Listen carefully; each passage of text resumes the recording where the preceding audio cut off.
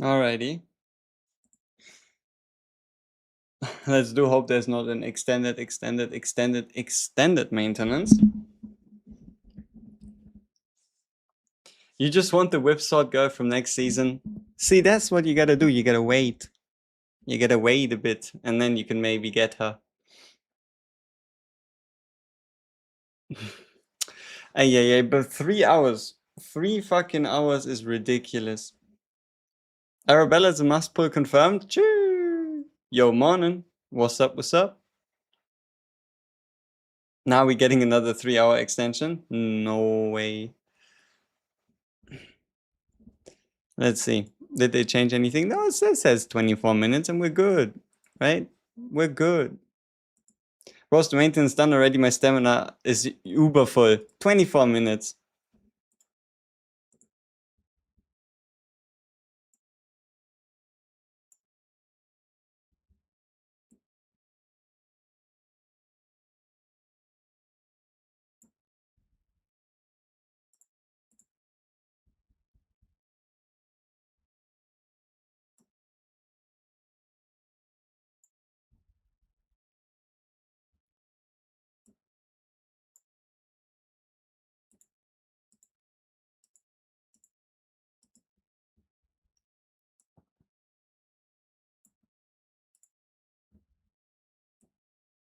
All right.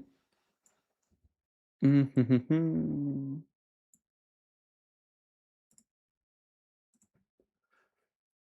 know what the worst part is about maintenance? Not having any audio to reliably play. You know what I mean? Like, usually I could just have like the game be open in the background, and then things would work. But I mean, listen to this, right? That's like the Presso Espresso music, and that's the music that went before the stream even went live. Do you think it'd be worth to try and dupe her X card early to try to get the 2-cost Epiphany plus something else? You don't have to dupe early, you could also just dupe late and then re-epiphany before final boss or re-epiphany on secret boss. Because keep in mind, with us being able to carry over the skill tree from past seasons, you can now always get an additional shop even after the final fight. That's when the ZZZ audio would come into play. Did I get a shower? No, I went swimming. I actually did. I decided, hey, if the game gives me time, I might as well make use of it. But yeah. Oh yeah, the season mechanic I think is the biggest one for sure. Olga, Arabella and Hild Fient reporting for duty. Understandably so. I feel that the new engraving core is there because there will be no engravings on season 4. No, but it's a save data engraving. You can combine that with gear engravings, but it'd be pretty weird, right? Like it'd be pretty weird if there wasn't gear engravings, because if there isn't, doesn't this mean there's like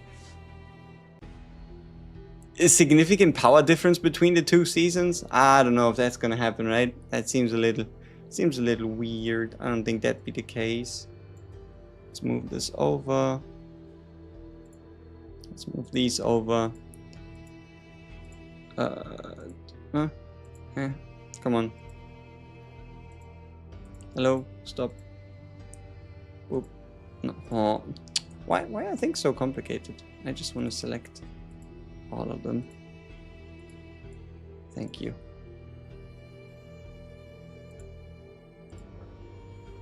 Like I'm not too sure about the middle one. I think that one's a B. This one's probably an S. This one, I don't know, we're just gonna give it a AB for now until we know what it does really. The draw one sounds decent, so it's probably like an A. And then the plus 50, I don't know, maybe we'll give it like a AB for now. I know I'm on the minority, but I feel like CZN is moving in the wrong direction. All it takes is one proper season, one batch of characters, and all of a sudden things are different again, right? It's mainly that everybody's screaming for summer characters and swimsuits and all that stuff. So that's why, with it being the summer season, they're like, if we're gonna do it, we have to do it now, and that's what they're doing, right? Would Tenebria be better flexibility-wise? Probably, in terms of like seeing as how she, for example, has 5 cards, or like, I guess you could say 4 different playsets with like Formata, Fortissimo, so on and so forth. And then here it's more like they all kind of do the same. You are in winter, ain't no swimsuits over here. Well, how did that happen? How did the heat wave miss you? How did that work? What would be her best teammates? Honestly, anything that can draw and anything that can provide AP are no-brainers to go alongside a FEI. So you go with like your usual candidates. I think Nia with a Eternal Hunger is a really, really solid pick. Nia Eternal Hunger is going to be pretty big. Me in the swimsuit in the stream when? I doubt it. I doubt it. Good things you have no seasons here. It's also winter for you, so seeing ladies in swimsuits makes you cold. Damn. That's tough. I like the 5th Epiphany for Exorcist formation, just for faster Heaven's Fall creation. Yeah, I'm not too sure if like a Heaven's Fall build is that viable at the moment, but I think this card is pretty insane. I think this one's pretty insane. This one's good. I'm not 100% sure about this one, but activating cards from the graveyard always great. Drawing 1. Nah, I think this is a bit too conditional. We're just going to keep it at B for now. And I like the X-Cost card just because of the fact that you can draw X-Cost card and give it like 1 AP. So you can think of it like draw 1 plus 1 AP. But it probably is not going to be that relevant, unfortunately. This one's awesome. If you can get the Divine, right? This one's awesome, but only if you can get the Divine. X is X plus 2. Oh, also, the X plus 2 and X plus 1 things are really relevant. You cannot go over 9 AP. So the only way to trigger card effects higher than 9 is by X plus 1 / X plus 2 effects, right? Because they, like, I don't know when or why they did it, but I think around after the Serenial patch, with AP Serenial being a thing, they decided to cap AP at 9 rather than allowing you to stack it to like over 9, right? Like 16, 17, 18, so on and so forth. I wonder what the best divines are going to be. I think it's going to be usually a lot of the same. Anything treated as a common card, draw 1 of this unit. Combo could work as well, but no, I think draw 1 of this unit, treat it as a common card, a normal draw 1, and then like a cost reduction AP, like a cost reduction divine are gonna be the most interesting ones. Yeah, the bees are still, because we haven't done our rating stuff here yet. I like the draw too. I think this one's pretty solid. The stack generation could be really solid depending on how strong the flame, like how much of a percentage of her total damage is flame arts gonna be, right? I don't like this one though. I think this one's a lot way too complicated for what it does. And then here X plus 2, I don't know. I like this one a lot. I like this one a lot as well. But wait, no, we're not gonna call something. No, no, we can't just say SA. That doesn't work. Let's just keep it as. There's no way this is bad.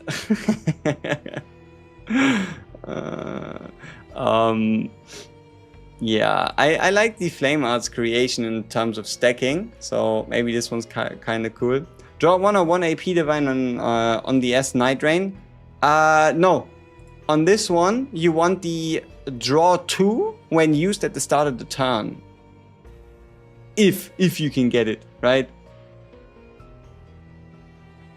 ASSS? I don't know. I can't judge the middle one. I'm not too sure about the Heaven's Fall being or not being valid. I like the activation though, so we're just gonna keep it like this for now. you know what? I'm not gonna give any assets before we can actually judge it properly, unless it's obvious that it works. Would she work with a Shizuru? I mean, I don't necessarily see a reason how a Shizuru could work well with her, because you want your AP to go high so that you can use your X cost, and the only thing Shizuru does is not only does she stop everybody from outside of Shizuru to generate AP, but on top of that, she also damn, T1 lost against G2 at MSI. That's crazy. That's some bullshit. Is B C and B minus or C plus? Probably closer to B minus. What be her ideal team? I don't think you should put in a Hugo. I'd say her ideal team probably looks something like Adelheid or Veronica plus Mika or Typhara. YouTube did notify you for the live day, be slacking. True.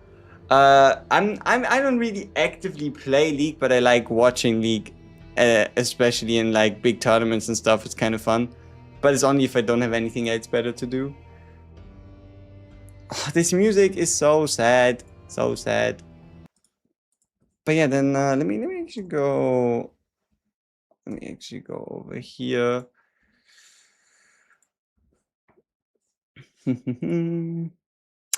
What do you think about the fact that there's no... We're a bit too big.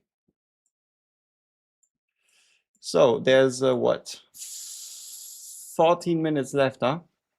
14 minutes left. All this talk just to play with my Kron. Smart. What is this? Wait. No. No. I was looking for something. Media. Yes.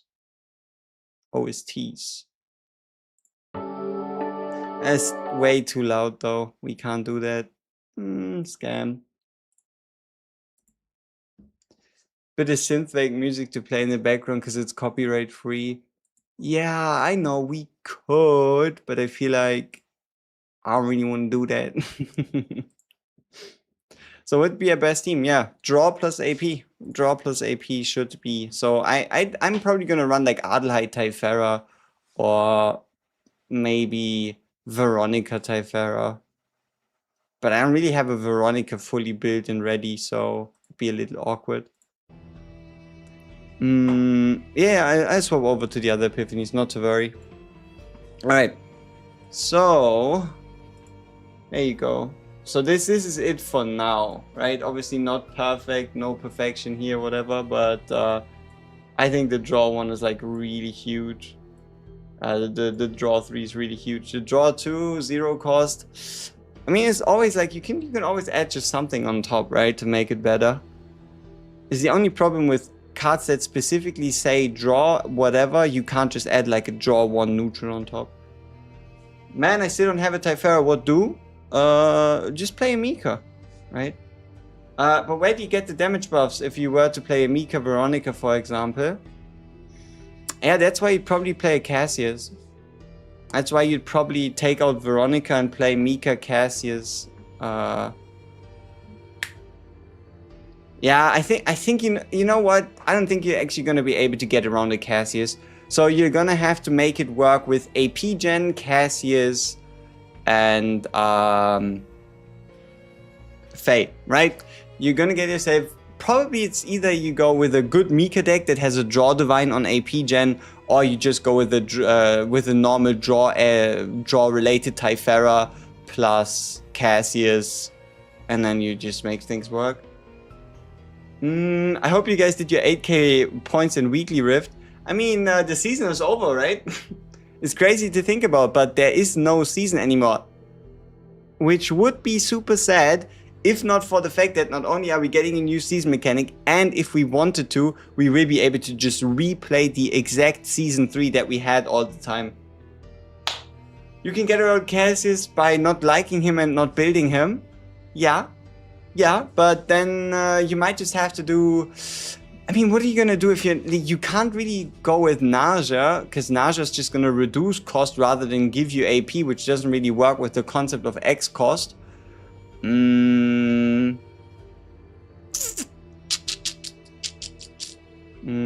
What could you do? I mean, you could probably play a different build where you're not necessarily relying on the X cards as much and going with like maybe the 1-cost soliloquy or however the fuck you pronounce it, and then reduce that cost with the nausea. Yeah, Eternal Hunger Nia is insane. You have infinite AP, infinite draw.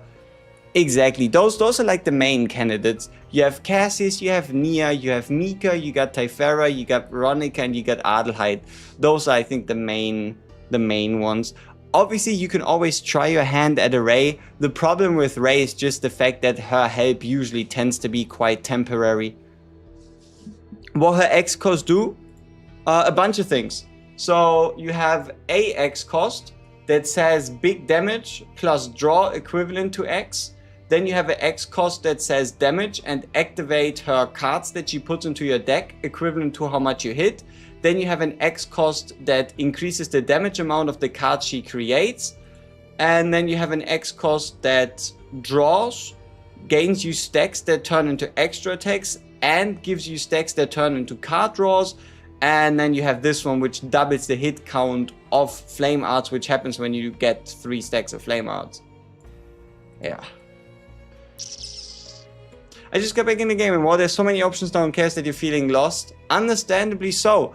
The best thing you can do is now just play the damn game, have some fun, maybe play some sortie, and then wait until the next season rolls around, and then for people to like showcase the best ways to build good decks now that the new season is there, kind of, right? You think the 4th one would be really good? That is true. That is true. I mean, if you compare the 1st one with the 4th one, the only difference is that you're trading extra attack spam through Flame Arts plus Descent generation versus multi-hit count attack.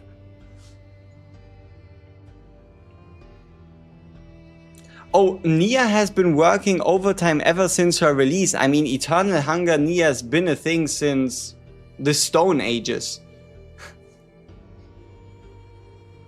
Nia felt like the main support for last season. That is very true because she was so discard focused, reliably discard focused as well. Copy targets, I'd probably say Soliloquy, because it's just a massive way to draw. The more draw you have, the less draw you need from other teammates. Also, this is gonna work really well together with like somebody like a Cassius, somebody like a Typhera who have a bunch of 0-cost cards. So, see, this Soliloquy, the leftmost one, it's not gonna discard any of the Cassius cubes when they're down to 0 cost. It's not gonna discard any of the Typhera creation cards, right? Yeah, draw 3 for 0 cost, but on the condition that anything that's not a 0 or X cost card just gets discarded. How do you even read the name? There was a guy that left a comment below the video where I talked about her cards, and he was like, it's actually my favorite word, and it's pronounced, let me see if I can find it, and then I can show you. Then we can all learn how you can actually pronounce it.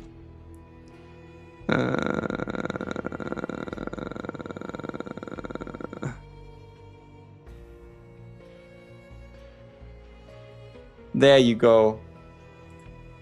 So, let me actually make it a little bigger. So, it's apparently Soliloquy, which is,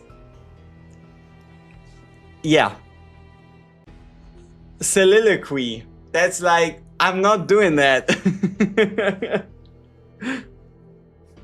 Soliloquy. I don't know about that, but shout out to him. So Lil Cake. Yes. Holy maintenance is still ongoing? Yeah, maintenance is over in like 6 minutes. So low key. Yes, exactly. That's what I thought. Now, sets. Let's have a look at sets. Let's talk about sets, right? Let's see. So, number one is... Then again, the thing is, though, we're not using Persona cards. It's, you know, now that we're out of the Persona season, how good is the hero set, right? I'm not too sure. We're just gonna put it off to the side until we know a bit more about how the season works and stuff like that. Or maybe you're still gonna run it with season 3 save data, because it would be an additive damage buff. I don't know. Out of Veronica, Cassius, and Ray, who should you build first? It depends on who you want to play. Cassius is probably the most versatile in terms of, like, Cassius is like a fusion between Ray and Vero. Ray is mostly for damage buffing. Vero is mostly for the card draw, and Cassius is like the middle. So let's see. Hero set, I'm not too sure.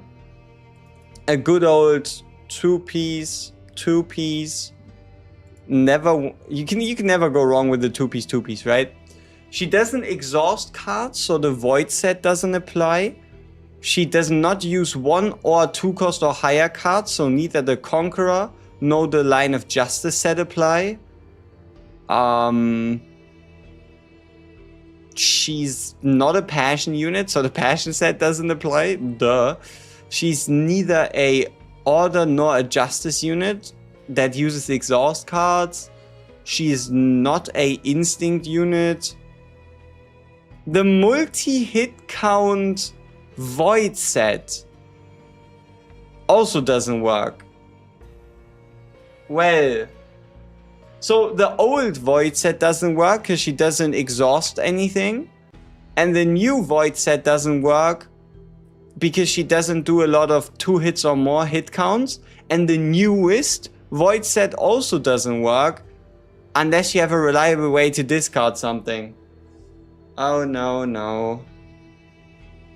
No, yeah, the 2 cost set would work for the X cost, but only on the condition that you play the X cost card at 2 cost or higher, but keep in mind anything else wouldn't be boosted.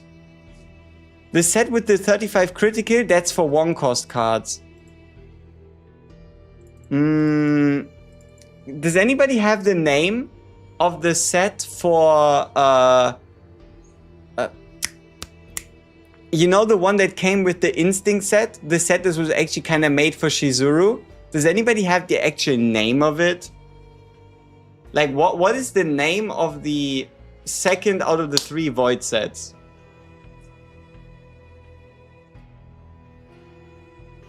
What is that? What is the name of that set?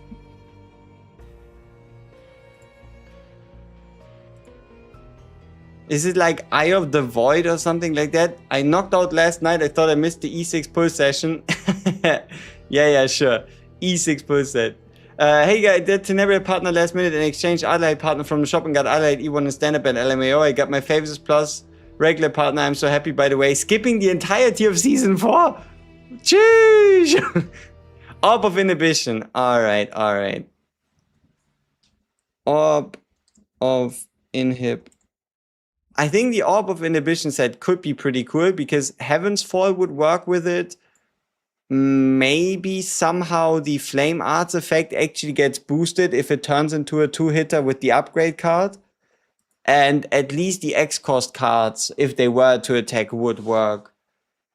I mean, it's the only other set that would work, no? Does anybody have any other sets that not just a two-piece that makes sense?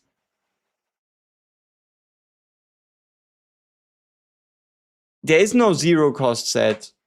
There's a 1 cost set and there's a 2 cost and above set. There's no 0 cost set. And because she's void, there's 3 different sets that apply to her, but none of them are like perfect. Yeah, I know two-piece, but let's be honest here. There really isn't much of a difference between going two-piece, and then 2 offset pieces with good substats versus two-piece. It's not like the basics would matter. It's not like you're always going to have agony on the enemy. You know, just go two-piece, right? What would work if affected whole battle, not just a turn? True. It's live. All right. Let's have a look.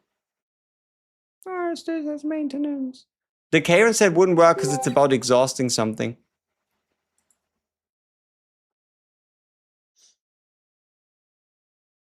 Huh? Hey, we got a introduction by the missus. Maybe not. How was they able to open the game though? Also, are they gonna change the like background image to the season 4?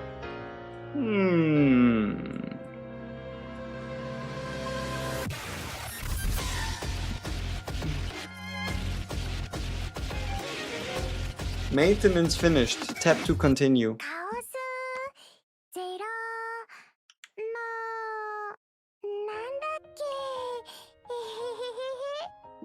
Why is Adelheid talking to me? I don't want to be talking to you right now. Finished Pog. S4 beach theme. Oh yeah, we get a couple new tracks in the music player, I think. But yeah, it's cute. It's cute for sure.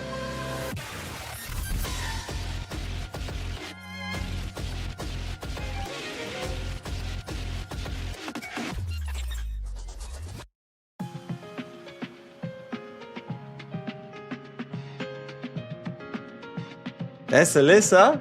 No? Damn. Extend more for gifts?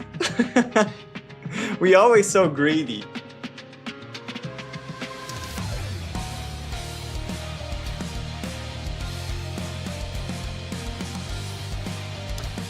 CZNCC luck. See, that's the thing. We got fucked on the Tenebria banner, which is why we're 30 away from a FEI guarantee. And then we only need the partner. So I'm not too sure how we can fail.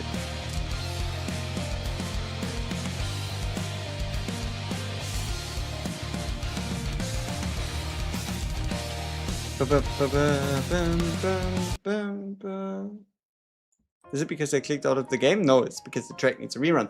You're surprised we got the new characters before Euphemia and the Gunsword Girl. It's crazy, right? They always seem to be pulling new characters out of their ass that we never heard about. Face skip or pull? I don't know. We are gonna find out. But it's all dependent on how aligned she is with the new season mechanic, I think. What partner if you didn't have the signature? Forster. Just go with Rosaria. Rosaria is insane. Like, if you can't afford the signature, you don't even have to feel bad. Rosaria, like, Rangers have the strongest 4-star partner in the entire game and it ain't even close. Would a FEI work as a draw engine? Absolutely, but I would recommend for you to then take out her upgrade card so that she doesn't put any cards into your deck. And then she becomes insane. If you build like a deck around 0-cost cards, right? If you build a deck around 0-cost cards, cut her upgrade card and then put her in. 3 years reset until next basin of hyperspace. What? 3 years?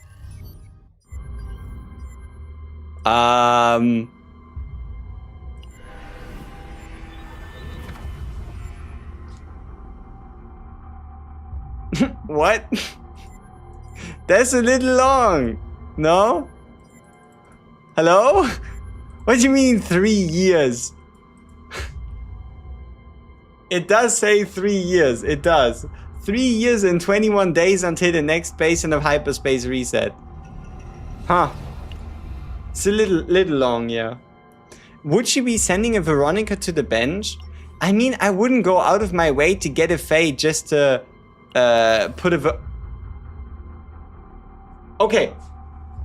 You can complain about the gems, but 40 of those fuckers, 50 of the other fuckers is a lot. Like, that is a lot. I had 12 and 13. Damn. Imagine playing the weekly boss to progress. Couldn't be me.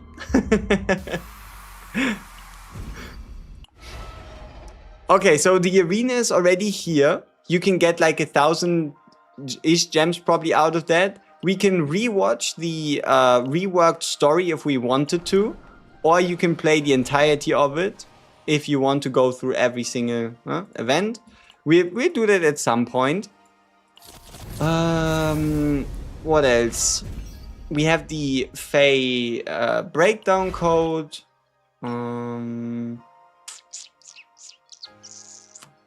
Yeah, I don't know. No need. Hello. How we doing? What you miss? You missed nothing. The game's been live for 30 seconds. So you didn't miss much. Okay. As I said earlier, we can't really fail. Oh, the Yuki banner's not here. Huh. Common dev fuck up. Alright, let's start with the standards. I hope we can get FEI in like 10. Maybe we can even get a double or something funny. Partner, I hope we can get early. And then we'll see. Village connection got me through 10% download. Let's go. She limited? No, she standard. Alright, let's do the standard 10. Okay. They forgot. Yuki banners from the 22nd, but why? Why would it be the 22nd? Because that's when they'll announce another set of Yuki buffs or what? Okay, let's get it. FEI in 30. Can we make it happen? No?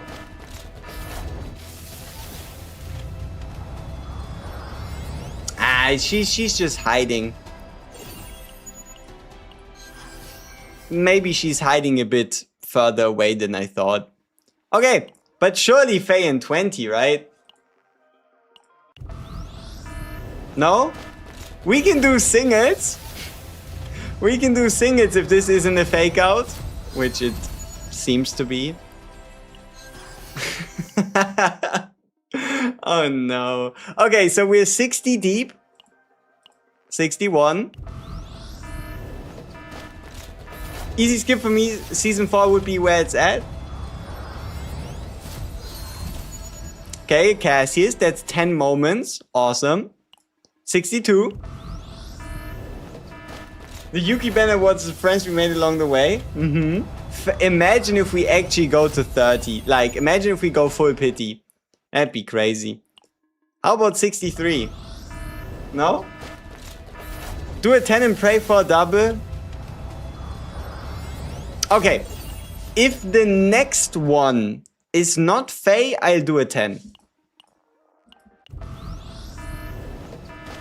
Well, what can you do about it?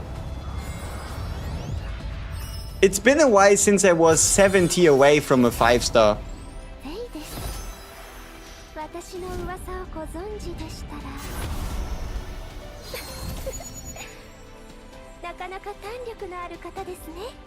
I mean, hey, did you see the fact that there were some people apparently saying that FEI got like censored and whatnot because there was some like leaked designs from before and that didn't happen to be the case? Like, I think she looks a lot better this way. Like, I think the difference was here was a bit more, if you know what I mean, but she didn't have this mask, which I think would be such a waste. Lost to a Kayron again. E6 Kayron, brother. He's coming for you. He's gonna give you happy times.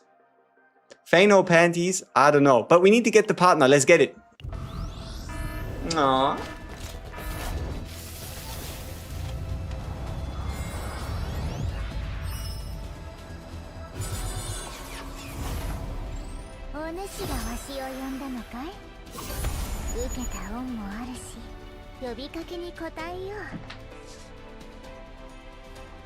Didn't it say 68 pity?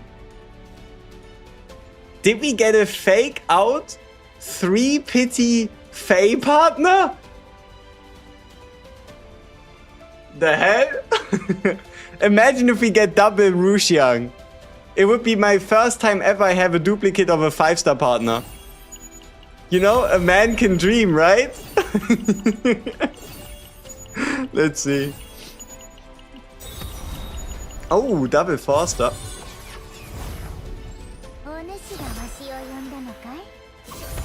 受けた恩もあるし、呼びかけに応えよう。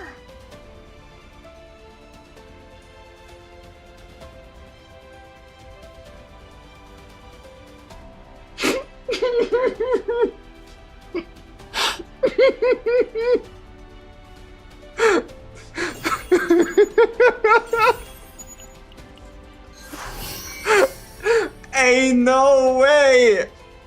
Ain't no way!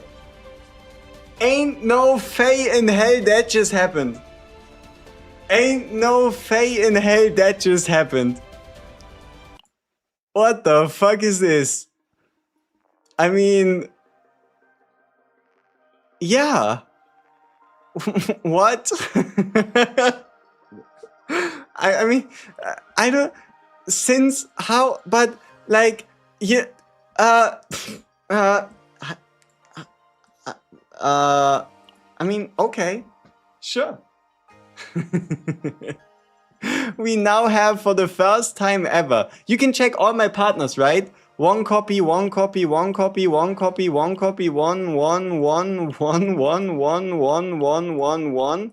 Even the Battle Pass partners. I think there's some down here, maybe. Or I just missed them, but like even the Battle Pass partners are 0 copies. Why? I mean, I like Rouge Yang. I like her design, and I think I like the way she looks in like a fight, but like, what the fuck? Glad to know you. You are casted out the Brotherhood now. I'm sorry. I apologize. But damn, that's tough. CZN just played. This is definitely sponsored. Sure. Okay, serious question. Which Rouge Yang is better? The left one or the right one? What do you think? What's the shuriken looking thing near the name? That's the dupe count. The left one's better? The right one every time? The left one, lefty, both are good. The middle one. Always the right one. Alright, let's go with the right one. I was never able to use a right 5-star. Like, maybe we are now using the right one. Rouge Yang bigger than Rouge Yang. Oh, you know, you might actually be correct. You might actually be onto something. Okay, did I let's do the usual, right? FEI, I heard you like combat books and things and like boots and look, I bought you some cake. Would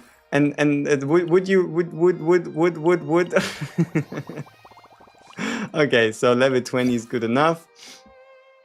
Let's give it a look. I mean, I've seen it before, right? But no harm in seeing it again. There we go. Change combatant. Boop. There we go. Yeah. Pretty clean. I'm confused. Where's Arabella? I thought they are season 4. They are season 4. We're currently in the pre-season. The next season starts in 3 weeks. Check mail again. Oh. Okay. Ooh! Oh!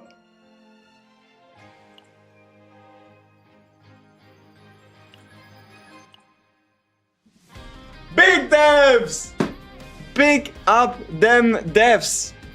Let's go! We got 10 cores of mutation and 400 gemsies. Good shit. Okay. Then let's do something funny. I like my Cassia save data. So how about we mutate it right now? Okay. Let's see. Mutation effect in... Oh no.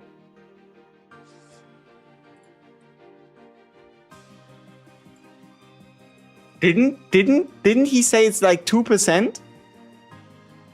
Didn't Jeevclef say it's like, oh, it's not that much?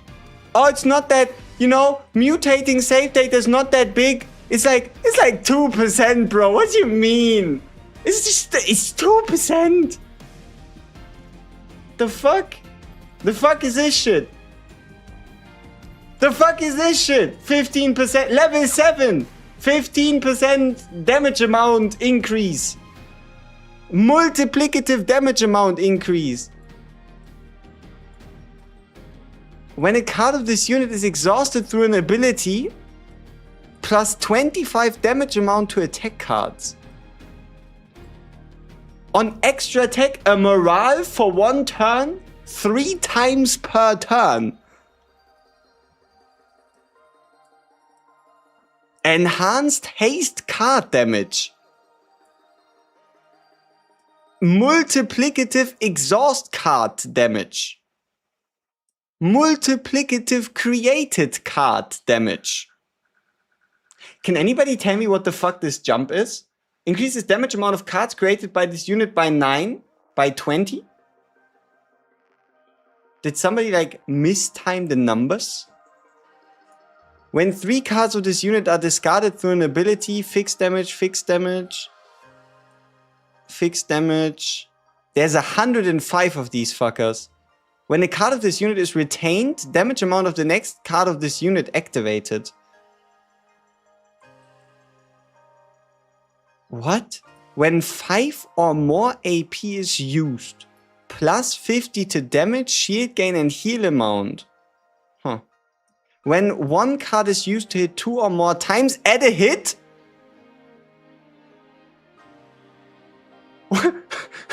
When 1 card is used to hit 2 or more times, add a hit to the next attack card of this unit activated. At the start of the turn, gain a count attack per action count of the monster at the end of the turn. When a 3 cost or higher card of this unit is used manually, 1 AP per turn.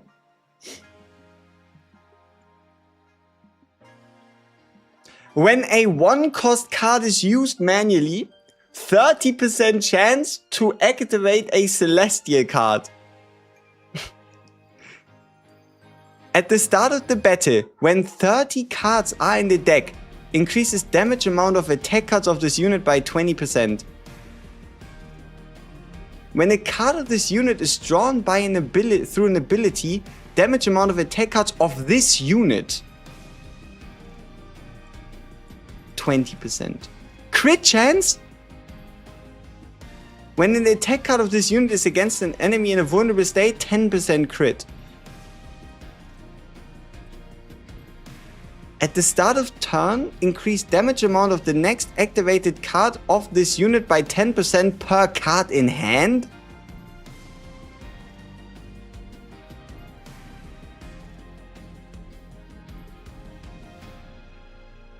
Isn't this the ultimate Orlea buff thing? Like, Orlea already waits and waits until you play an attack card. And now you do that also based on the amount of cards in your hand? When 5 or more cards of this unit are used manually, in 1 turn, next turn, draw 1. Okay. On Ravage, draw 1 and decrease cost of that card by 1 until activated. Increase damage amount of attack cards of this unit by 30% against Ravage targets.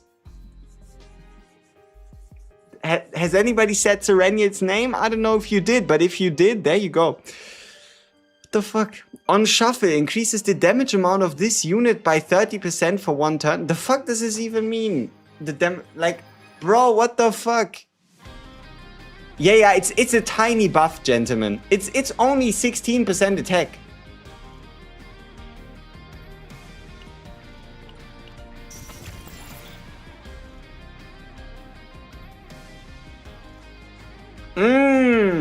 Exhaust fixed damage level 2. Lovely. When 5 cards of these units are exhausted, fixed damage to a random enemy. Awesome! Good job! Yay! Okay, what about Shizuru? What about this Shizuru here? I'm not going to use too many of them, but I'm going to use a few.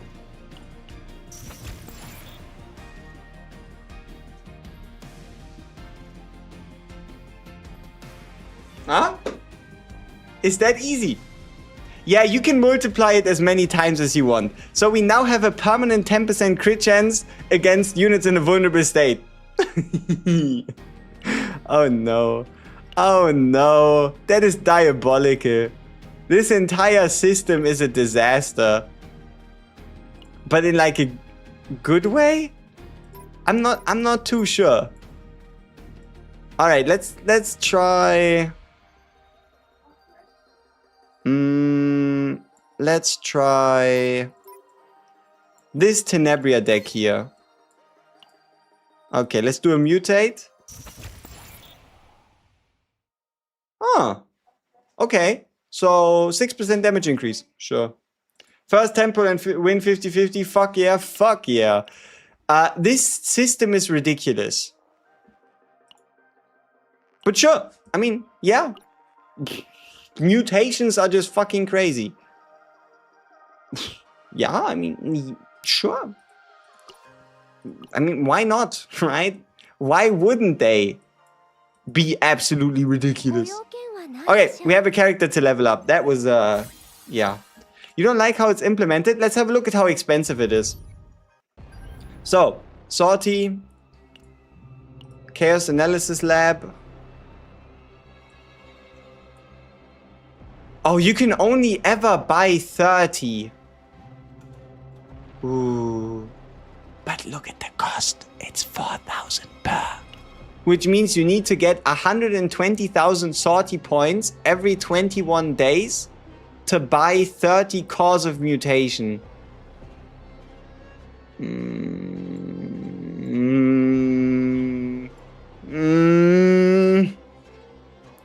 I don't know. How long did it take me to get her? I went to full pity. I lost the 50-50 and I went to full pity, pretty much. Okay, so what is this? Do I... Ah, but look, they gave me my points back. So even though they reset the tree, they give you your points back. Yeah, sweet. Makes you wonder, why are they resetting the tree in the first place, right? But we're not gonna question the devs, okay? We are not gonna question the devs. There's a purpose in everything. We just might be too blind to see. Okay, let's get the flexible tactics. I like the new flexible tactics. They're pretty cool. There's some rather strong ones in here for sure. I mean, look at this shit. Damage amount by 5 per debuff on the enemy. And then what was another crazy one?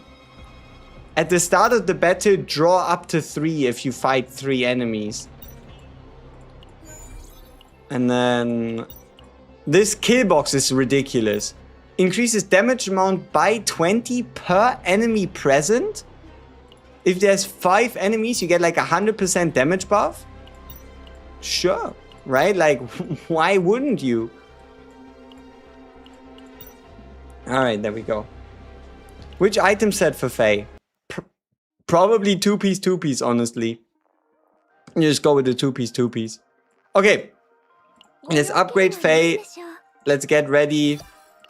Let's build her gear and see what we can do. So how's the new story so far?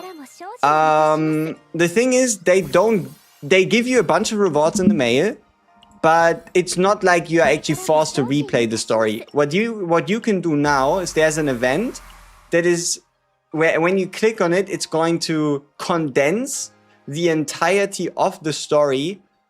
I think at least for the first chapter. I'm not too sure, but it's gonna condense the story into you being able to read it if you're truly curious about it, right? But yeah, Rosaria is definitely an insane partner for FEI. You know, there is a world in which a Rosaria might actually be better than her dedicated partner. And that is because of what she does, right? Look, have a look at what Rosaria does. When the assigned combatant uses an upgrade or skill card, 50% chance to gain morale for a turn. depending on if you hit that 50-50, and with you obviously mostly copying her skill cards, there's a good chance you get like 3 to 4 to 5 morale buffs. But nah, it's probably still gonna be a bit of a lead on with Ruxiang. But yeah, okay, we have a FEI to upgrade. Let's do that. I hope I don't run out of experience. That would be embarrassing.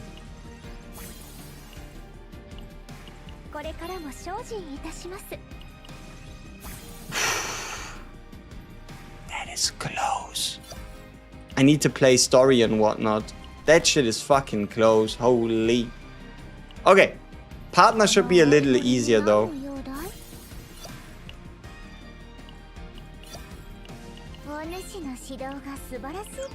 Pull a partner or save for a character? Probably save for a character. At least until we know their kit.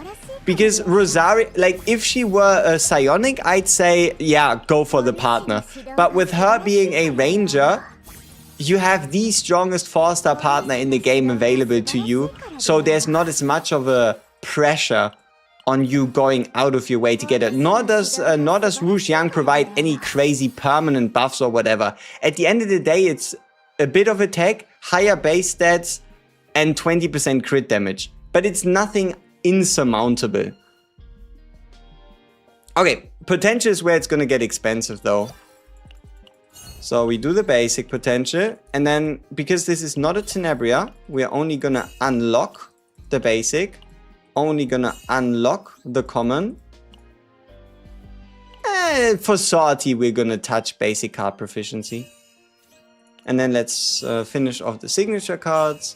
Oh yeah, renamed, right? Unique cards are now called signature cards, so there's less confusion between cards having the unique tag and cards being unique cards. So yeah, signature cards are cards that are signature of the character that uses it. You know what I mean, right?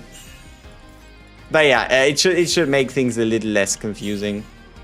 Okay, let's get the top stat here. Also, look into your mail. You got 50 of these, 40 of the other boss resources. So you shouldn't really struggle with potentialing somebody at this point in time.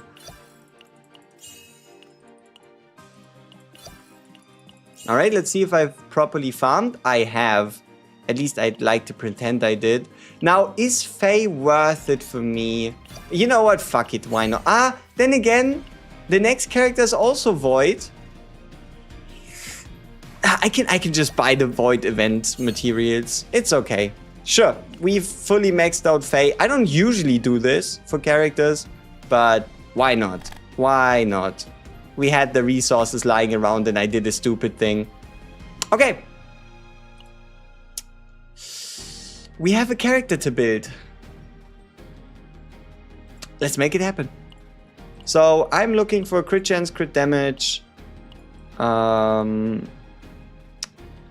attack flat, and extra damage. Okay. Okay. Let's go a few steps back. I want. Okay, let's see. I want attack or void, and I want crit chance, crit damage at a baseline. What do we have? We have this thing. Oh, what about you? Extra damage?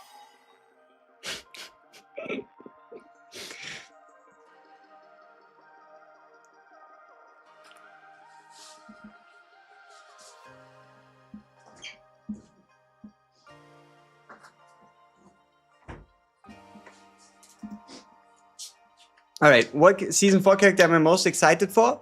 To be honest, Olga and Hild both. Hild has apparently a bow. We only have a crossbow and Veronica, but Olga the most because she has a scythe.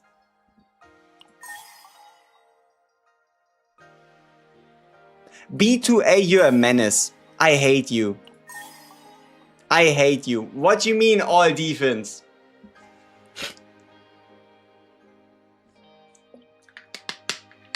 You are a menace. You're ruining my dreams and ruining my day at the same time. Menace. That is what you are. Menace. Do I have a perfect one?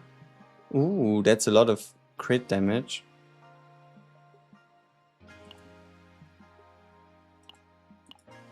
I mean, this one would be perfect with a lot of attack. Alright, sure. Then let's go with this. I already know what I want here. And that's this key right here. Ah, but it's so much extra attack. Do I need this much extra attack? Oof, I don't know.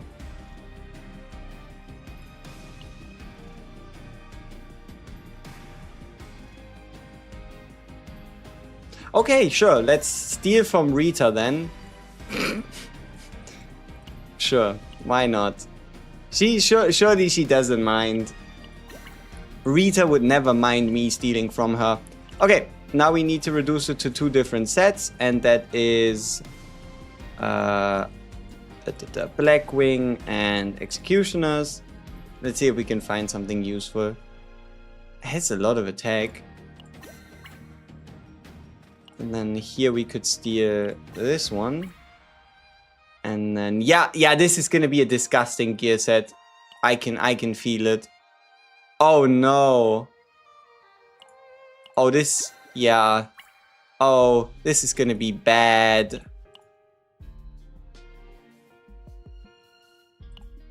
But do I go with extra? Do I care? Ooh. Okay, sure. Let's see. What kind of abomination did I create? 1200 attack on 55.8 on 216 on 15% void on 14% extra. Huh. I could have sworn we would have been able to get out more crit. Or like more crit damage. I'm not too sure why, but I feel like something's missing. I don't know why though. Like there's 4.5% here. 5.2% there. Maybe we need to swap those rolls around a bit. I mean, we have all the options because we're running just 2 important sets. So I can just do whatever I want.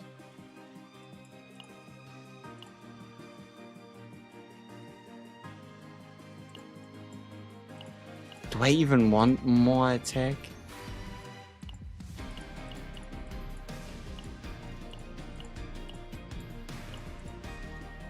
What are you?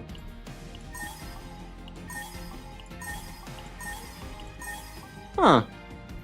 So that's what you are. Interesting. I feel like we had a crit chance goblet, no? Like something had a bit of crit chance. Let's say I do want to go with void percentage. Crit damage, attack, attack.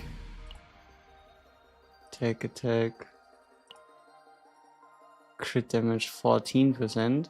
This one also has 14%, but it's like better.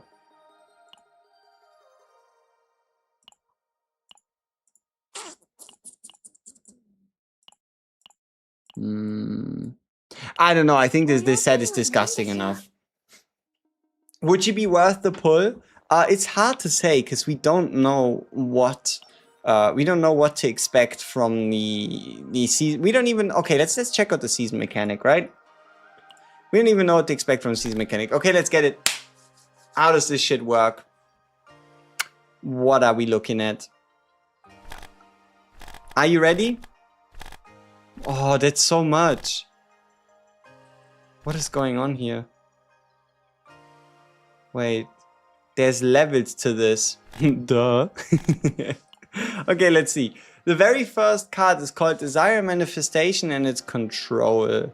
Scorched. When the action count of the target is decreased, you do damage per action count decrease.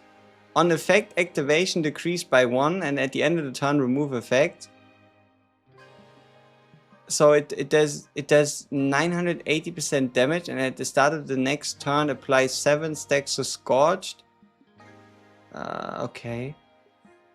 And it's level 1. What is this? Desire Manifestation Claim. 700% damage at the start of the next turn, 5 morale and a resolve. Yeah, just go with Rosaria with the 4-star dedicated. If you really want to go out of your way, and not use Rosaria, you can try and get away with Veronica's partner. Like, she's not bad. Extra attack increase, extra damage increase. The problem is she doesn't extra attack through her cards, at least not really. But she does use skill cards, so you would get the attack increase, you would get the damage amount to extra attacks, which wouldn't be bad. But no, Rosaria is just too good.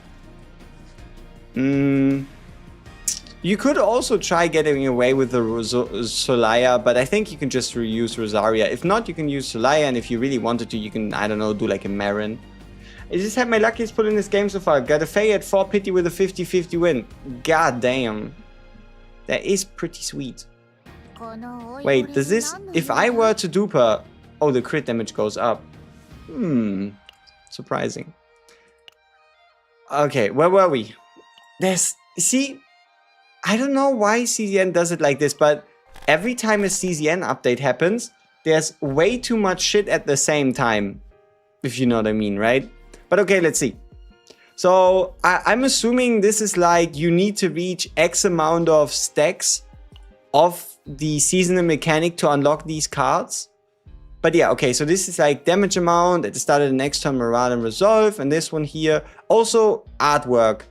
The shit is fucking beautiful. I mean, look, this is fucking clean. But yeah. 440% damage, draw 3 cards of this unit. Also, these are exhaust, so I don't even know how they work. Wait, what is this? Inquiry Synergy. Do you see how long this is? Inquiry Synergy. Apply an effect based on the total number of Inquiry talents possessed by allies. If you have 3 or more Inquiry on draw, you apply a random effect between weakened, vulnerable, or agony to a random enemy at 3 times per turn. Should you have 5 Inquiry or more, when a harmful effect is applied to an enemy, 30% chance to draw once.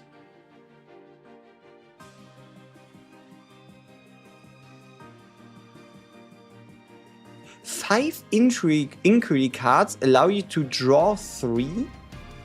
So long as you apply enough harmful effects. Tresor comeback, anyone?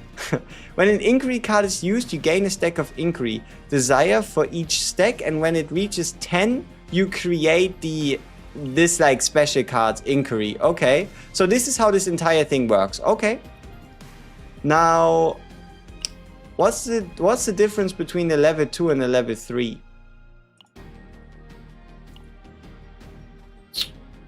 I don't know. But the difference here is damage for each damage 260% per enemy defeated by allies this turn plus 60. Okay. Control. So when an enemy acts, 1 agony on the target. Hold up. Is it actually Tresor comeback season?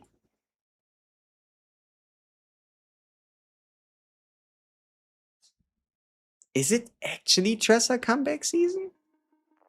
Why would there be agony as part of the effect here? And why would there be the mention of harmful effects being applied, allowing you to draw? Are we actually going to see a bit more of damage over time during the next season? But okay, so apply the effects based on the total number of control talents possessed by allies. If you have 3 plus control, when an enemy acts, they get an agony stack. If you have 5, you get a 5% crit chance per enemy present. That's pretty sweet. And when a control card is used, you gain a stack of control. Should you get 10 stacks, you get this one. which allows you to do this Scorched action count thing. And the card itself does AoE damage and on defeat apply Scorched. Scorched is the effect where, like, for the next 4 times the enemy's action count reduces, you do a damaging hit.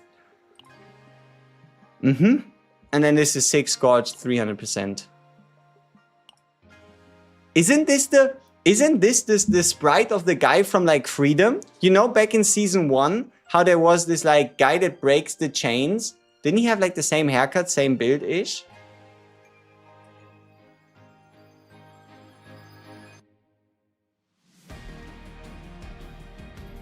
Scorched Serennial Ahoy? Maybe. Okay. What do? Claim. Claim synergy. When a harmful effect is applied to the enemy, a morale for 1 turn. 2 times per turn. Increases dot amount. It's real. Tresor is real.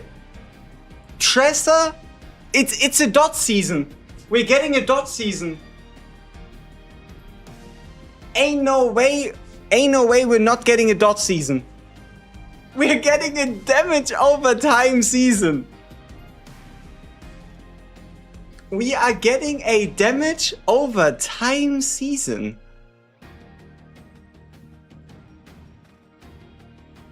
Huh.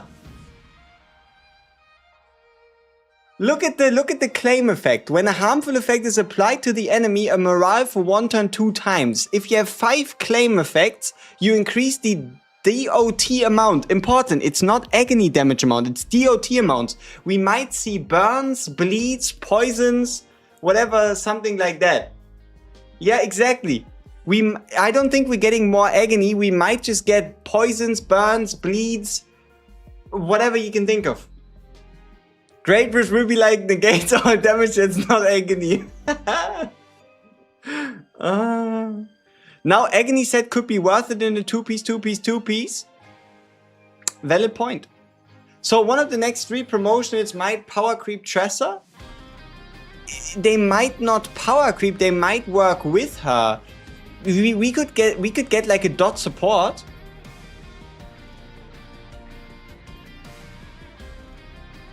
I don't think it's just one of the new characters, it might just be all 3. So look at this. There is 4 different classes of season cards, okay? There's 4 different classes of season cards. And out of those 3, every single one has to do with dots, with harmful effects, with debuffs. Inquiry allows you to draw should you apply a harmful effect. Control gives you... makes it so that the enemy gets agony when they act. And claim makes it so that when you apply a harmful effect, you gain morale and you increase the dot damage amount. Oh, also, this is a dot. Scorched is a dot. Technically. It's a damage over... It's a DOA. It's a damage on action. But technically, Scorched is a damage over time effect. Which phase skill should you animate first, dog? Okay, before we have a look at all those cards, then sure, let's figure out this very important question. Boom, bang, boom, bang, bang, bang, boom. Easy. Boop, bop, bop. Bop.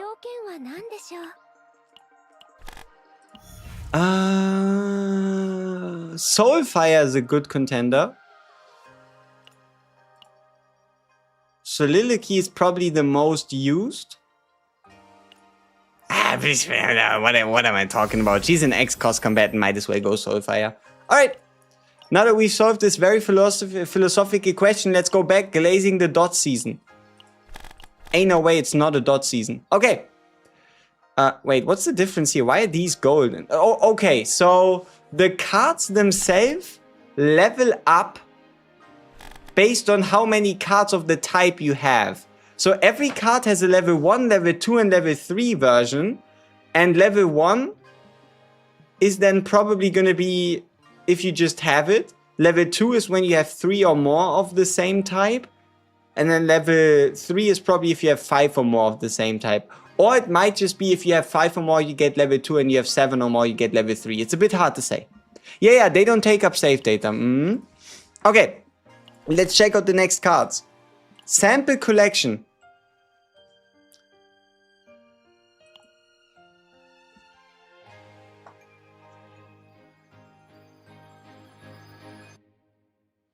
One cost. Draw 2. No save data space. Make it divine. 0 cost, draw 2. No character reductions. Look at that. This card has no base cost. It's of the Inquiry draw set. It has no class reductions, no class classifications, whatever the fuck you mean. You know what I mean, right? That's pretty good. Any character, draw 2, no inherent cost. 20 cost if you give it a divine. Yeah, I think these cards should be able to get a divine. I'm not too sure why they... Then again, we don't know. I don't know if they can get a divine. I have no idea. If they can't get a divine, then Naja or like AP gen characters are gonna love this card to hell and back. But yeah, 1 cost, draw 2, should you level it up, right? Obviously this has a base version, but this card's really good. Knowledge Addiction. For each card drawn this turn, plus 40% damage amount to the next card used for 1 turn. So upwards of a 200% damage bonus to the next attack card used. That's interesting. But unfortunately, it kind of capped, right? At the 200. Sensory... Oh, whoa. Gentlemen, the card is called Sensory Overload. I wonder why. I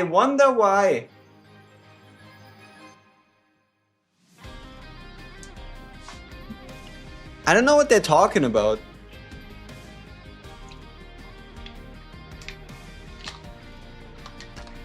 Alright, Sensory Overload. What do you do?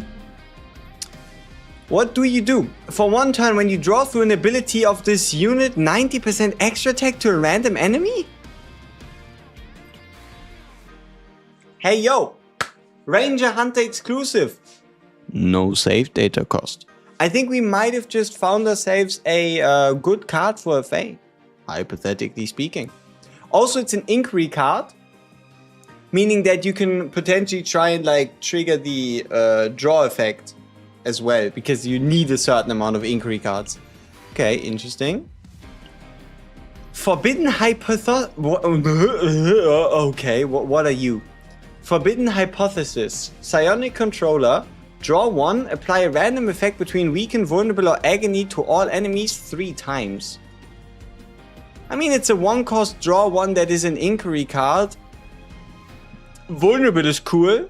Agony is a little weird. Weaken is a little weird. Unless you remember that we're in a dot season now.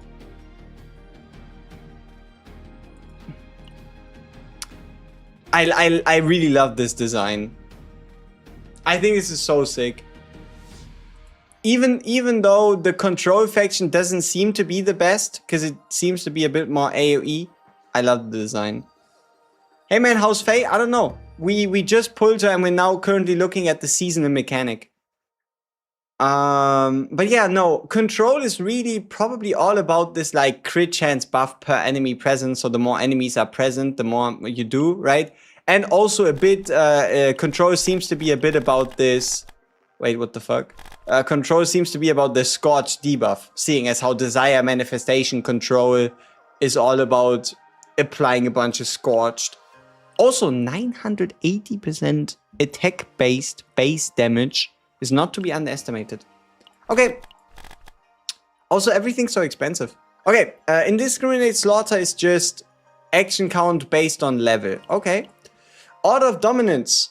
If the target is in Agony or Storch Skate, increase damage amount by 100. That's weird. It doesn't really justify the color. Sure. 150% damage if the target is in a Storch Skate, 140% extra attack. I don't know. Vulnerable to targets that possess harmful effects, 1 weaken and 3 scorch to all enemies. Kneel before me, it's a cool card, but... So you do 2 vulnerable to all targets that possess harmful effects, then 1 weaken and 3 scorch to all enemies. Okay. Yeah, scorch seems to be rather important. Obsession. Claim. 150% damage. Oh, wait. Isn't this another claim card that seems to have something with like a damage buffing effect? No, that was Inquiry. Okay. Let's see. Obsession. Damage amount per type of harmful effect possessed by the target. Ah, but it's like the card itself. For every harmful effect possessed by the enemy, a 50% shield. 4 agony and 4 scorch. Wait. Per harmful effect possessed by the enemy, a shield. And then it applies scorch and agony. Okay.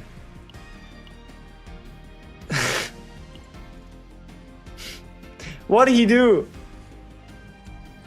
What did he do? What did he do? Why did he need to die? They almost look like gingerbread men. For 1 turn, a 30% damage amount dealt per type of harmful effect possessed by the target. Ooh. So, Striker and Vanguards. Also, with this, we basically have it confirmed. Then again, okay, let's think logically here. Olga, she's surely gonna be a Striker. She's wielding a scythe after all. I wouldn't be surprised if we might just get double Striker in a row. Like, Arabella and Olga being Striker. But are we really gonna see like another Ranger or Hunter in Hild? With her being... a bow wielder. But this card is cool. You can get a 120% damage bonus against targets that have 3 or more debuffs. Arabella being a Vanguard? Maybe. Given where the Divine symbol is on these cards, it would overlap with the level. That is true. I guess it makes up for the fact that... Oh, that's cool. It looks a little like Gilgamesh. Okay, but what is this? For 1 turn, when an attack card of another combatant is used, you do a 110% coordinated attack to a random enemy at max 2 times, while also decreasing the morale of the target. Huh. Okay. And that's it? I think we made it, right? I think we made it through. I'll be honest with you. I think this card might be too strong. And everything else too weak. Or something like that. I don't know. It just seems that Inquiry is probably, at least what we have available outside of Survival, which doesn't seem very offensive to me. It kind of seems to me that Inquiry is the best out of these. With the chance, with the +5 bonus, the chance to allow you to draw 1 at 3 times a turn should you apply a harmful effect. The Inquiry manifestation...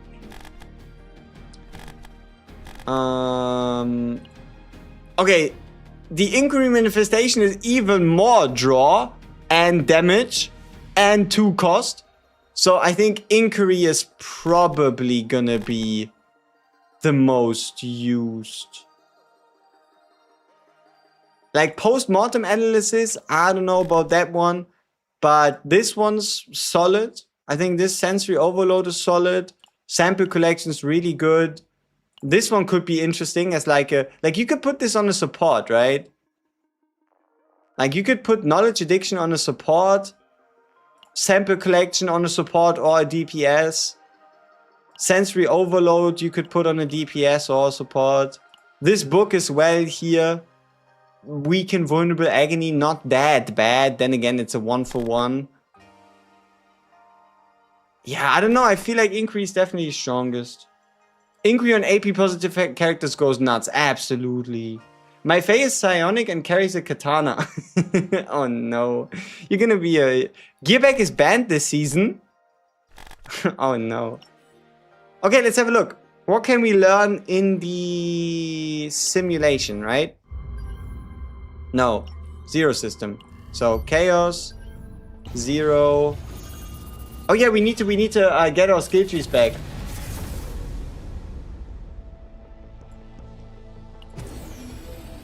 So we have 3,200. Is this enough? How expensive is this? Okay, it's peanuts. That's awesome. And if you don't have these, look into your inventory. You might just be accidentally running around with a bunch of these weird chaos selection chests, and now you'd have a reason to get more chaos orbs.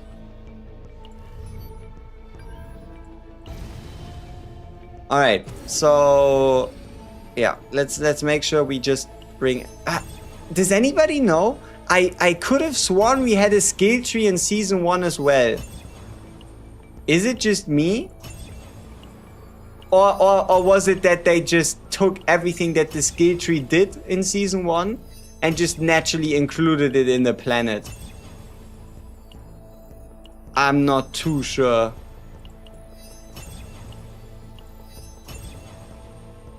They might have just made mid-season changes and then just kept them at the end. Considering what they have learned, I wonder what they should do with the forbidden cards. A part of me would like to have a season 1 rerun. Yeah. Okay. Wait, Shattered Light and Claw preview. What rarity are you? Tier 12, who cares? Okay, let's see. So... ha ha hee ho ho ho. Look at the 2 cards that aren't appearing. Ho ho ho. There is no dream world. Then again, it makes me wonder how we've gotten access to a dream world anyway. Isn't dream world kind of like... Or is it because dream world came through planet exploration? Is dream world planet exploration? Wait, let me check that real quick. Lab 0. No, not Lab 0. Theater of Illusions. Yeah, it was planet. Oh, so it was available on every planet in every season, which is why they had to go ahead and ban it. That makes it... No. Is it? It is. So they've added other side of... Wait, but if they... Doesn't this mean...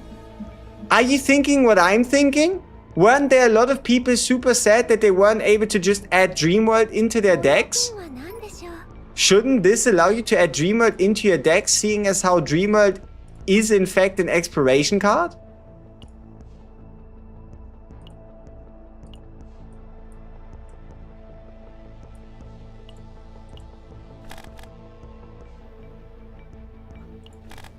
No, it's not here. Huh? But then why the image? No, only cards usable, but it should be usable. But then, what's the difference here? Let me guess, if I go to a hunter, all of a sudden it'd be like, the card is there, right?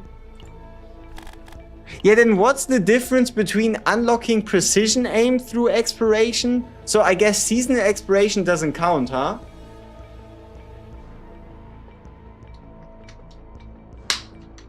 You wouldn't be able to add cards banned by the season you build save data in.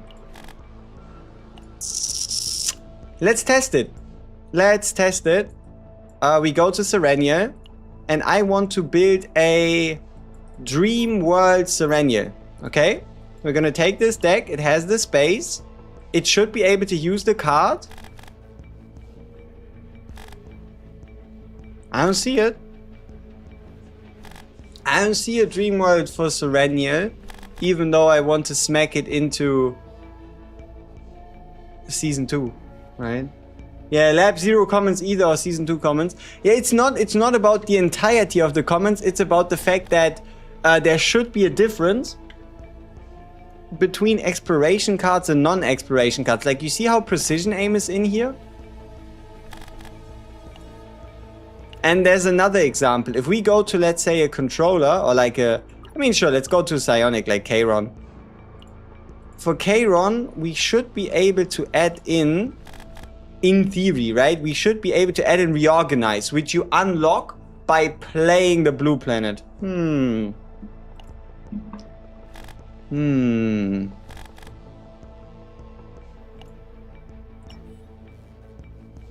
What makes the difference there? Did you see the bug that happened on the Chinese version? I probably didn't. You might as well describe it to me. But look, we can get more rewards again. They reset the Chaos Matrix. I think it's you can't bring Season 3 Dreamworld decks to Great Rift in Season 4. Only the original 5 planets cards are included, but why? Right? Like, yeah, it's obvious that that's the case, but it makes me wonder why. Right? Makes you wonder, why is this exploration not treated the same?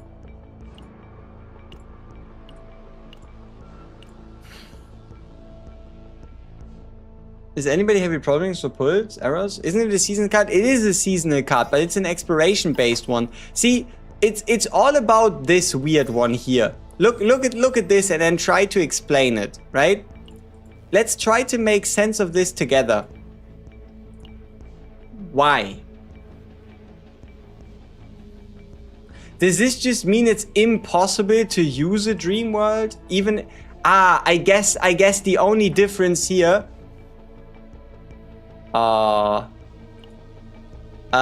people, it looks like they might just have a lot of interest in debuffs this season. If they're going out of their way to ban the Gastronomicon, an item that nobody ever really used, just because it can apply agony, they might just have some really interesting plans. So yeah, but yeah, you can't get a gear back, nor can you play Dreamworld this season. That's kind of nutty.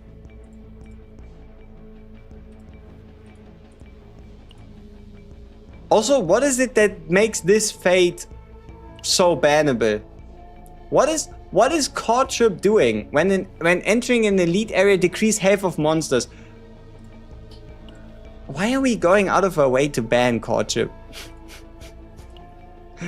But hey, Wander of the Void, Belligerence, and Wind of Relief are back.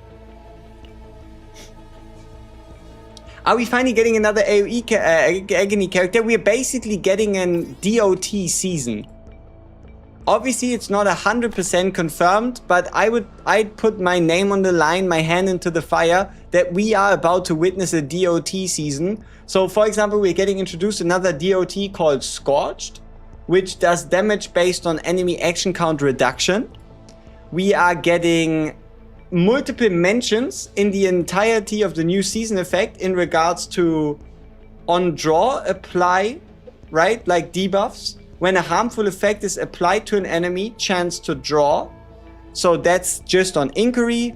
On Control, it's just a straight up agony application. And then here, the biggest one, it's all mine on Claim. Dot multiplicative damage increase. As well as when a harmful effect is applied, morale gain. So we might just get like a debuff slash... I mean, like this is the biggest one. Why would there be a 20% dot increase? There's no way Tressa is gonna be on her own alone there. Then again, this makes it kind of interesting, right? Like, some of these claim cards might just be... Like how many claim cards are there anyway? I could have sworn I saw so many Inquiry ones and not a lot of claim ones. No, I guess they came at the end here. Yeah, but they aren't really restricted. Glad I didn't summon Fake. You can focus on the dot season easy. Okay, we have something to play. And who we have to play is Faye. Now that there is no point, like obviously we can just replay Theater of Illusions to make a good deck for her. But I think we should all agree that if it comes down to playing the new season and getting the best planet, there's no way past Swamp of Judgment. So let's Yeah, let's figure this thing out and give it a go. 13 is okay. Because then it goes to 14, so it gives us 160. So long as we don't get a perfect deck, we can still just go up and save data space. Like, for example, we could keep a basic in and get 4 divines and then just cut the basic with save data editing after. 私の力が必要なのですね。もう少し劇的私を騙してみないかね。また任務。 Yeah, I'm not really too sure. I'm just gonna smack these 2 in and Faye, she's gonna make it work, you know? She is gonna make it work. What be the best set for Faye? It's 2-piece. Honestly, it's the 2-piece, and that is because if you want to discard, right? Like, okay, if you build a Season 3 Faye deck, then you can absolutely go ahead and justify using Prelude to a Hero. I mean, I just show you the sets that could work and why they don't, right? So sets that you could think of, but that they don't actually end up working, right? And then here, and then we have Offering of the Void, and then we have these 2. So let's go through them one by one. Now the first one is going to be Conqueror set. You are never going to play any 1-cost cards, so you're not going to be able to get the crit damage benefit. Offering to the Void. When a card is exhausted, increase damage amount of Void cards by 20% for 1 turn. She doesn't have any cards to exhaust, besides a singular one that's for a single turn. So this one doesn't really work unless you go out of your way to find a way to include exhaust cards on a guaranteed by turn basis. You know, there is a tiny way you could make this set work, and that is with the new season cards, creating the final 7 of a season type bullshit, and then playing that because it's exhaust, but whatever, right? Now, Prelude to a Hero, Passion or Void works, but you do need to make sure you discard one of her attack cards. So you have to either run her together with something like a Nia to discard for her. Then again, Nia, Eternal Hunger Nia especially, is probably her best teammate. So unless you run her together with a Nia with the Season 3 save data, Prelude to a Hero is going to be a little difficult.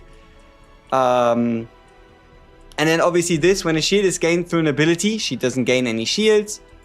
This one right here, she doesn't have 2 or more cost cards really, because otherwise you wouldn't be getting any damage from her 0 card or Heaven's Fall cards. And that's it. Oh, this one.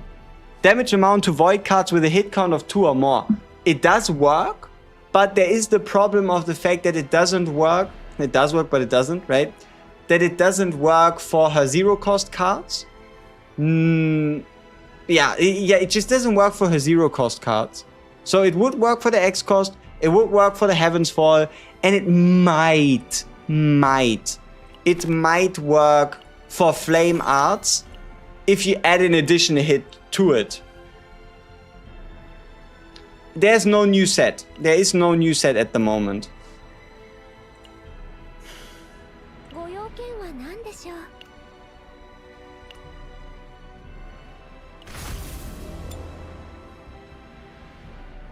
Ooh, do I want to reroll the planet until I get a higher rare fate chance? Probably not.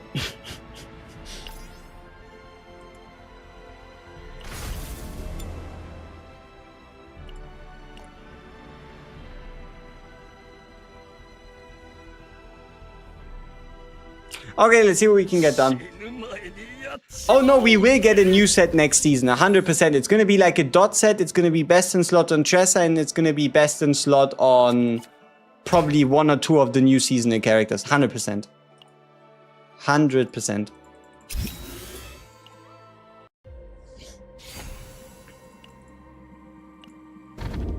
It is true. Heaven's Fall is an exhaust card.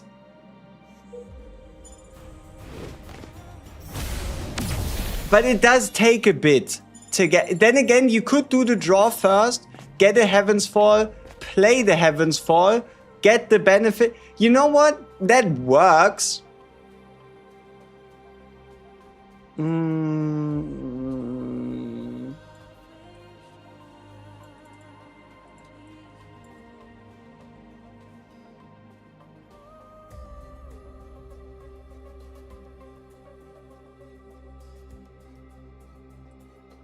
Yeah, I mean, is it perfect? No. Does it work?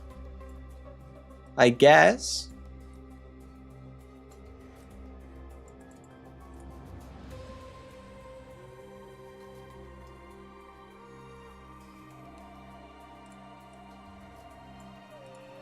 All right, then let me put the gear set on the screen real quick.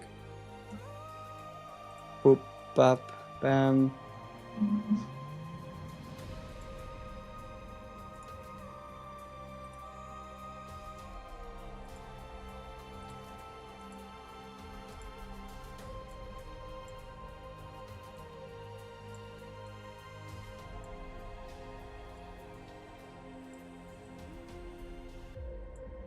Okay. Do I want to remove 2 more cards? Do I want the Flower of Life? What if I want neither?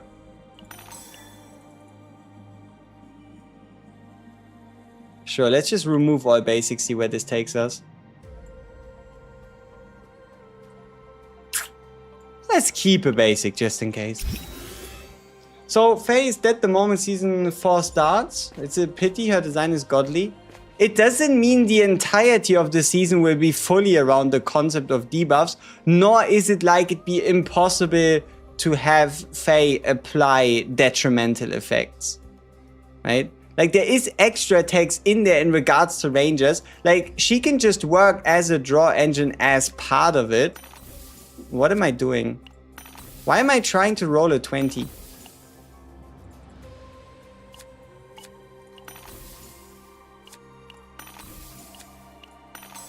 There we go. What be your best memory fragrance set? You can see it on the screen. Okay, we're about to get our first desire card thing. Let's see how it works. Let's see what we can get from it. And it doesn't... Ooh, I don't know. What do I think about the fact that there's no gear perks?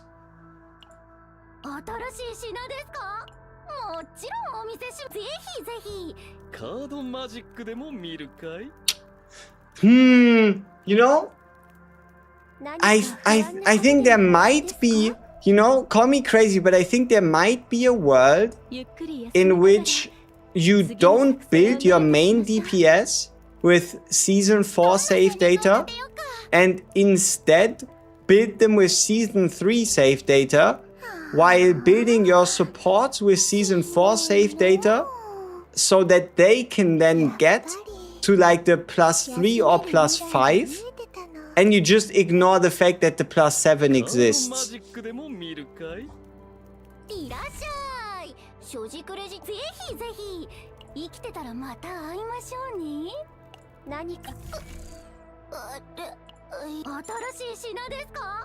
Also, no refreshes hurts. Let's see. Okay.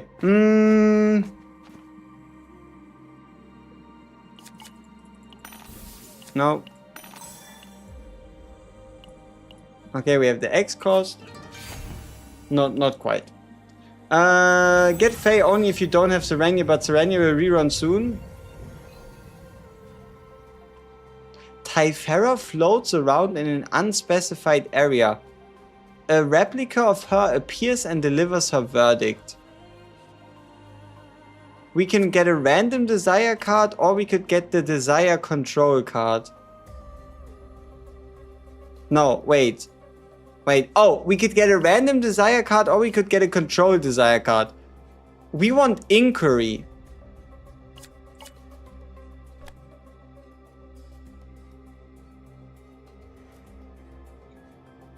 Ah, we do have 3 refreshes. Order of Dominance. Claim. For one time when an attack card of another combatant is used, coordinated attack. And then for every harmful effect possessed by the enemy, a shield. Interesting, okay. How often does an event like this happen during like a run?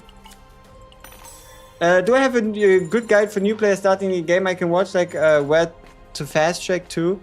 I think I'm Sue made a beginner's guide. I never, like, I always planned to do one, but I never got around to properly making one during the time of the anniversary when it was the most relevant. Because there's just so much. And I think I don't know, I guess I got a bit overwhelmed by the task at hand. The 35. She doesn't do that much extra attacks. What kind of gear do you even want for her? That is all not that easy. But no, it really does look like we kinda just want to play Season 3. Like, even though this mechanic is cool and all, it might just be too complex to build in the pre-season. Have you seen a new full-scale offensive? They said we need pulverize on our units for one. Yeah, there's a you don't need it, but there's a buff to pulverize damage. Ooh, the fuck is this shit? Draw 2, gain 1 AP, 0 cost divine. But no, there is a boss that makes it so that he takes more damage from pulverize. So you can use Haru to dominate Judas, but you don't have to use Haru. Now's a good time for a beginner guide before Season 4 starts. That is true. So that I have. Then again, I think it would be for the best to make a guide based on what's available in Season 4. So that you can like understand what the fuck is going on and how to build the best decks and all that stuff. So even though now is a good time, with the start of the new season might just be the most relevant time.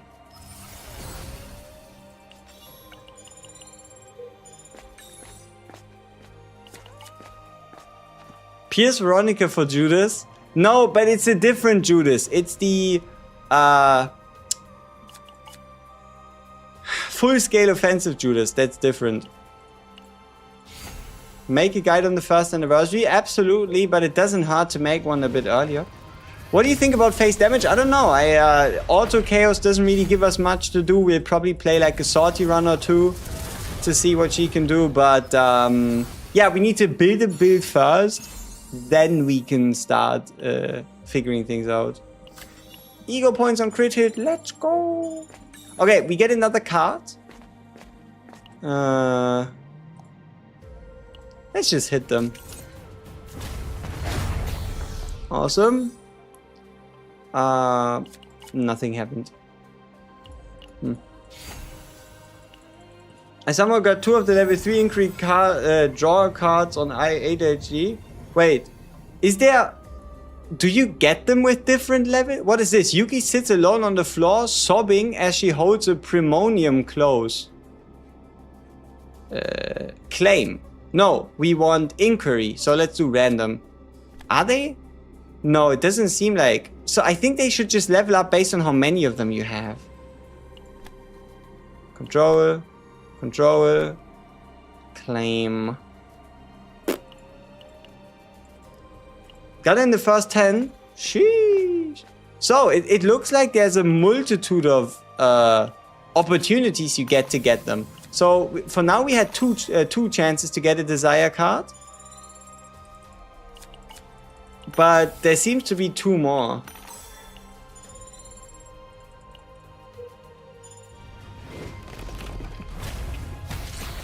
Okay. Ooh.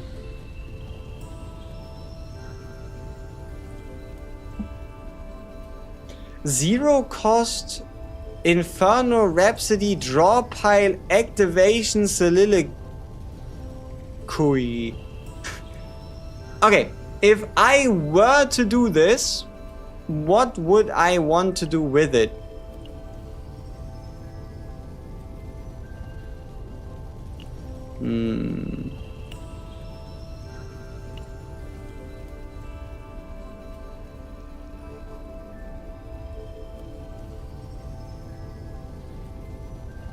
Nah, let's just go with the basic one.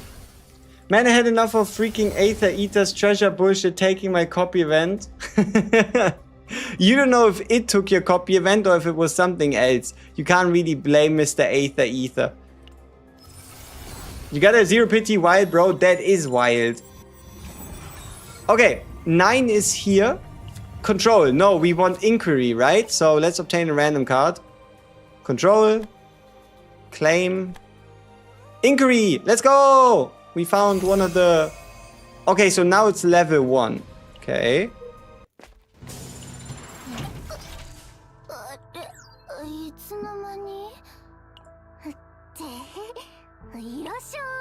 Yeah, I think we can cut it. It doesn't really look like we're gonna get a divine feast.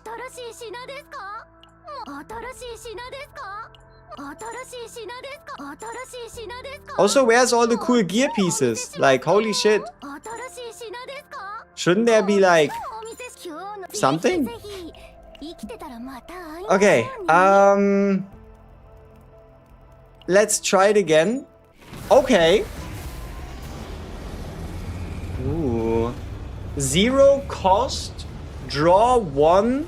When a 2 cost or lower card of this unit is drawn, activate the card and draw 2, gain 1 AP. Not the soliloquy version I would have chosen.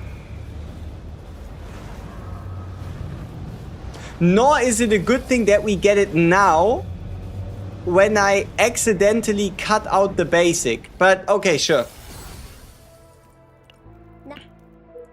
RFS would be great. 10 crit chance on 0 cost. It'd be good, that's true. But I don't know, I'd probably go for the 12% crit damage dagger. I'm not even too sure.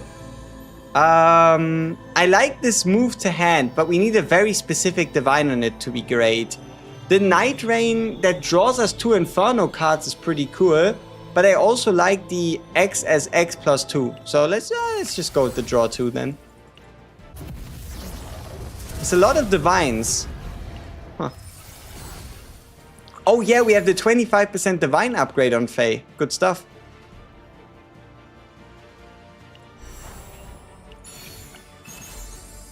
There we go. Now we just need the 6% crit chance chess piece and we are at least somewhere. What would be the best free-to-play partner? Rosaria. Rosaria is insane.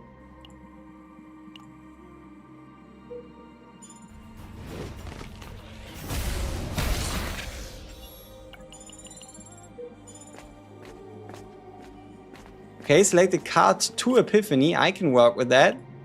Divine. No, I don't really need it to be divine, but... Okay, Flame Arts. Okay, do we do damage and draw?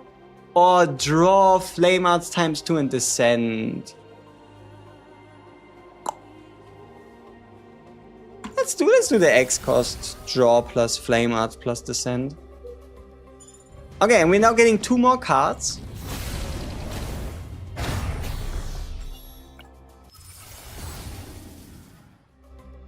Let's see how this ends up working. I just spent 75 divine cost to get the specific one. Hope they add something more core for selecting divine. How bad luck are you? I think it's, as dumb as it sounds, it might just be decent luck.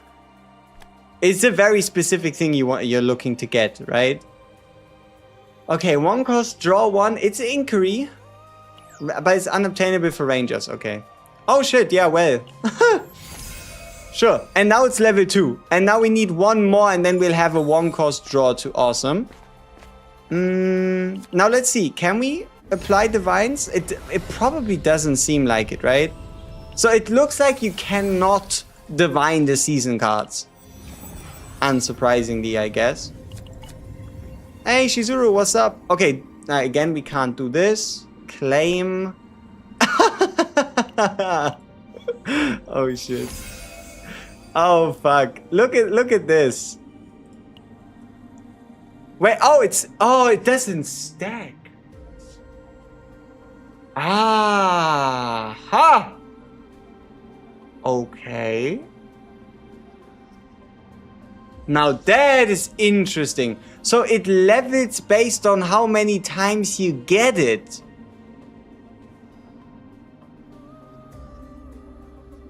And what does it mean based on the total number? of Inquiry talents. Ah, because this is now Inquiry 3.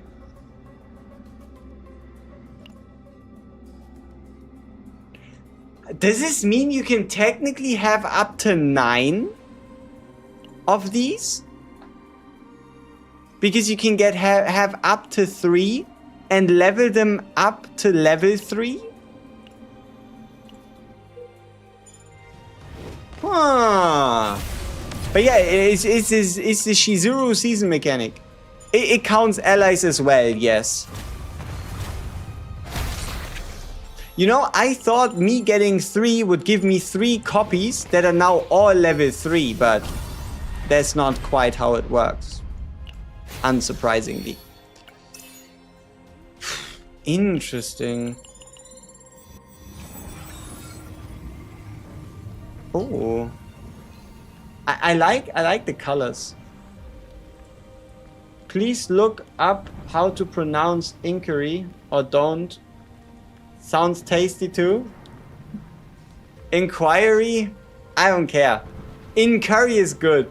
I like Incurry. What Chaos Run is this? We are doing Season 4 preview on the Swamper Judgment Planet. Incurry. I'm working at the moment. Can't wait for breakdown videos later today. Anyway, good luck. Appreciate it. Control. Claim. Control. Does this mean you can get all the buffs? Like, what stops you from just trying to get all the buffs? Right? Like, if you can have multiple of the cards and just level them up, doesn't this mean you could reach level 7 on all of them? Ooh.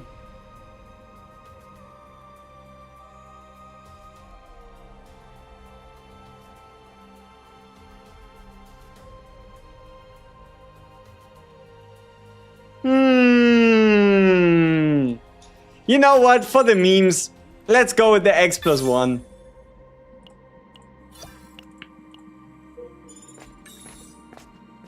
Oh shit. Yeah, you usually don't find this event. Huh. That lasted all of 2 seconds. This X+1 item lasted all of 2 seconds.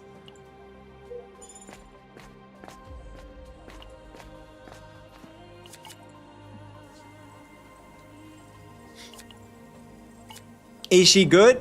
We still have to see.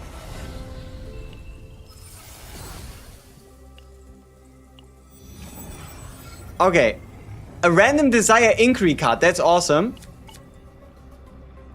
I don't want the book. Ooh. That's okay.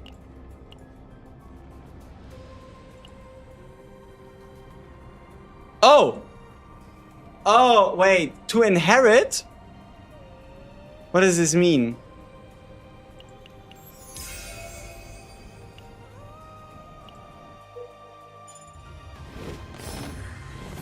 I mean, I kind of like the run, so I don't want to do anything too crazy. Especially if we now get the copy event. There you go. Like, I can't really... I don't want to do anything too much, you know what I mean? But... Okay, so this is another inquiry card.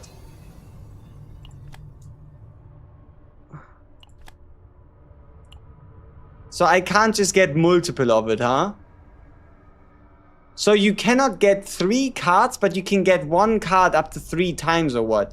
And does inquiry stack with... or inquiry? Does inquiry stack with inquiry regardless of what it is? Huh. That did a lot of nothing. Okay. Interesting.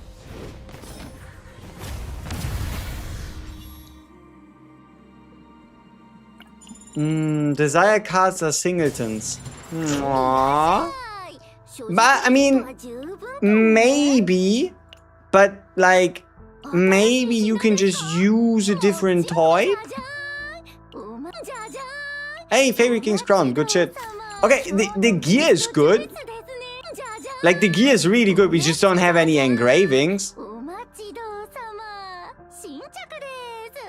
Wait, select the card to remove, okay. Yeah, I didn't want to remove anyway. So, what we now have to do is we have to re-epiphany one of the soliloquies, one of the soliloquies so that we don't go over save data cap. Or, we're just gonna do what I always do. We're just gonna RNG the hell out of this and see what happens. Okay, give me the start of the turn, draw one. So, we're now gonna go in, we're going to actively and intentionally go over the save data cap just to see what happens. Best case scenario, final desire manifestation. Okay. Why is there 3 and why can we refresh all of them 3 times? That's good. Oh, so that means if you want to get your dream card, you just have to go for the right faction and then you can just swap it at any point in time, making it supremely easy. Like, basically, you go for, like, let's say 2, 3 inquiry cards, right? And then at the end, you're like, okay, I just want to swap it to a different type. That's not too shabby. All right, let's see what happens. We are 20 saved. Wait, what the fuck?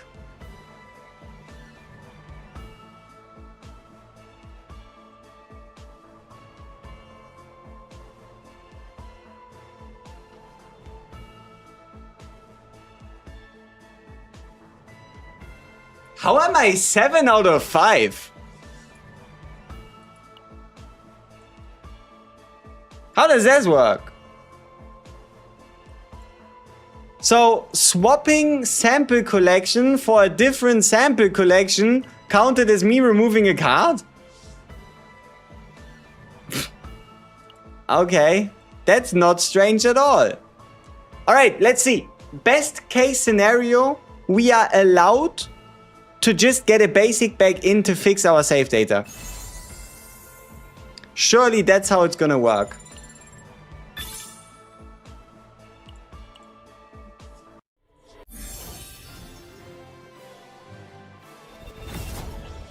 Okay, let's see. If you select the remove to at the start, I think it does that. I have no idea. Let's see what happens to our save data.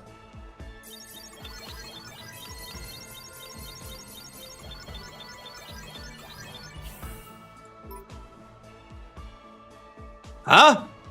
Huh? What the fuck?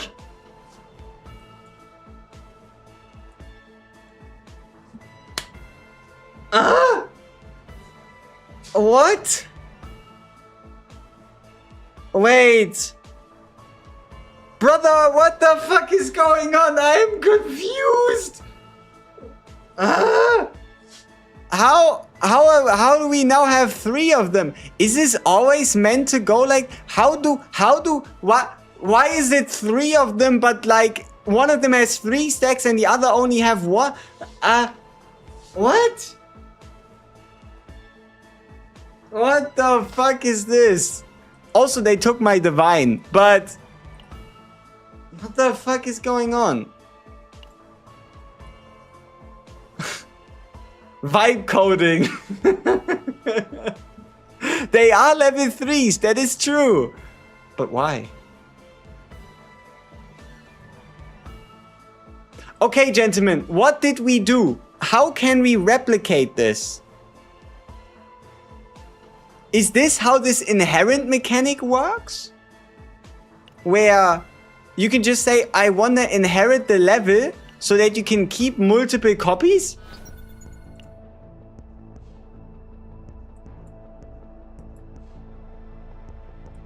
I don't know. I'm about as confused as you are. But this is real save data, right?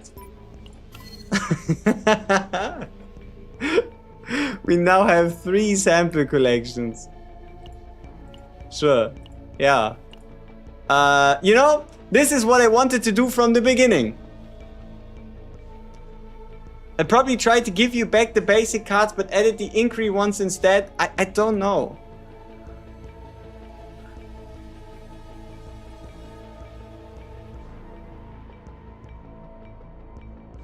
What do you use? Rosaria, the Foster.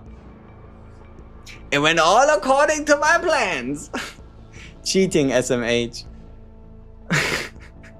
I mean, didn't he say that you can have up to 3 of them? Right? Added to see if I could divine the sample collection? Now that'd be stupid.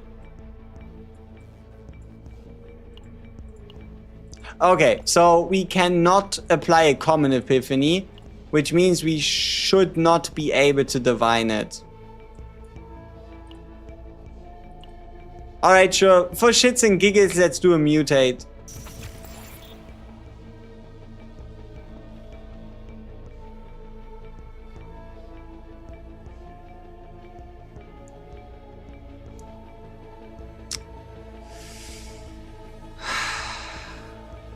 It's a high-level mutation.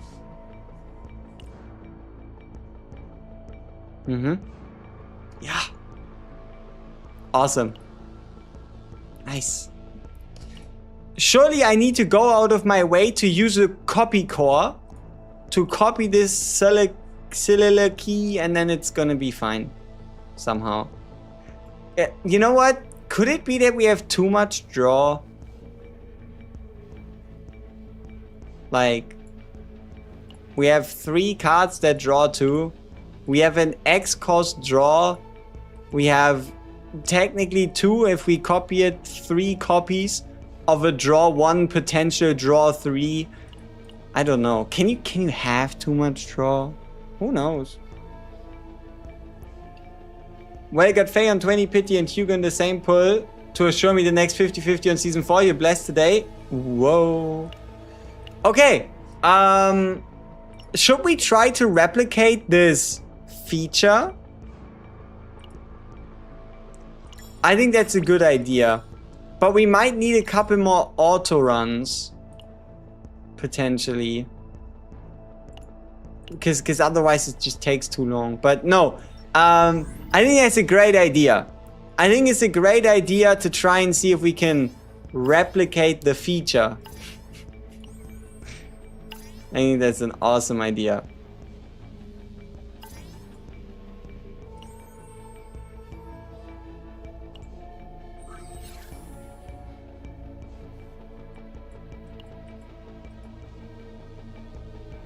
I mean, tier 15 is cool, but I don't know if we need a tier 15.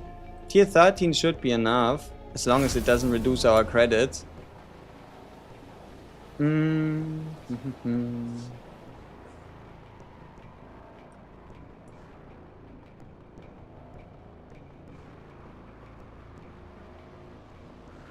Hey man, who can I use as a partner for Faye?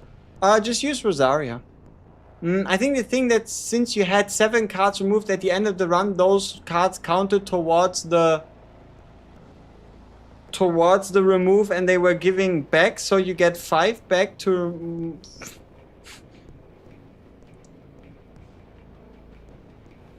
Okay, then let's try something stupid. Who's ready to try something absolutely stupid? Let's try something monumentally stupid and see what goes wrong. Yeah, if that's the case, then let's get it. Let's try something monumentally stupid and see what happens.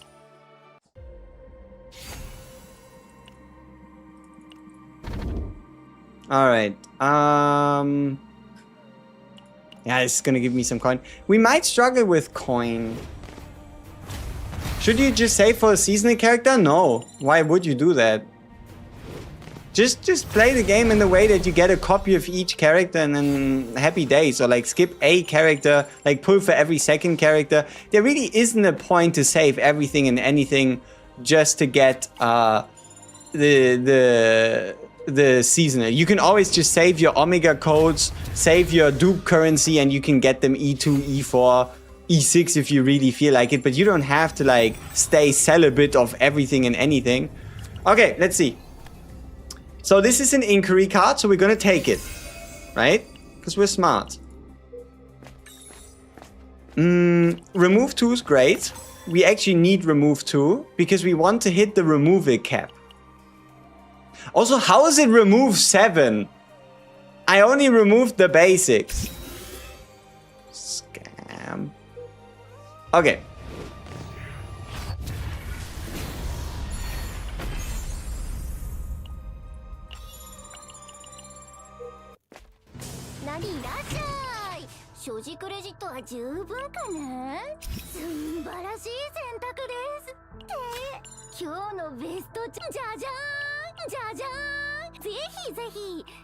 Okay, so our mission is to pick up as many of these Inquiry Desire... Oh, Cthulhu. These Inquiry Desire whatever the hell cards as humanly possible, and then figure out the rest.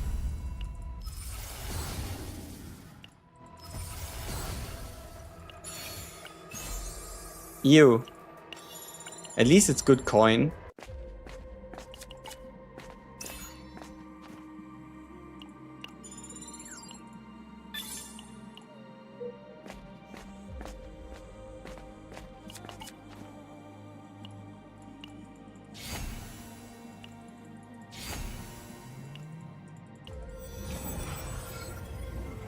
Oh, inquiry card. Awesome. Nope. Yes. So, if we take the claw now, what happens? I want to inherit the claw. But this should technically count as removing sensory overload, which is then... Let me guess. We're now at 4 removals?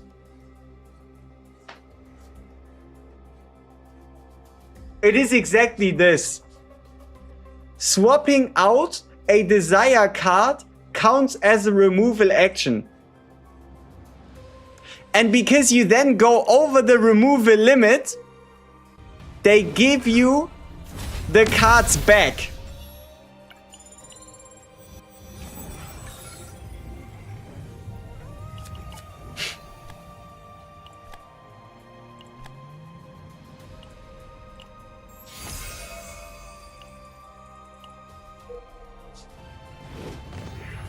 That is stupid.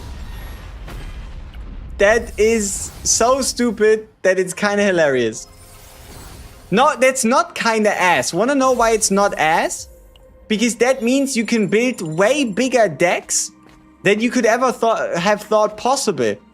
And if you then utilize somebody like FEI, where you basically you just need the AP. If you have the AP, then you can just figure out a way to play all these cards. Like, you know, life finds a way. What happens if I do this now? Narcissism. And if I still... Wait!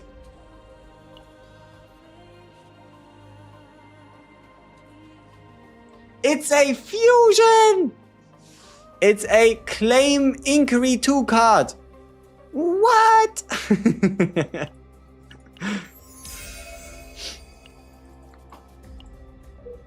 So you can just have multiple of these cards. And then you can split the leveling points. So leveling cards is actually super easy. You just need to get them. That's all. You just need to get the cards and that's how you level them and then your job is done. Okay. That is pretty relaxed. What is our removal count? Ah, yeah, 6. I mean, you know, what else? What else would my removal count be as of this moment if it isn't 6? That's what I thought. You don't know. I don't know either.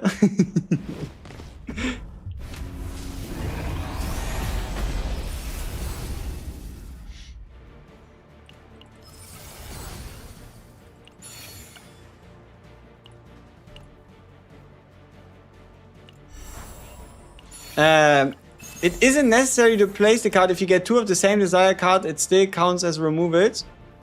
Yeah. I mean, it's not about replacing the card. It's just about putting the cards in. But you want to put in as many cards as possible because that allows you to keep as many cards as possible. So we're gonna make a deck that has like 20 cards. What if I remove the whole deck and make it desire only? That wouldn't work because you don't have enough remove its to make a 0 card deck. You could try to create something similar by doing by using a character that has a bunch of upgrade cards and then putting in a bunch of the other cards, right? That's a bug, right? It's 100% a bug. This shit's gonna be fixed by the end of the day. This is going to be fixed by the end of the day, but it still makes me wonder how the system was meant to work in the first place anyway. Yeah, attack crit damage already good enough. Like, her set is a little awkward.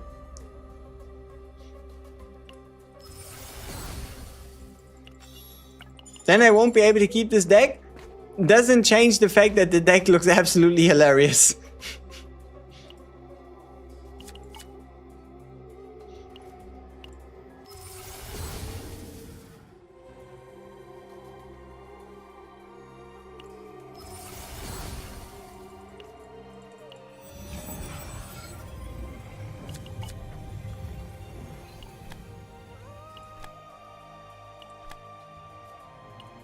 Ow! Oh, this is gonna be such a... Wait, no! Now it's Inquiry 2, Control 1. But it's gonna be the best deck ever. Deck with 10x level 3 Inquiry cards. Indeed. Is her partner good or necessary? Her partner is good, but it's not necessary because Rosaria is that great. Is she a must pull? No. Especially with us seeing how it... I mean, all signs are pointing towards next season being a agony slash dot slash debuff season, and FEI not necessarily being focused on that. I don't think she's necessary to pull, no. Just build a Persona deck then? Exactly. You can just build a Persona deck to use the hero set. Absolutely. Okay.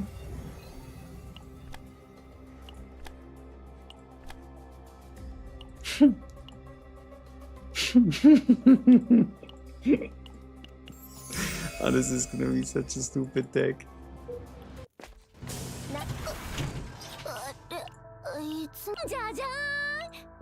Look at this. We had remove 8. That seems right. I mean, where else would I be if not at remove 8?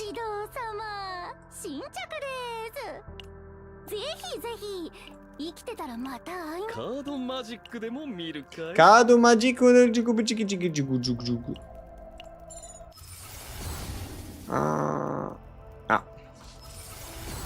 Yeah, Tressa's comeback time, probably. I mean, it looks like it. I could see them also buffing her before the season. I shot my shot with 20 YOLO pulls, saved my remaining 60 pulls for now. Smart. You gotta see if there's some, like, early hitting luck. If not, might as well just abandon ship, right? More removes? Yeah, I'm gonna try. But to get that, we need more inquiry events. Or incurry events. Luckily, we don't seem to be lacking those as much. 14. Yes. Light work. Divine. Ew. Ew. So I got a super cool chaos run with an ally attack Cthulhu weapon, but already at my 5 out of 5 removes. Will this get fixed while I'm in a chaos run or not? Maybe. I wanna give you any guarantees. It's hard to say.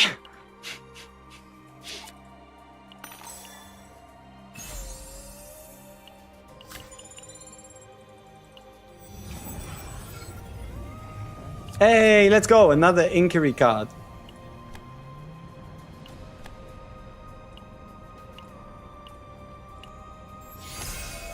Usually when I abandon a game, pulls are lucky. Got both 10 and FEI and 20 pulls, won the 50-50. Sheesh.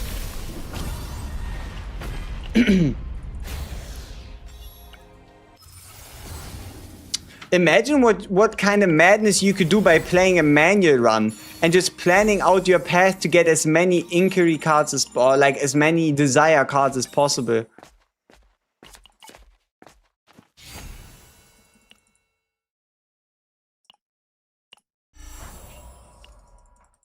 This deck is gonna be we also get a final one against the boss. This deck is gonna be special, you just watch. This deck is gonna be the it's just gonna be the I got hit in the head very hard deck. That's why it's so great. Maybe. Okay. Cube.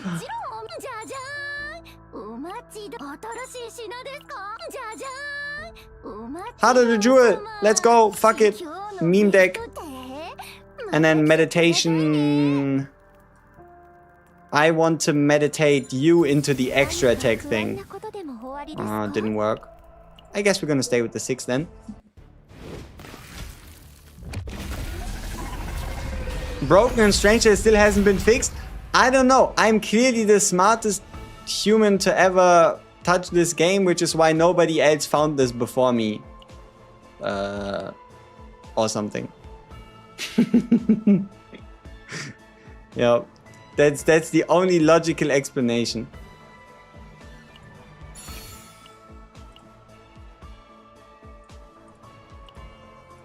Oh, this deck is gonna be an abomination, I'll tell you. No, I picked the wrong fucking copy. Oh well. I don't think this deck is gonna be useful though. But it's gonna be looking pretty fresh. I have no idea. We'll find out. So, this is when you absolutely min-max the inquiry system. So, let's have a look.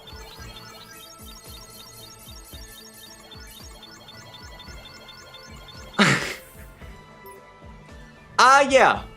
What the fuck happened? I thought this deck was gonna be ass. This deck is actually looking pretty sexy right now.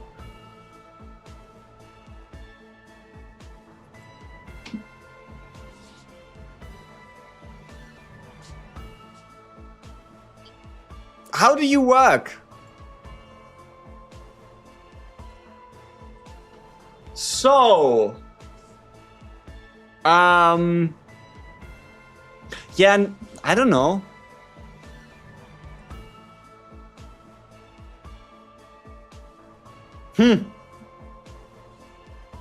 You know what they say, lads? Always be exploiting. Shh.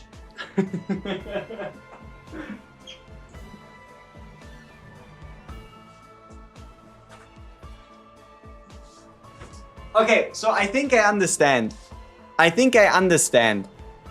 So what you want to do? Ooh, you could get even more cards of those if you were to spend your remove it on cutting character cards. So I think what happens here is every time you select another desire card to swap your current desire card, or even if you keep it, it counts as a removal for that desire card. While then cloning the original desire card again into your deck and counting as a removal. So then you get multiple of these, go heavily above the removal limit, but because you're above the removal limit, instead of removing them, it lets you keep them. So basically reverses the decision. So it puts the cards back in instead of taking them away. This is, yeah.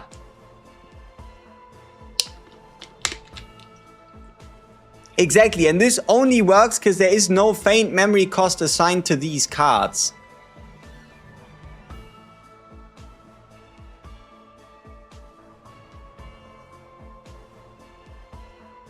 What does it do? Oh, also, look at the inquiry stacks. We have 3, 4, 5, 6, 7, 8. We have 8 stacks on a singular character, which means we have the entirety of this effect through one deck. So what we're getting is on draw, we apply either weaken, vulnerable, or agony to an enemy up to 3 times. And then when we apply a harmful effect, so anything debuff, we have a 30% chance to draw 1 time. And when we use an inquiry card, we gain a stack of inquiry. And should we have used 10 of these cards, we create the manifestation of Did you see the save data? Did you just see the save data value? Did you just see the save data value of this stupid deck? ご用件は何でしょう 94,600.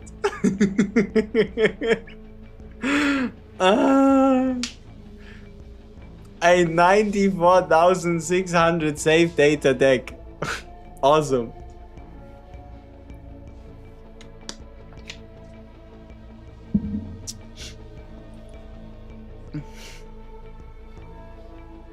This is really interesting. This one is inquiry and control.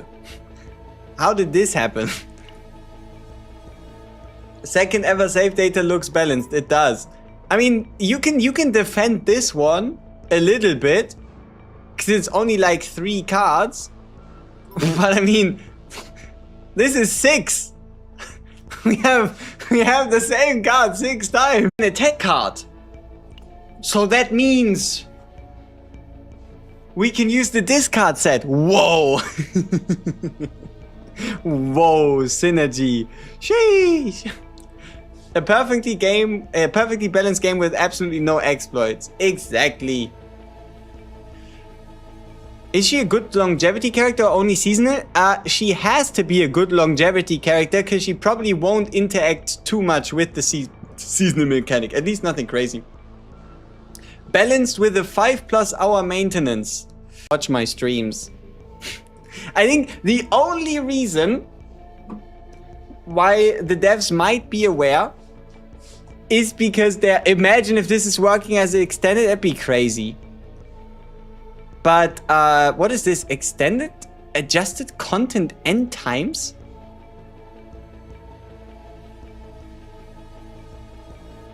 What the fuck?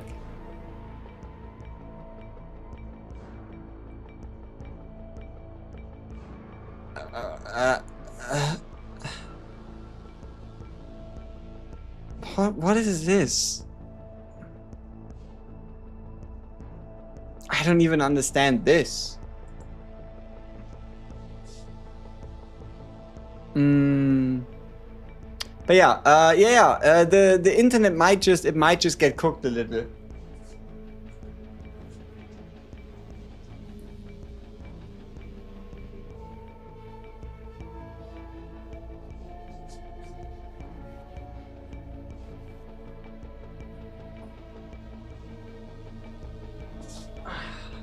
I'm on an experimental something.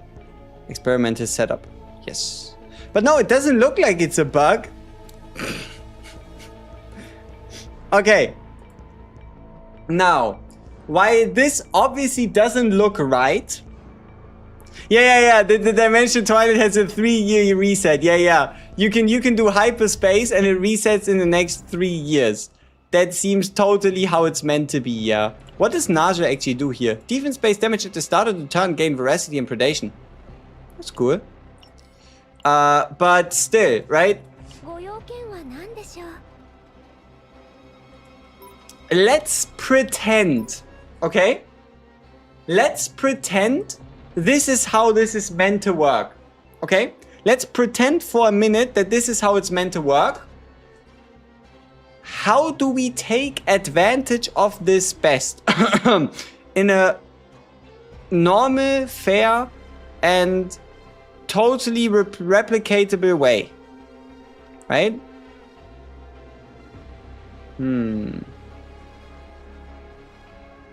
I kind of want to build this deck on an AP generator.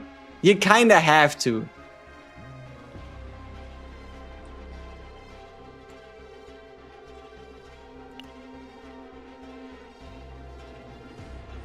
Let's see how this will work in the tower. I'm not too sure if this... I mean, it would not really do much, but it's a deck. I don't think there's a chance that this deck works. I mean, it would do something.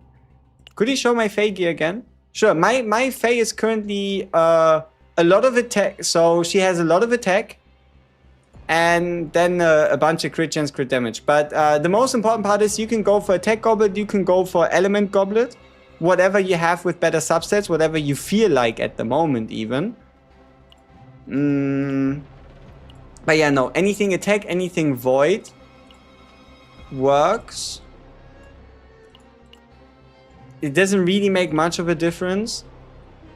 We could go with this one as well. Crit chance, extra damage, attack. What about you? Some more crit chance. Crit chance defense.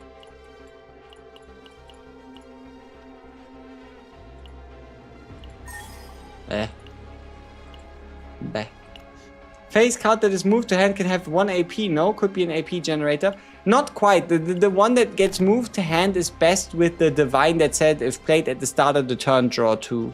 Since you're aiming to get all removals into desired cards anyway, the Tenebria needs like a Musi have 14 based around this concept. No, see, I'm not entirely too sure about... Okay, how did we arrive at getting 6 cards? Right? I think what we need to count is how many events, how many of these seasonal events did we have?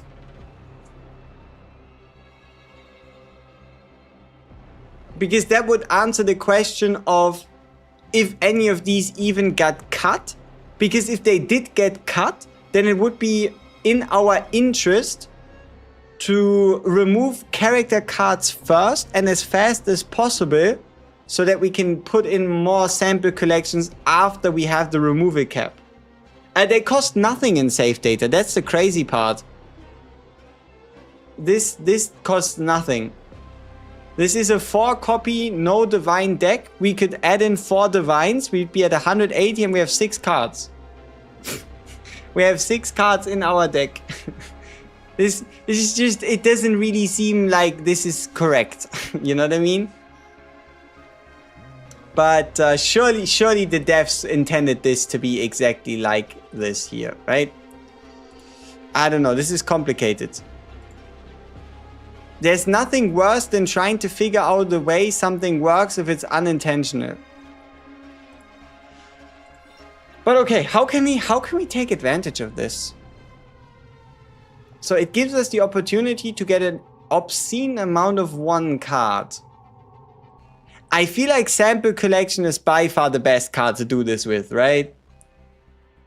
No. See, the thing is, it's probably a bug. It's going to be fixed by the end of the day. But this is more just speculating on the case if, on a like a what if it isn't basis. What if this is actually the way it's meant to be? Alright,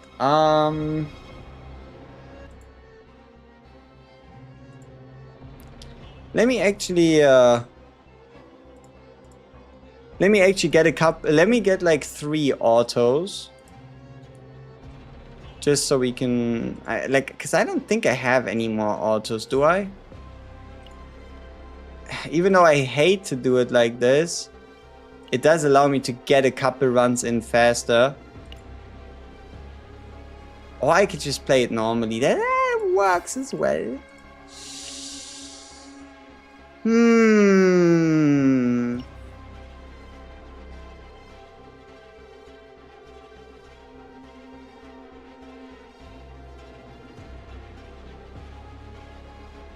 Alright, let's play it normally.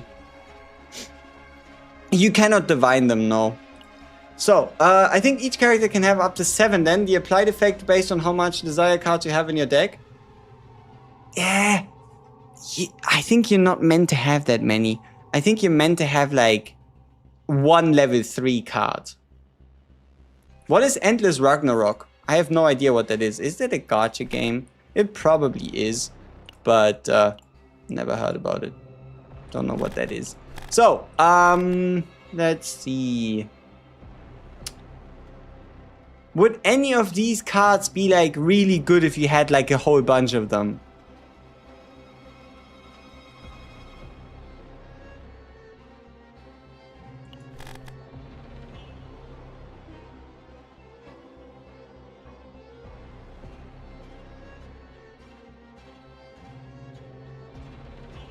Sensory overload? And the problem is it can only trigger up to 3 times. Oh, it's Grand Blue Fantasy. The 5 morale one. The 5 morale one is linked to having 7 claim levels in your deck.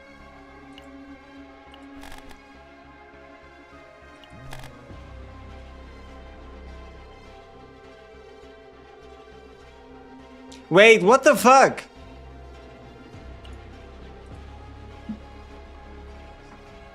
I didn't even realize this. This is a neutral card that actively reduces enemy action count. This is not increase, this is decrease. Playing this card takes 4 action count away from the enemy. This thing actively forces the enemy to act. It's all because of this scorched mechanic, where when action count is decreased, you do damage. But like, surely there has to be better ways than using a card that reduces an enemy's action count by 4. Could be good for counterattacks? I mean, if you have an enemy that attacks you an infinite number of times, using a card like this surely allows you to counterattack a lot.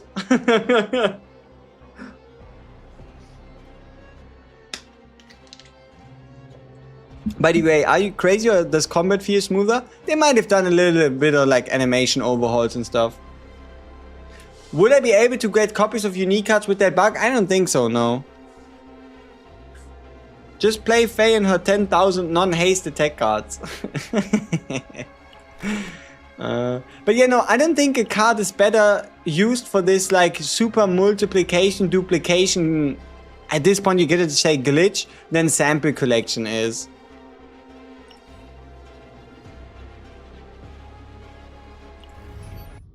$360 is high base for that cost though, right? Yeah. Decent. Especially because it's a common card.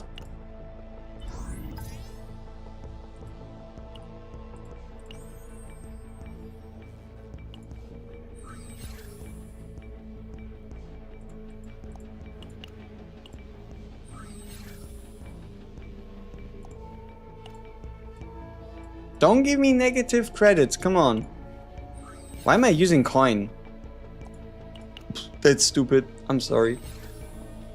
I just wasted a whole bunch of money.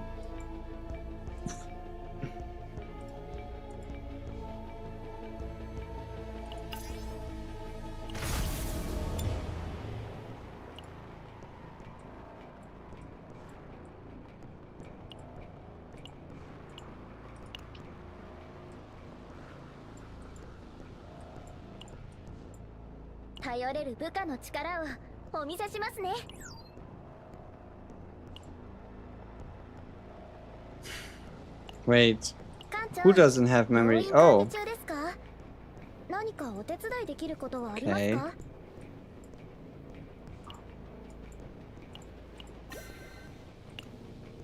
What kind of set is this even? Who knows? Let's go! I don't know if this is intended, but I tried to get a claim card on a character with an increase 3 and it made me select between the two with increase 2 and claim 1. Yeah, that's the idea. You can mix and match the claim and whatever effects, but I'm not too sure what what the purpose is, right? Is Faye's partner worth it? If you have the summons, absolutely. If you're tight on summons, you're better off just using a Rosaria. Like, Ranger partners are the faction that probably needs a 5-star dedicated the least. She does something sweet, but she doesn't do anything super crazy. Okay, so let's count. How many times could I run into this new system in a run? 1, 2, 3. And then I could take the path down here. And I'd be able to get 4. Okay. Sure, let's try that then. I got jumpscared in the May with all these boss materials. True. It's a huge amount of them now. Okay, come on. Let's draw a bunch of the fake cards. Wow. Pew! Pew! What can she do with only her cards? What is she able to do with only her cards? Damage or draw? That's most of... Oh.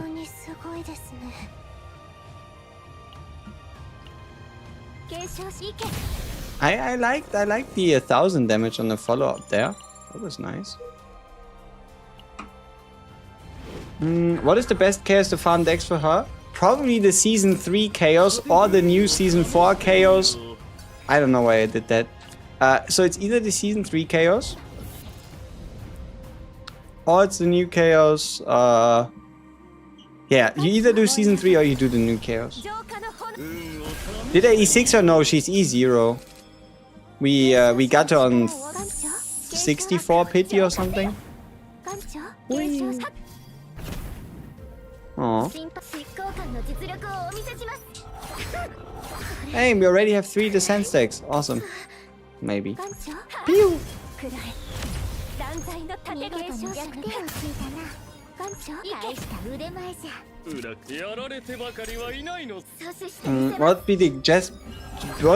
What would be the best general purpose Hail Mary deck to use the new cause on? Maybe the graveyard activation Hail Mary.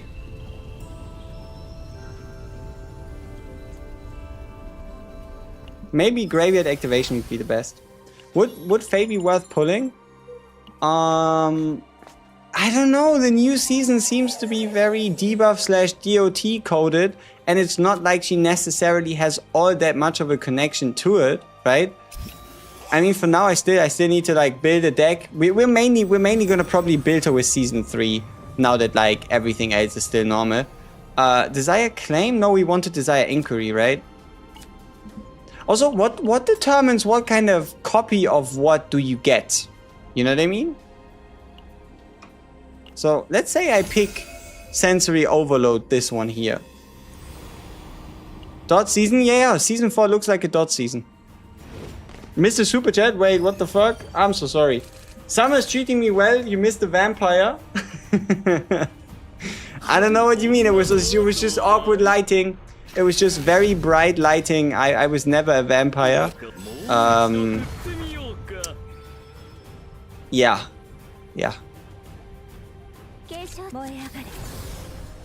How does Faye use the Exhaust Void set? Her Descent card. The Descent card she creates when you get 8 stacks of it is Exhaust.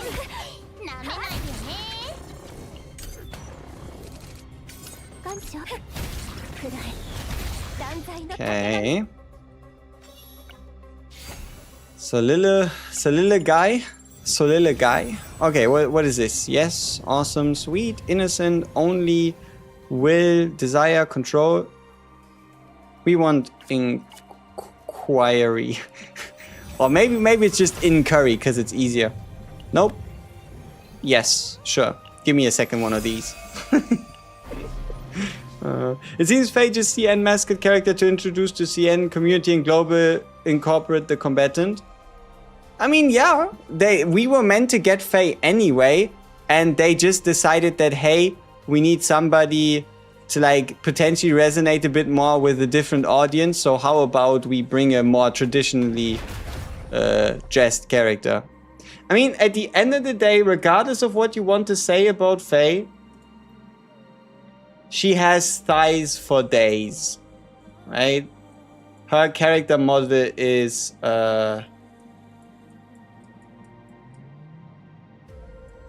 she has what you need, all right? So is FEI avoid Serenia? Not as much. Because Serenia is all about ravaging and moving cards around. FEI is about creating cards in your draw pile. And then drawing those cards and then playing those cards and interacting with those, or in total the entire draw pile. 私はこんなこともできます。心配いりません。いけ。想像の力よ。艦長、神命に従い。ついなを進み。悪情景書。くらえ。Double cheeked up on a Wednesday morning. Oh. Yeah, she's dangerous. Alright, let's see. So we have this out. This in. Is FEI worth it if you have an M1 Shizuru to cover Void weak content? It depends. Like, honestly, seeing as how Hild, another Void character, is the next up character, you might as well just want to check first what Hild's gonna do, right? Like, if you're just looking specifically for a Void character, might as well see what the first Void character of the new season is gonna do.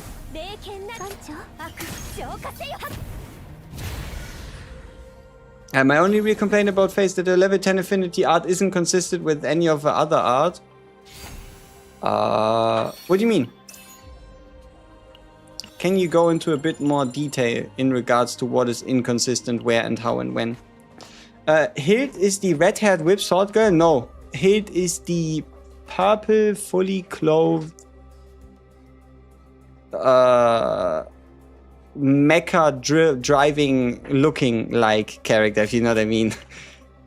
She looks like she's out of Evangelion in a different universe, if you think about it. Her chest is half the size of the affinity art. Do you have a guide on up on how to farm decks for characters? I'm a bit struggling. I think of building one per run but know about the other teammates. Yeah, you always only build a character per run, and you make sure that you invest any and all resources into that character. You don't put gear on the other characters because you sell it for coins. You don't remove cards of other characters. You only remove cards of your character to save yourself more coins again in the long run.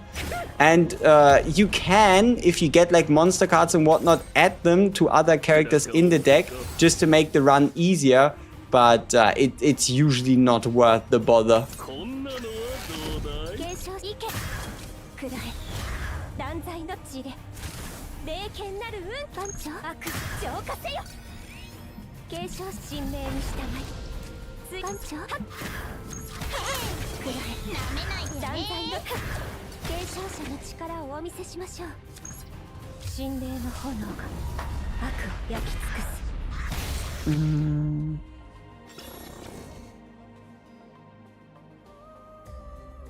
Fully clothed in your Guna game? It's not fully, it's like half sometimes. Also, why do we have so much HP? I just pull every character. I really don't care how good they are. It's fun to collect them and have options to create new teams. Exactly, that's one of the mindsets you can approach this game with. But honestly, there's nothing wrong with being like, oh no, I only want X amount of for like a certain team or a certain element, or you'd rather only go for characters with red hair. Whatever you decide to do, that's entirely up to you. There's a lot of ways that lead to success.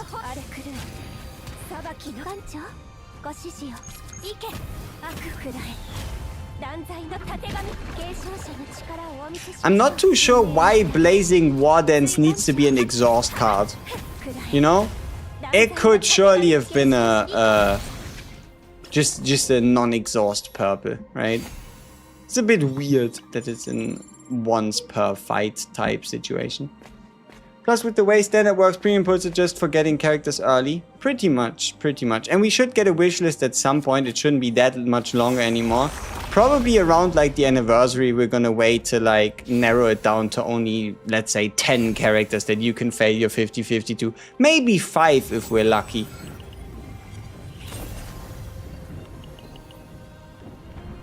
Okay, it's again claim.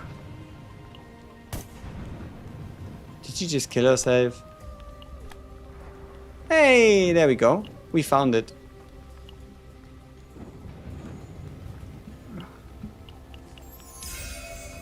Is the new character good? Should you draw for them? The new character is good, but I don't think you have to pull for them. I mean, I still haven't even built a proper deck, which most likely is gonna be a Season 3 deck, where we then just go for a persona, go for everything else surrounding them. Because Season 3 is just a lot stronger than Season 4 right now, because there's no gear perks, there is no... right, like, gear perks are kind of lacking, and also we don't even know how the season mechanic works. Like, there is some stupid shit happening right now, and it's hard to tell what is and what isn't meant to be based on how things go right now. What are we building? We're building a deck where we have 7 copies of a card. Yeah. That is what we're doing. Just got into the stream. Is she good or not? I don't know. We are mainly taking a look at the seasonal mechanic right now and trying to see if we can, I don't want to say abuse it, but take advantage of a certain oversight on the radar of the devs, okay? Let's formulate it like this, right? Because that's clearly so much better. No more guaranteed pull? What do you mean? Guaranteed pull happens when you fail your 50-50. Oh, you mean that I wouldn't say fail is a must pull? We're contributing to community's information. Exactly. Good or not, I love the design, so glad I got her. Yeah, that is exactly also what you might just want to keep in mind. Like, characters don't always have to be the craziest thing ever. Sometimes you can just be like, whoa, they are actually kind of pretty or whatever else it might be. Then again, I wouldn't judge her damage before we haven't seen her do something, right?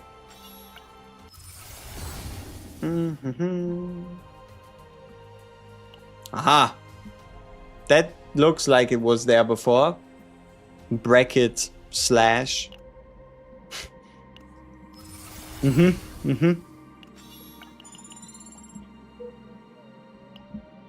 I did not get Tenebria. Are you cooked? No, you are not cooked.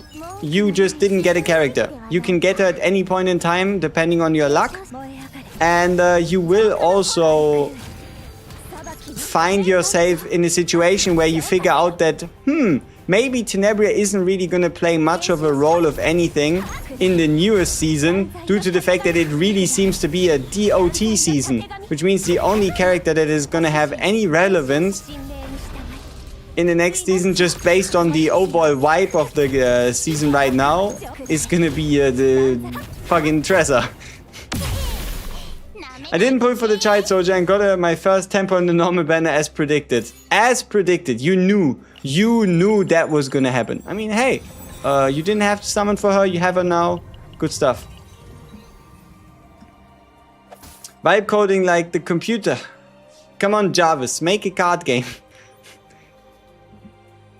You know, the thing is, it even made sense. Like, the first deck made sense. We had 3 card copies, which kind of aligned with what we got told in the live stream, right?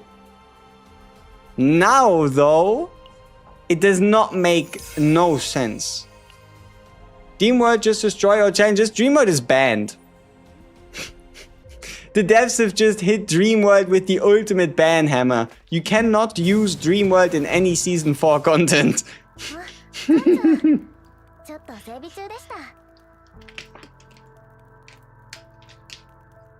At least that's pretty much the way it looks. Dream World is a banned card, even though you cannot even get it in this season. So yeah, shout out Dream World. It's been a good run. I don't know. How many removals do we still have? 5. Oh fuck. So this means I need to keep a basic in my deck? Oh no. I was too slow.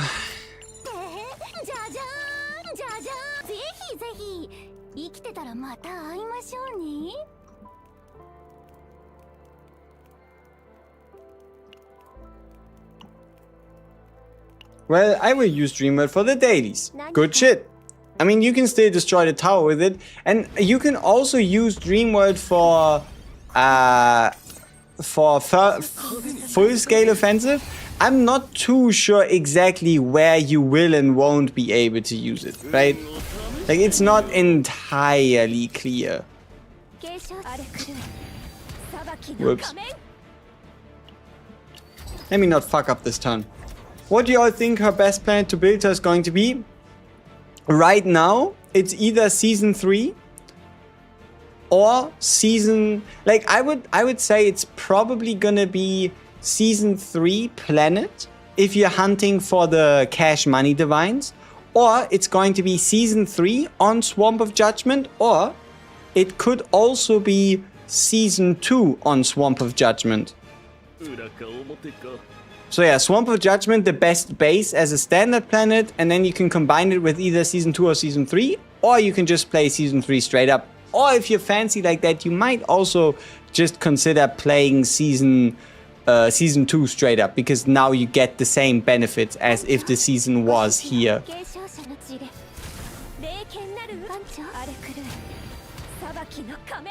Ugh, I'm selling.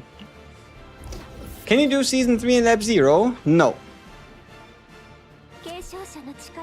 You cannot combine seasons. At the moment. I'm not too sure with how things are going, how long that's gonna stay true.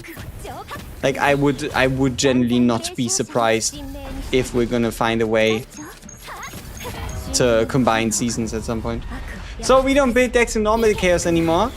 What do you mean? Yeah, normal. It's still normal chaos. It's just this Swamp of Judgment with a seasonal effect on top. It's still technically a normal chaos planet, if you want to think about it like that.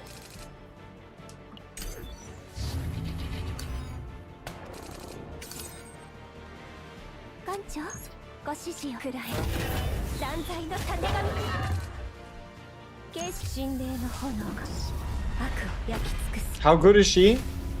Also, why is the chat over there? I don't know.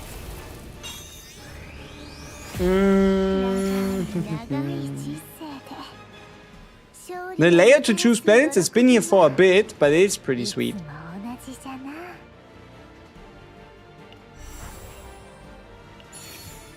She's good, but you would think the upcoming characters would be a lot better. I mean, there's nothing we have to go based off on it, but they are looking pretty clean, just design-wise. How did he die? I used FEI cards and then the enemy died. So I used the 3-cost, 3-hitter plus 3 draw card, and that drew me cards, and then I hit the enemy with a bunch of cards, and then he proceeded to keel over. Yo. Very effective. Oh, it doesn't look like we are going to get that many inquiry, like that many desire events this time around. There's only like 2 we can realistically get with a path. Huh. Would you look at that?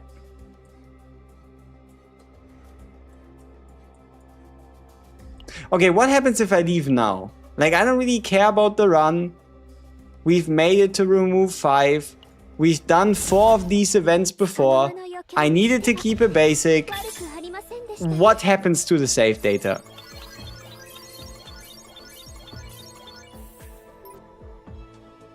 Now that is interesting. If you do not go above the removal limit, you do not get multiple. What's the thoughts on possible teams? I think at least in terms of increasing her damage amount, you're probably not going to get around the Cassius. Good draw, damage amount increase. Yeah, the standard package, right? And then you probably also want an AP generator, so something like a Mika, a Typhera, maybe even a Veronica with AP epiphanies.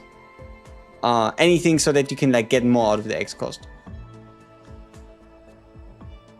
Yeah, I think it's because it wouldn't have to add them back. Yeah, so this means if now I don't know if there's a point to this. I don't know if it's useful at all. But if you want to do what we've done here, you want to remove as many cards as possible as quickly as possible, because the faster you remove the cards from FEI, the earlier you hit the removal cap limit.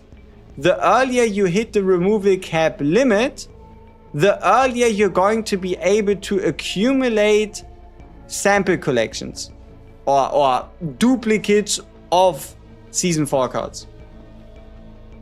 Hi guys, how many copies? The partner is a must-have. One singular copy, E0, and the partner is not a must-have, no. You made an extra tech FEI? That's nice. I don't know if I will for FEI yet. I just got 9 yesterday and this as much as I can in her. 9 feels strong as fuck, but I did start a week and a half ago, so I don't know. 9 is strong as fuck. 9 is strong as fuck, absolutely.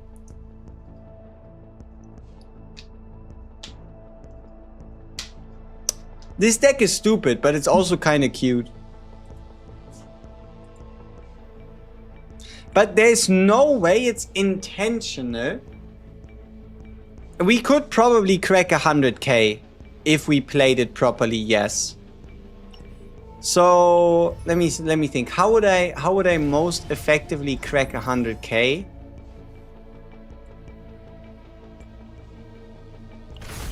I would probably try and hop in, get a removal event, remove 2 cards of hers, go to a shop or 2, remove even more of her cards, and then just go around and try to get as many of these cards as possible.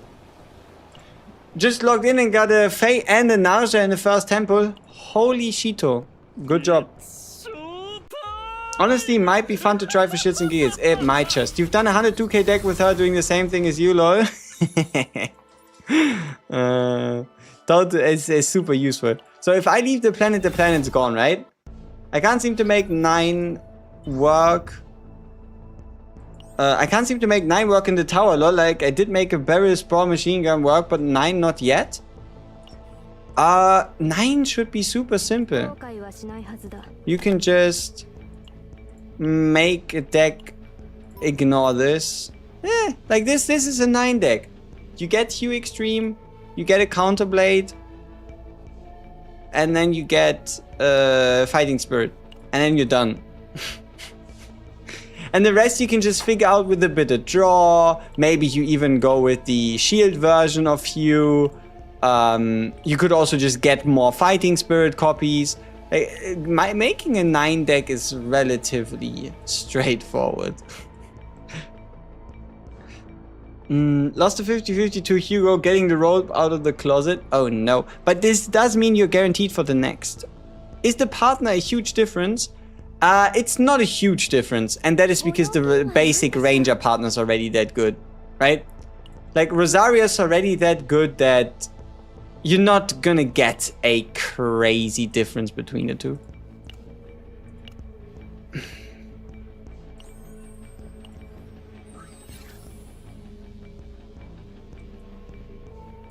Hey, Capillaric, what's up? Yo, my guy, this season is a mess. Have you seen the ability to just get an obscene amount of these stupid cards into your deck? Why is that a thing, and how are the devs not aware of it? And if it's intentional, why is it so dumb? Yeah, those would be my main thoughts. I mean, what even is this abomination of a deck? So much for you can only put 3 of them in a deck. Or technically you can only put 1 of them, but at level 3. And then also you can kind of split whatever the fuck. Like, I mean, what is this?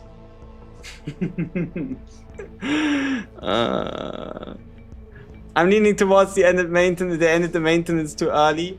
No, this is a useful normal deck. 94k power, 6 added cards. Totally normal.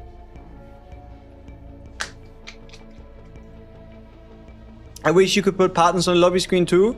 That would be true, but I feel like you would then be disappointed that they don't have like a full screen art. So then the devs would have to make like a full screen art for all the partners.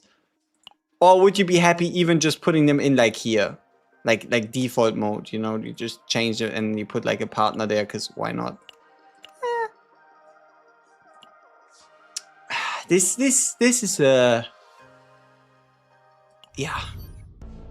situation. Do those cards not add memory points? Yes, they cost nothing, which is why I can have 6 of them.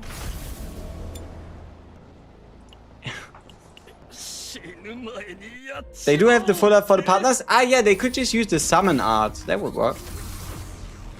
It's too early, even after the extension. It looks like it, because this is... I don't even know how to describe. This is not right. You know?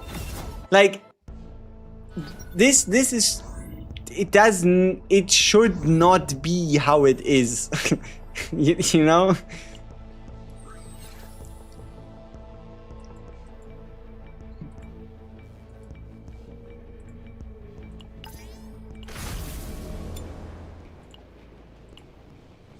The real question is, how do you draw them? Yeah, with themselves, obviously.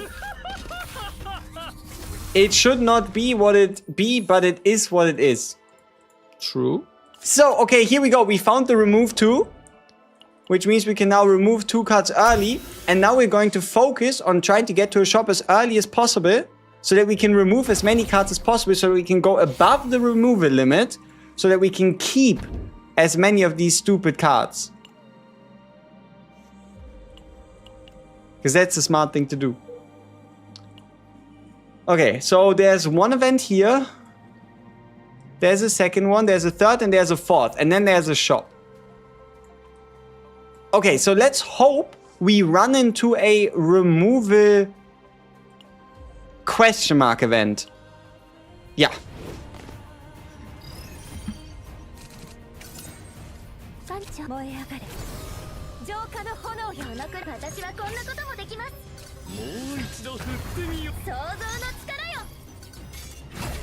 Also, phase turn 1 is a little awkward.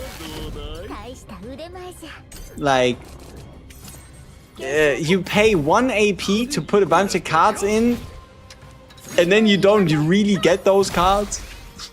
Nice. Well, I did go to max for her, and then a partner took you 50. I got her. I won my 50-50, so I'm happy. Hey. Is she a must pull? I know that every non-limited isn't a must pull, but in a normal unit group, is she goated or not? You don't have to pull for her. If you, for example, skip Tenebria just to pull for her, then hey, this is the time, right? Now you can pull for her. If you didn't, then you don't have to go out of your way, right? Like, I don't really see a world here at the moment where you absolutely need her. I think the problem is we all know what's lurking in Season 4. And we are already getting another Void unit after the Void unit. And that Void unit, it just seems like FEI is not aligned. FEI seems closer to a Season 3 unit than a Season 4 unit. Which is weird because... which is weird because of the fact that we got the Diana, right? And Diana seemed to pretty much align with the entire identity of the season. But it just doesn't really feel like FEI is that right now.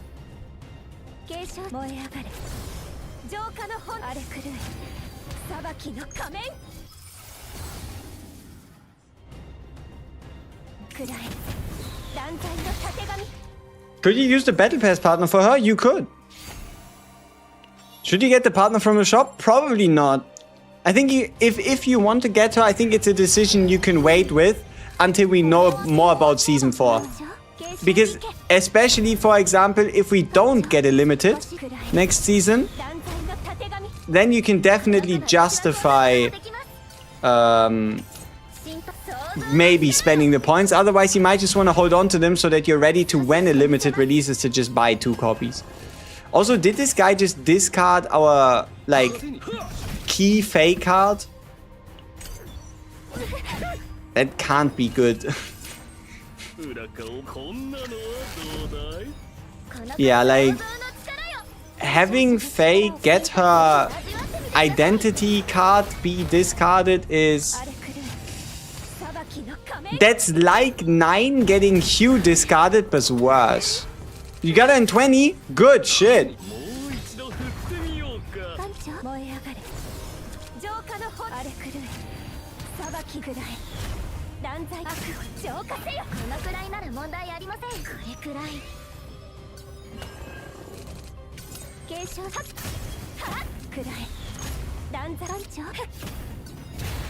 Okay.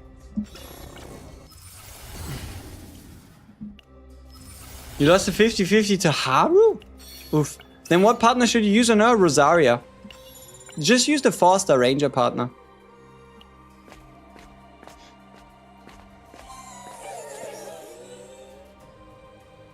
Okay, we have a removal event. Awesome. Which means we can get in a triple removal before our first event. I think this is one of the best scenarios. The only thing better would have been to get a double removal event, which is asking for a lot. Oh, Divine. Wow. Would she be better than a Tenebria? Probably not. Then again, it depends on better in what, right? Like if you're saying, okay, is she better than Tenebria drawing cards? Hell yes. Is she better in Tenebria than Tenebria at top end damage? I have no idea because I haven't built a build yet and I haven't tried to see what kind of numbers she's dealing with, right? Cafe with 20 rolls and proceeded to pity a partner. Ouchie! You got her in 140. Despair. Valid. Okay, wait. Didn't I count up to 4? I did, and we are still getting 4. Okay, that's cool. Oh, he did it again! He discarded Exorcist Formation again.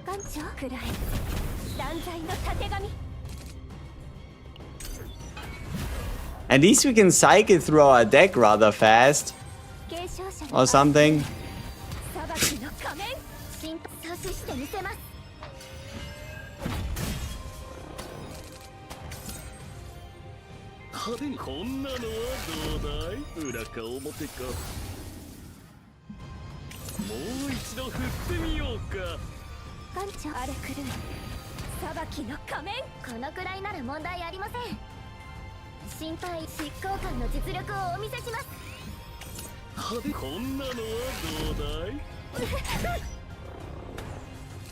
You missed the auto activate of Tenny. Yeah, it's such a small thing, but it has.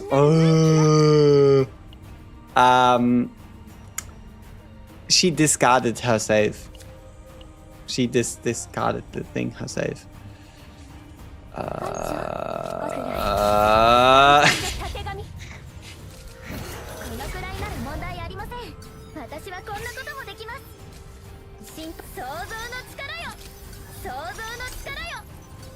Flop or top? I don't mind if she gives me a floppy top. Yep, that seems appropriate. But is it with a twist? Alright, let's see. We get a obsidian sword. Alright. We don't really need that. Okay, desire claim, no, so we go random desire so that we can get an inquiry card. Inquiry, incurry. No! We can't pick it up! It's a horror! It's an absolute horror. I should have just picked the first card I got. No! My FEI attack stat.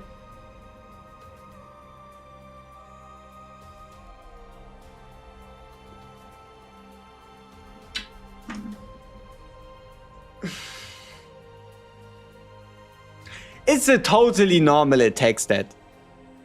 Don't worry about it. Like, don't worry about it. 1615 attack without any gear pieces during Chaos Run. That's normal.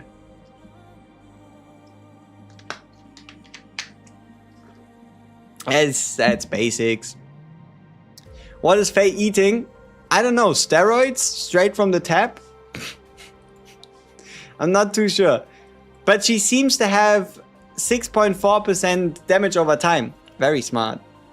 Yeah, I don't know. I fed her some testosterone. Yeah, she currently has 1600. But that's during a Chaos Run. Outside of a Chaos Run, she only has like 1200. Only. Is FEI gut genug? That's a valid question. But that's fucked. Why didn't I not... now I can't put on a record. Like, I wanted to get as many of these cards as possible. And it's just... now it's ruined. Now it's ruined.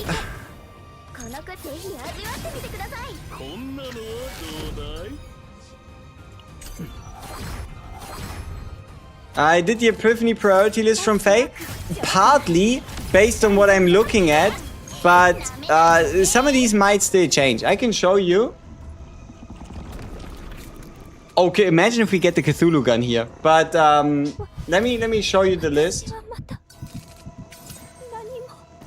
Did somebody just break down? Okay. We check that out in a second. But this is kind of where it's at the moment. So this is the first. And that's the second page. Important though, the fourth Night Rain only works if you get it with a very specific divine. So I should probably downrank it just so people don't think it's the greatest thing ever. Yeah, how did she break down? Okay, I guess she didn't really break down, you see? She's like back already. Okay, give me a couple stacks of Descent. Awesome.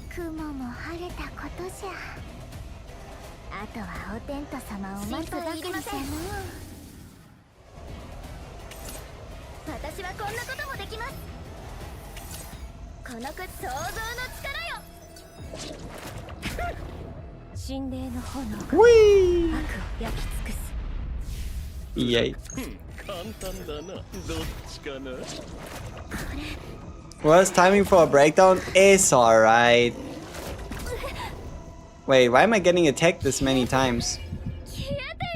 Have I done something wrong? Is this Cthulhu just aggressive for no reason? Oh, how am I getting a streak going though? Yeah, that's a good question. How the fuck am I getting a streak going?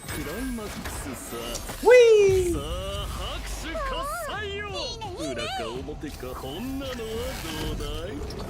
Oh.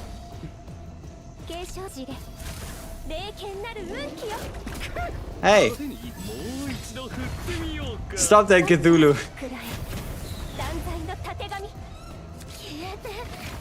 Uh-oh. Hey! Typhera, stop! Like, enough is enough, right? Like, it's not funny anymore. We need to work together. This Cthulhu is actually being a little spooky.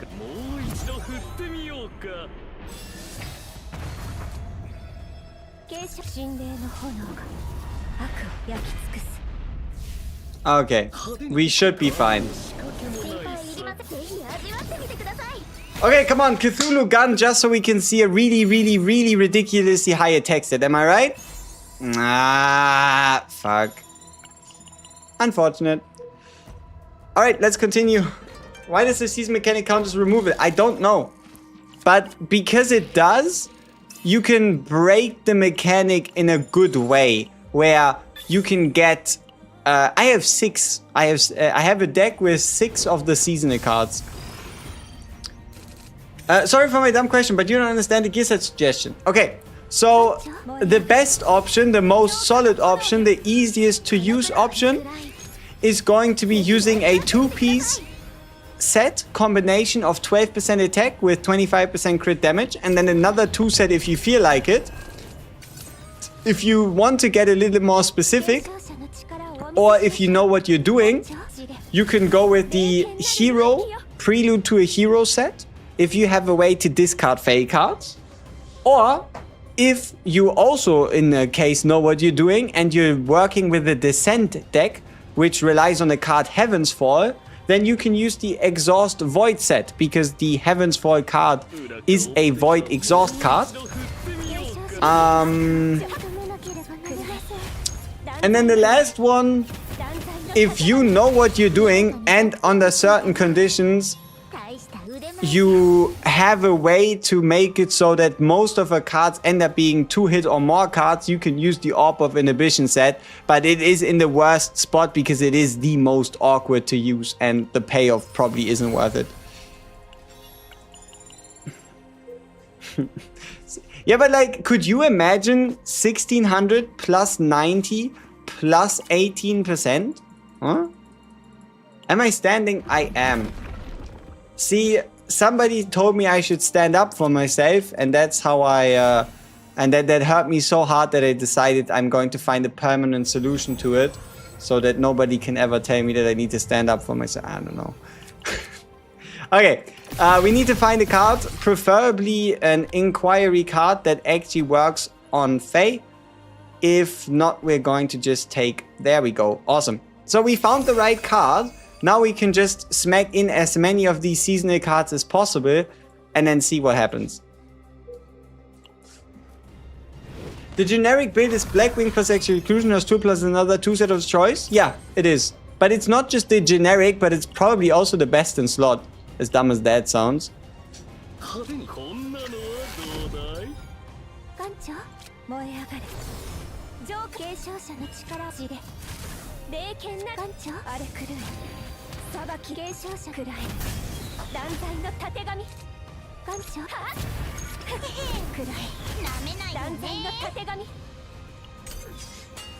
WG trauma code? Is my villain origin story, because I need something like that. Everybody has a good villain origin story. Yeah.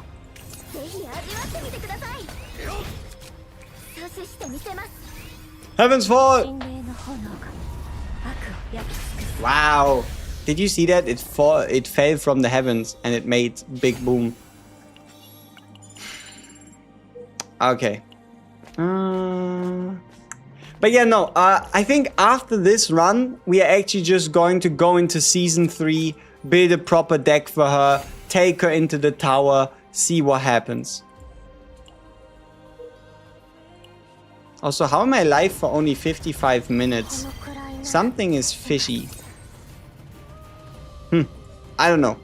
Nor am I going to try to question it, because if you look into the box and you find your answer, it's probably not going to be an answer you like. So, maybe you shouldn't do that. Can't wait for the 2-piece crit rate set. I don't know if we're gonna get that. But what you can get is gear modifications, where you get 10% crit chance against anything that's vulnerable. Because that's fair. Like you can, or better said, save data modification.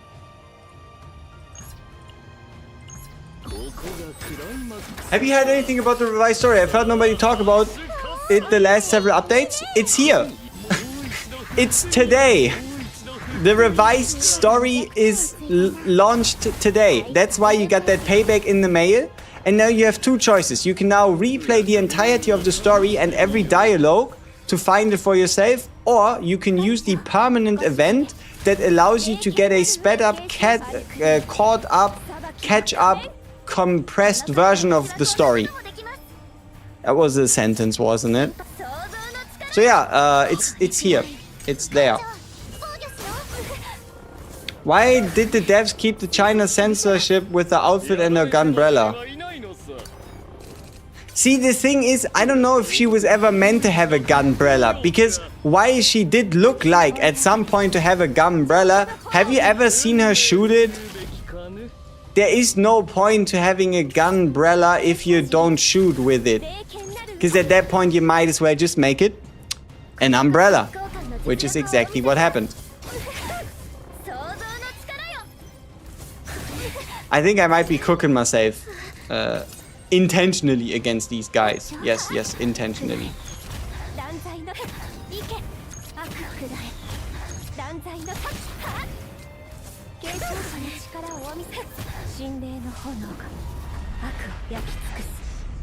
You viewed some of it and it seems much better. Yeah.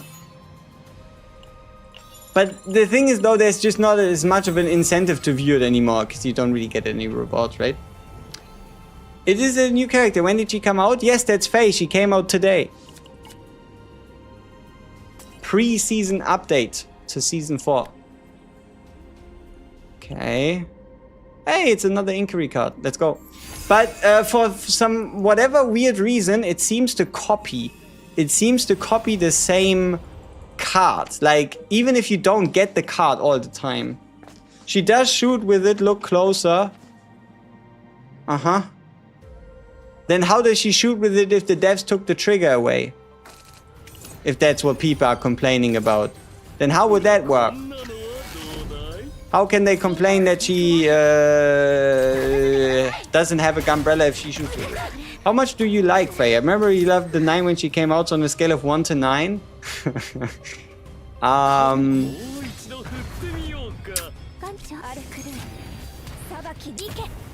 Currently, I can't really give a reasonable judgment, and that is because we're mainly playing around with the seasonal mechanic. But no, I'm a major fan of her animations, look, and sound design. That's something I can already tell you about.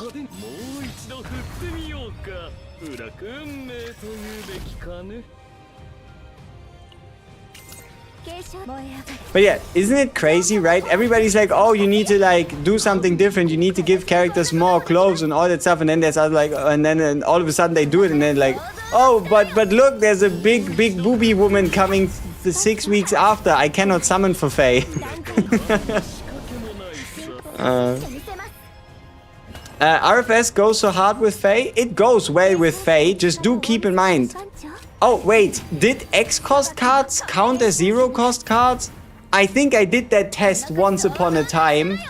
I just don't know if I could reliably recall the result of that test. It might have just been X cost cards do count as 0 cost cards. I'm happy that I can fully unlock 5+ combatants fully with all these special materials. Big. Who is the booby woman? There's a multitude of her, but there's one character in particular that the community seems to be looking forward to for no particular reason, mind you. So, take a guess. Take a guess. Out of these 3 characters, let me make it a bit smaller. Out of these 3 characters, who do you think the community decided to pay attention to the most? Is it A, Hild, B, Olga, or is it C, the girl in the middle?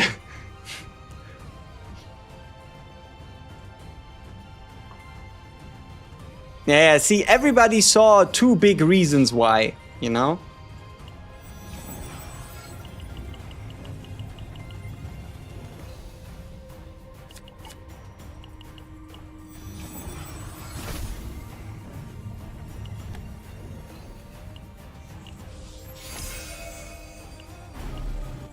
W Goon middle, definitely. Hilde would mock her if we had the back shot here. What kind of back shot? You're being a little suspicious. カードマジックでも見るかい？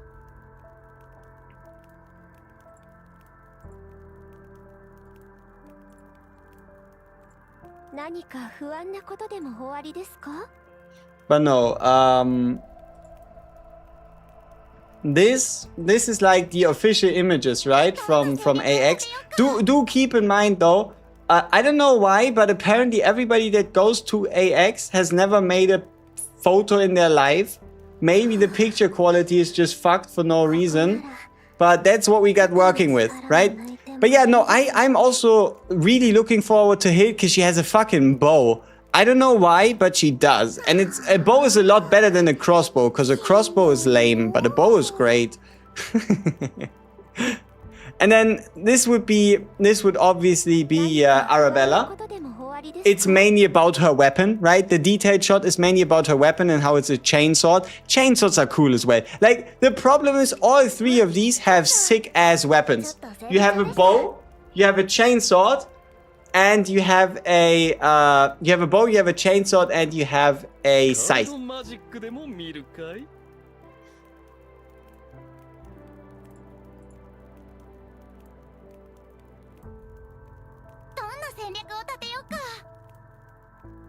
You don't like the shape of the scythe? Yeah, I also wished it would have been sharper at the end, but I think it's closer to a it's closer to a broadsword that was then twisted, because you can see like in the close-up that's actually like a two-bladed scythe, both left and right. Whoa, can you believe that?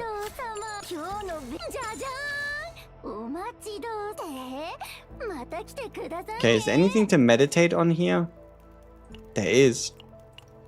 Come on, give me the extra attack one, please. Still no. Okay. Sorry, this has been asked. No, the partner's not that important.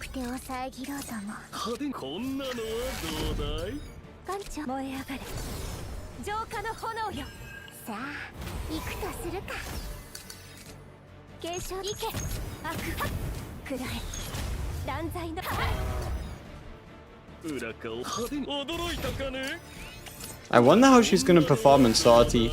That's gonna be interesting.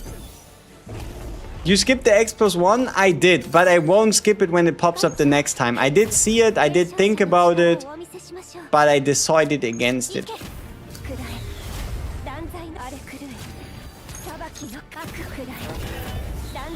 Whoa, did you see that? You only have 10 pulls in a dream? Good luck.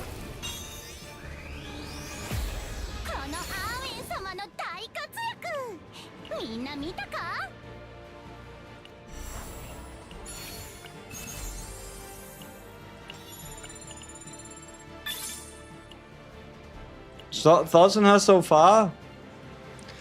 My main thoughts right now are, why the fuck is this season so buggy? Season 4 hasn't even started and things are already going places, okay?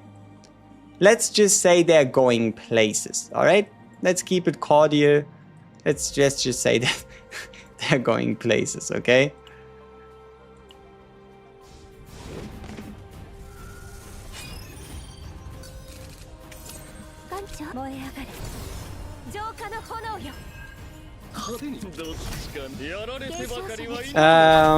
It's pretty much the same as preseason for season 3. No, what happened during the preseason for season 3? It was a seasonal mechanic, you were able to understand it and it made sense and it felt relatively complete. This thing here, while giving us a showcase or an idea of what happens next season, so in 3 weeks, is a mess. How dare I talk bad about Veronica? I dare cause I do. Whoa.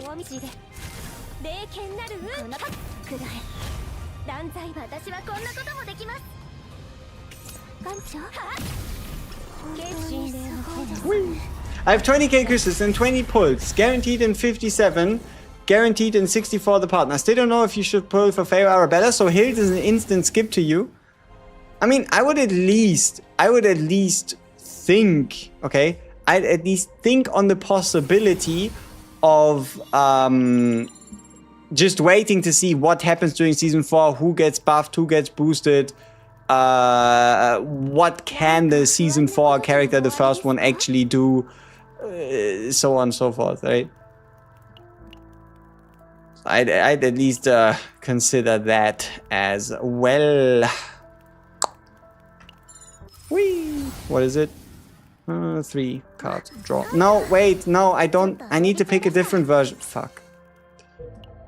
Oh well. Depends for amount run you did with cards you like more than other. Yes, no, maybe. I don't know. This was a little confusing. The sentence. Got it. You traded in your ability to us the Q sound in words and you gain mathematical power. So, I traded in the ability to use the Q sound in words to gain mathematical power. You know what? You might actually be correct. On another note, the new sword buffs are kind of crazy. Are they? Oh, yeah. They're fucking ridiculous. But do keep in mind the 30-30 difficulty became harder. So, at the end of the day, for those that just play 0 out of 30, life became easier and better. For those that play 30-30, things might have become harder overall, but not by much.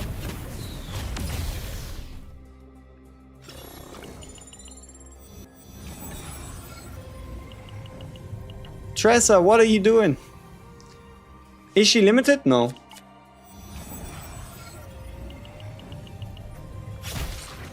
Huh. She murdered them.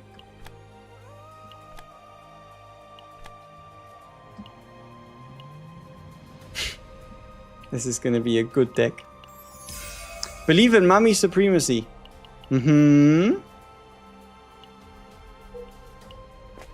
Squid Gun or Foggy Crystal Ball for FEI? Squid Gun.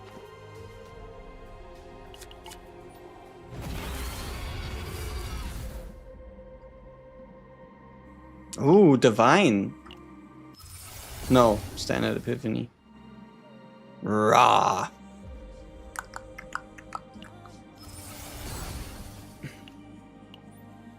Also, Salty Season upgrades are better. No, yeah, the Salty Season upgrades are better. Nothing changed with the Salty Standard upgrades. At least to my knowledge, it didn't. You're 100% gonna E6 the Bow Girl. Kind of valid. I'll let it slide. Bow is pretty awesome. If you attacked the event, it would have been a random divine. Maybe I should have.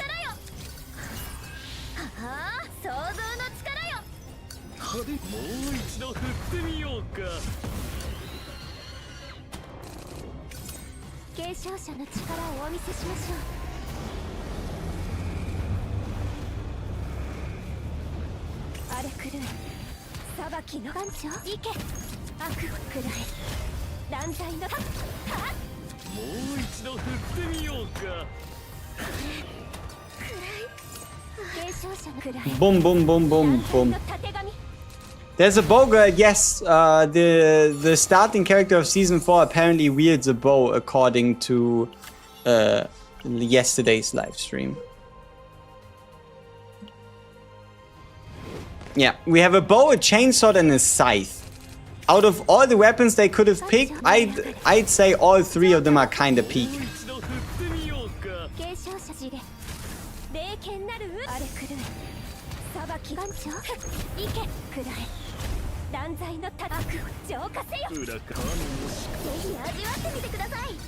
First is the cycle. No, it's the other way around. It goes bow into chainsaw, bow into chainsaw into scythe.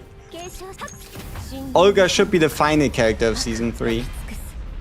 Should. Not confirmed fully, but should. How would be the E2? You're very tempted. I can't tell you the damage split. I can't tell you the damage split between like the follow-up damage, between just playing the cards and between the Heavens Fall. So I don't know how important a 30% final multiplier is. Is it good? Yes, but how great is it? It's going to be a good E2. You're not going to feel like you've wasted your value, but do keep in mind there is a bunch of characters coming out at any point in time, so you might just be missing out on an entire character just for the benefit for a FEI, right? Would a FEI be better than a Tenebria? A FEI probably does less for your account than a Tenebria, just due to how unique Tenebria's interaction is and the ability to just generate safe data cap space out of thin air. Could she be a Veronica replacement? I could see her as a Veronica replacement, kind of as like a Veronica that does a bit more damage. It's just a bit hard to say without having like build a proper deck, right? You want to use the dupe items on FEI, you have 2 of them? I mean, you know what? Free will, right? Free will exists and it's a powerful thing and you can definitely do it. Should you do it though? You can, like, the thing is with these free dupe items, yes, you can do whatever the fuck you want. Like, for example, I used one of the 3 we already got to get an E6 Luke, but what you should keep in mind is they are best. In terms of like best value, best used on limited characters. But if it's not something you care about, then yeah, sure, right? You could use a Veronica as a Renoa replacement. Renoa as a Veronica replacement? I don't know if I'd go that far.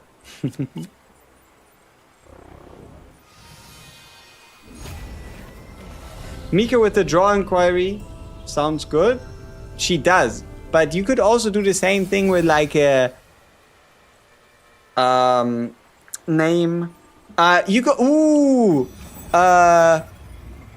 also do a Naja with the draw inquiry or inquiry.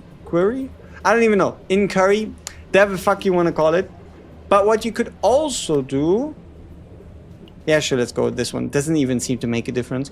Well, what you could also do is you could use a Typhara, right?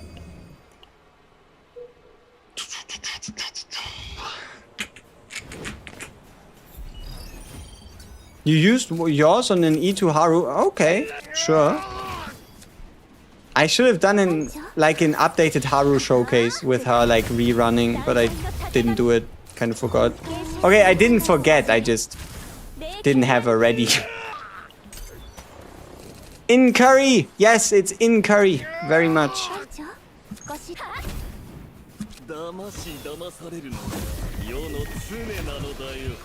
But yeah, I think this is the crazy part with all of this here truly is the fact that we only have 1 copy of Sample Collection. But then we finish the run and then all of a sudden it's not just 1 copy. Could FEI be a draw support? She can. The most reliable way to make a draw support FEI is actually cutting out her upgrade card.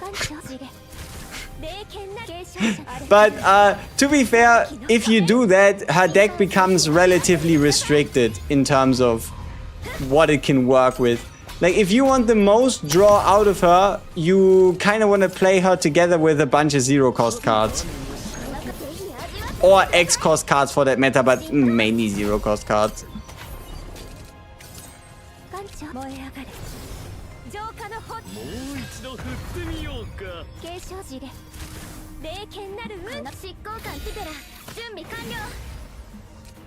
Almost 1 year and no new instant combatant is crazy.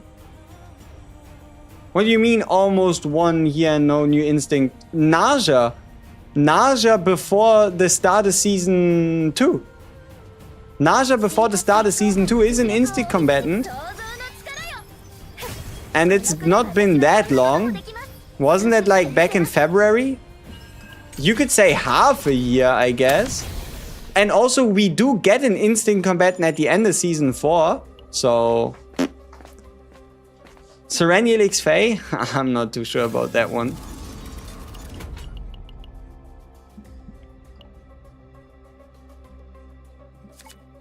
Yeah, I think the season event is currently broken and you shouldn't play it. I've made up my mind. I think the season event is currently a little broken. It doesn't really do much. and I'm not even too sure how you can turn this into like a great deck. And that is because of the fact that they count as remove it. Just taking the card or like swapping the card or leveling the card up counts as a removal, making it so that there's a scenario in which you accidentally get too many of these cards before you remove what you want to do from your deck.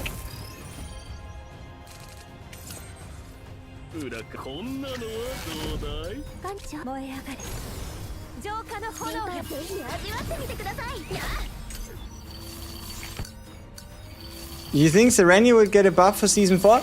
I mean, it depends on how much value they put on the outfit system, right? The more value they put on the outfit system, seeing as how we got a outfit system skin showcase for Serenia already, the more value they put on the outfit system, the more likely it is that the moment we get access to the Serenia summer outfit, she'll get a rerun as well. It just depends on how much value they put on it, how you can actually earn it. And if we do get a Serenia rerun, there's also a good chance she'll just get a buff. Or she might just get a buff for shits and giggles, who knows? Like at this point, a lot of things can happen.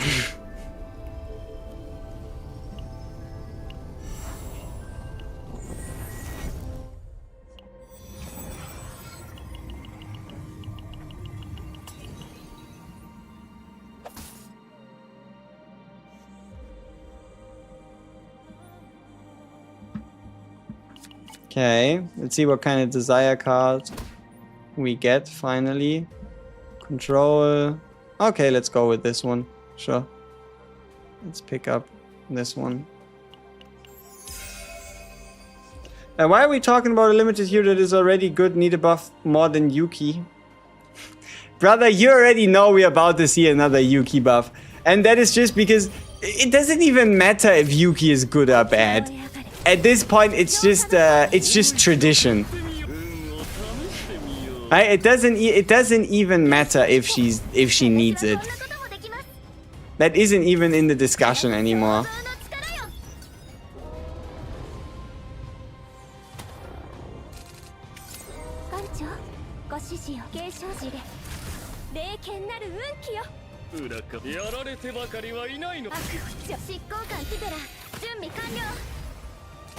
She still needs it to compete with 9. Can we stop with this idea of, oh, if you give 9 the AoE Hue, all of a sudden she does more AoE damage than a fucking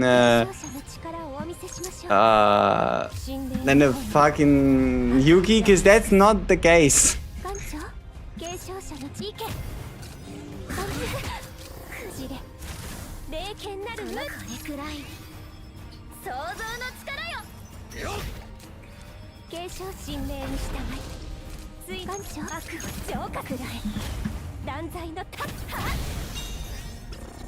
Yuki needed that buff because she saw underperforms even after the buff. I mean, Yuki is doing well. Does anybody know what Chizuru even stops with bind? It doesn't look like it stops anything from gaining AP. She stops your team. Outside of sortie, right? In a sortie run, at least when she has her buff, she doesn't stop anybody. She stops her team. She stops anybody that's not herself from gaining AP. That's pretty much how you can think of it. She stops anybody that's not herself. Okay, we can do a final re-epiphany. I think we're just gonna go with this one. Okay. I just wonder how many times they're gonna buff Yuki in a row. I don't know. The streak is gonna continue, apparently. Does Serenial have a best team currently? Probably Cassius and then... I don't know, maybe another damage buffer.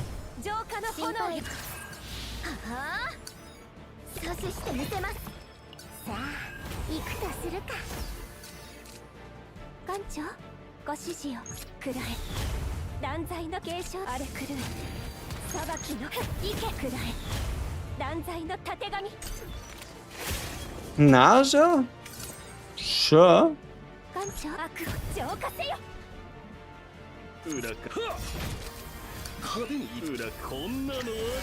Hey! Oh, she breaks it down. Unfortunate. Surely she'll be back before things get dangerous, am I right?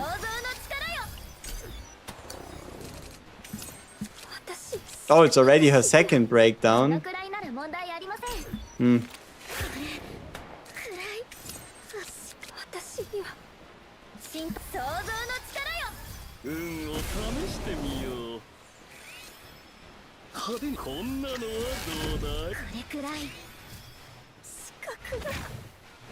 Ah.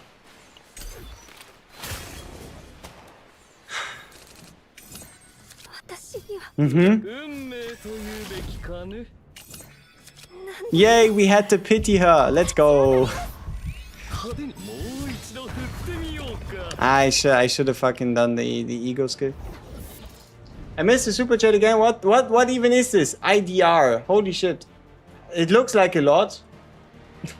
Yuki buff running gag in this game soon will be the same as a nerf of CM in Dota 2. It might just.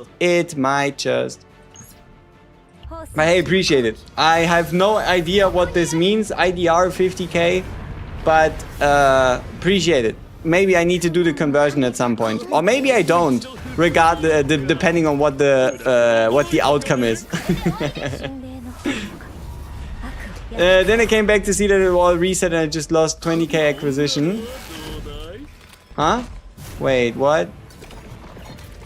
Hey, is the salty upgrade glitching for you guys? I reset my technical optimization and had like 20... Wait, what the fuck? Chat, stop fucking with me. Okay. Hey, is the salty upgrade glitching for you guys? I reset my technical optimization and had like 23k. I used 12k for the flexible tactics and reset for the authority crit chance damage and all. And then I came back to see that I reset and lost 20k acquisition. That shouldn't happen. Man, X unit is underperforming better buff Yuki. What would be the copy target for FEI as a DPS? I think it might. You could technically go with the X cost card if you think you can play it at a high cost multiple times. Otherwise, Soliloquy or Night Rain might just be the copy targets.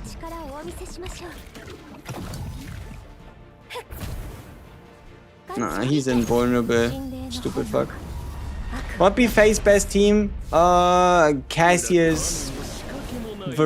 Anyone between Cassius, Nia, Veronica, Typhara, and Mika. Kind of a split there. Like extra draw, extra AP.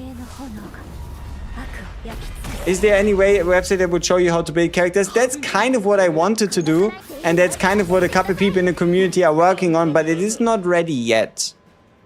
Like if I had the time and I would probably sit down to do it, I like at some point I'm just gonna like upload all the builds for all my characters and like multiple versions, divine, non-divine, so on and so forth. But for that I need to figure out like how the website API works and whatnot. It's kind of like a maybe next season idea. Okay.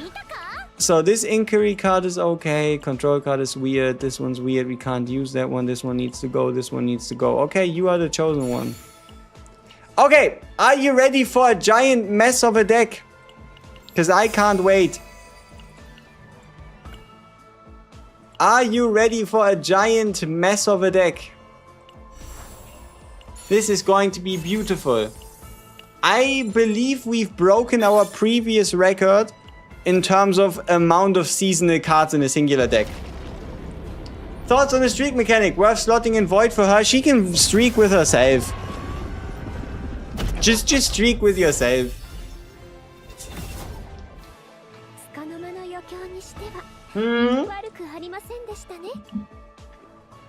I also think the way to go might just be her in Season 3 deck combined with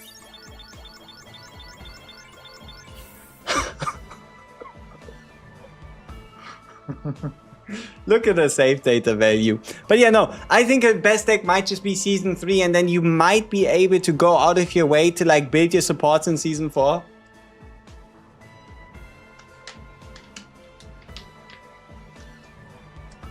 We'll have a look at the deck in a second.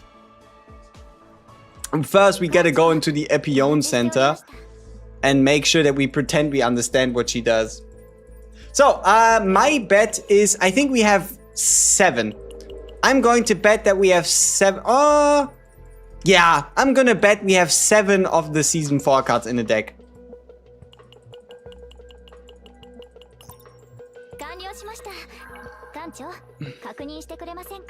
How's that possible? I'll show you. It's a beautiful deck. Let me first make sure I first make sure I pick a planet. Get ready to feast your eyes on perfection.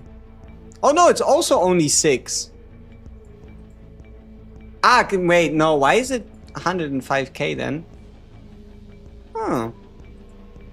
What's the difference? 11,000 for what?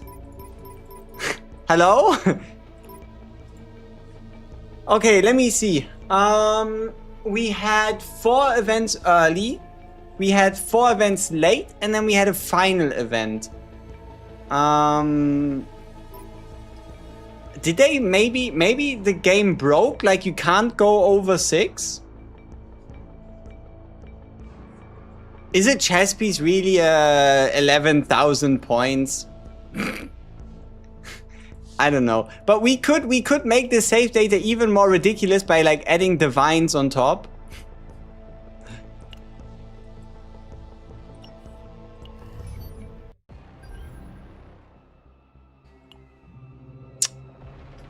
If I had the points to do it. Okay. Then again, just for fun, let's apply a mutation. See, they shouldn't have given me 10 of these cores. I already used 4. Damn. Damn. It's actually a good effect. Whoa. What does this even do? Is this just a bunch of Hugo quick fixes? No, this deck, it doesn't really work. But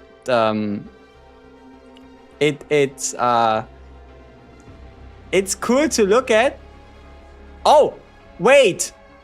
Look at the amount of things. We have 2, 3, 4, 5, 6, 7 stacks of inquiry. 1, 2, 3, 4, 5. 5 stacks of control. We have the 5% crit chance per enemy present. Plus, when an enemy acts agony on the target, combined with on draw, apply a random effect. When a harmful effect is applied, chance to draw. And when an inquiry card is used, gain 1 inquiry. And should we stack to 10, getting the full desire inquiry card. How did it get so many sample collections? There's a bug. I'm pretty sure it's a bug. But okay, so the way this works is this game treats adding a seasonal card into your deck as a removal. So what ends up happening is you go past the 5 out of 5 removal limit, and then because you went past it, the game instead gives you the cards back because you went above the removal limit. So what happens effectively is first you remove like 2 to 3 cards of your character. Then you add in your first sample collection. That first sample collection, nothing really happens. But then you level it up by putting another sample collection in that gives you then 4 out of 5 removals. Add in another one, now you're at 5 out of 5 removals. And any other sample collections after you hit 5 out of 5 removals, any other time you make a choice, it doesn't even have to be sample collection. Any other time you make a choice between 2 desire cards, it counts as a removal and then adds the chosen card back in at the end of the save data calculation.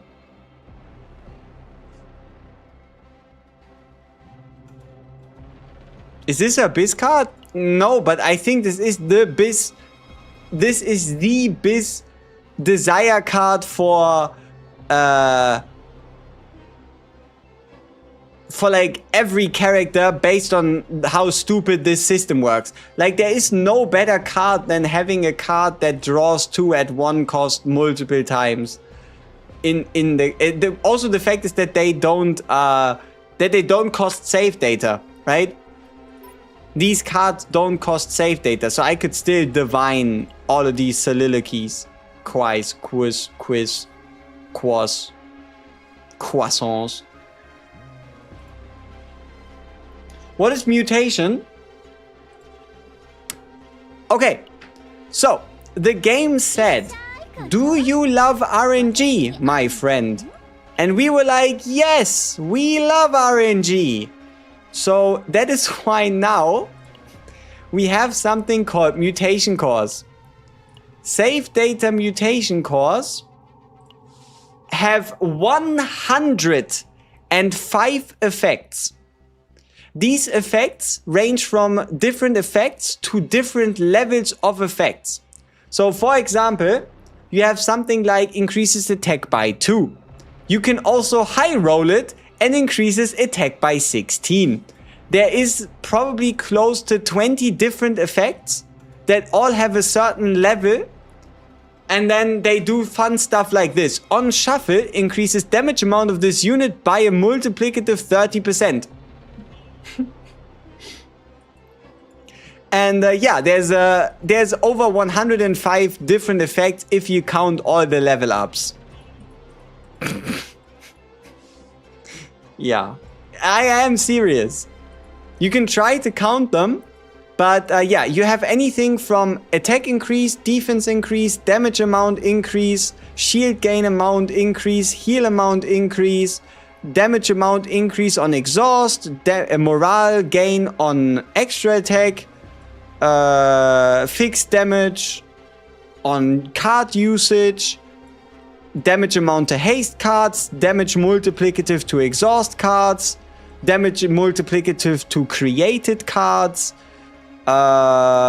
fixed damage on card discard, fixed damage on card exhaust, damage increase on card retain, damage and shield and heal increase on AP usage, hit count increase on hit count usage.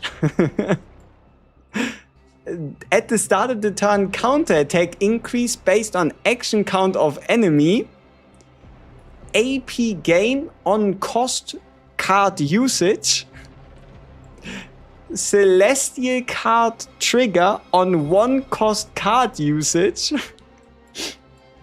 and then damage increase on like size of the deck, damage increase on draw through ability, crit against vulnerable targets, fixed shield on shield gain through ally, damage amount increase to next attack card activated at the start of the turn per card in hand. On Ravage, draw 1 decreased cost of card drawn. When 5 or more cards of this unit are used manually, next turn draw 1.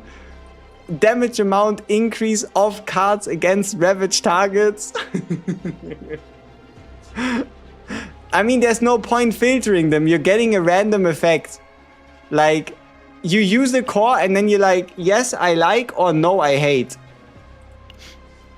It's just meant as a little bonus. It is, but the rolls, the high rolls are too good. You like 18% attack, 16% attack increase, as unlikely as it is to get, is not a little bonus. Right? Did they increase the rewards for trauma codes? They might have. I mean, they even made them fully voiced, so I wouldn't put it past the devs.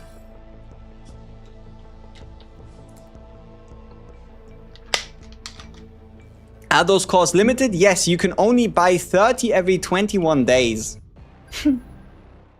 Like, they probably pop up in events and like the season shop, But in terms of sortie, you can buy up to 30 every 21 days at 4,000 each.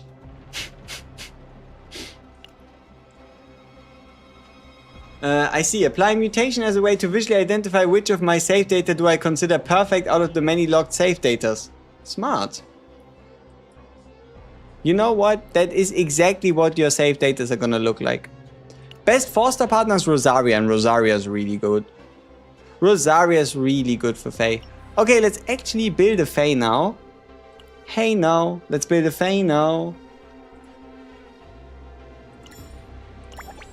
Here, let me put a couple of these epiphanies on for you.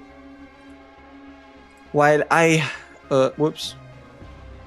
I guess I have to move it over. Does this work? No, it doesn't, because it's a different screen size. Pain. I'm just gonna do it quick and then you're gonna be fine. Oh, it works. Nice.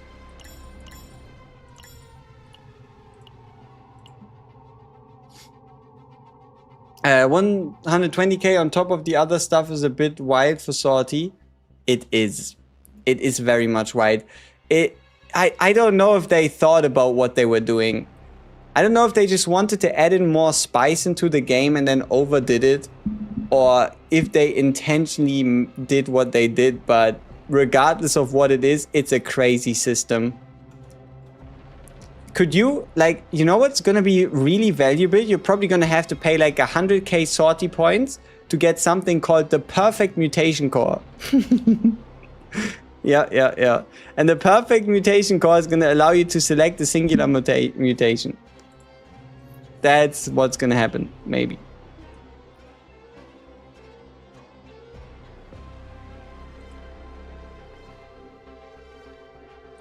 Okay. One sec.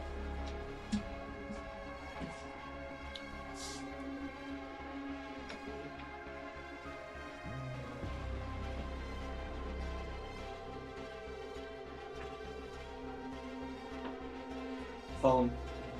Very important. Or one random max value mutation, that'd be disgusting.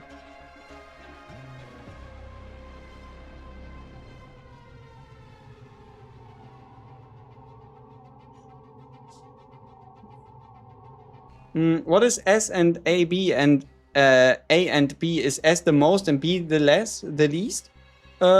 Pretty much. I mean, there's technically also C, but I didn't find any of these cards so shit that I would call them C. But yeah, it's a tier ranking, pretty much. You can think of it as which of these epiphanies is the most valuable.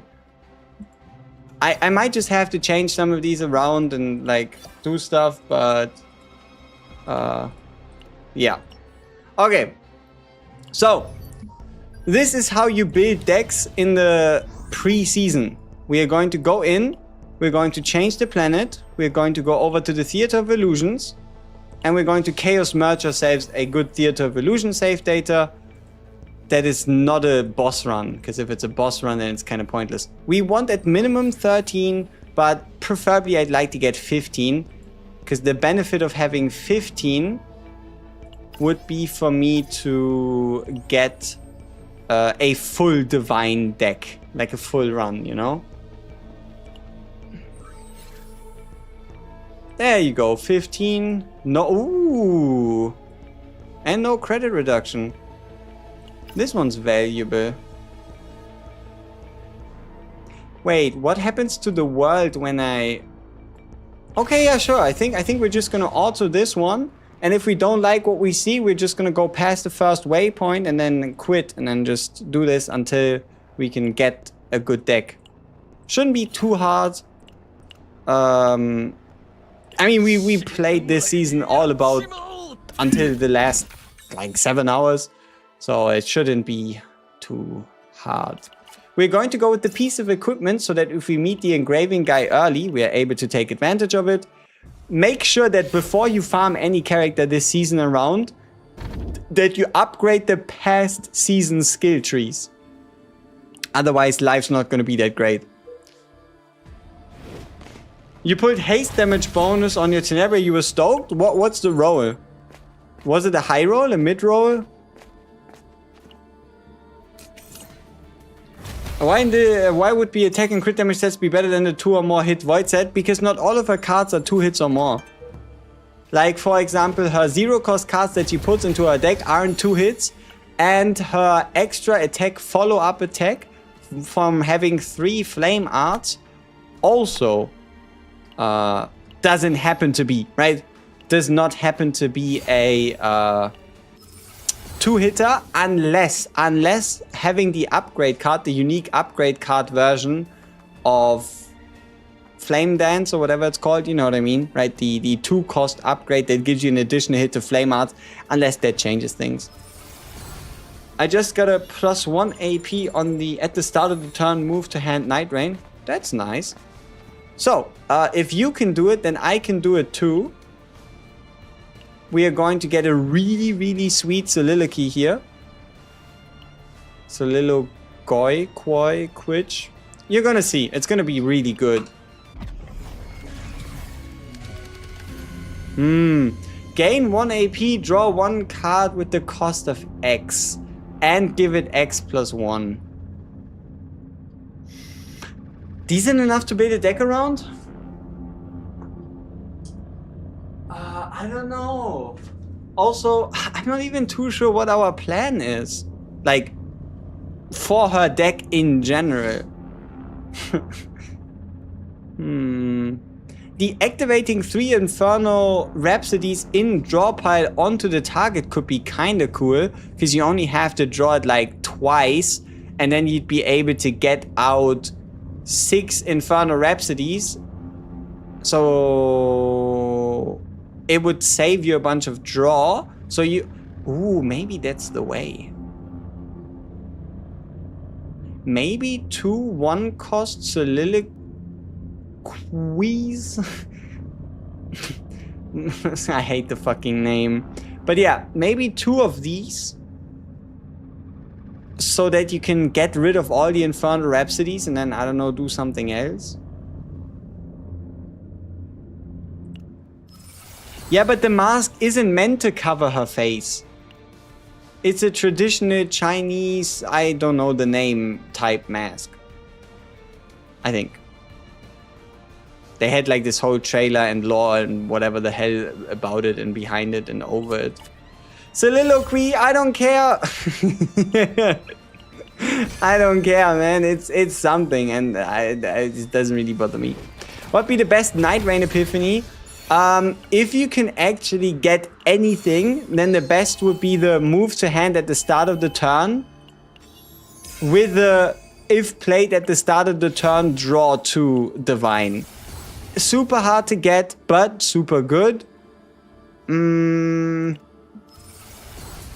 Otherwise, I think the give you 1 stack, if streak, draw 2 0-cost cards is super solid. And maybe the stack increase version as well. So, out of the Night Rains...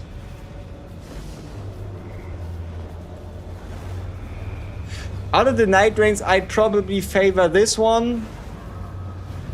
This one if you can get it with the Divine.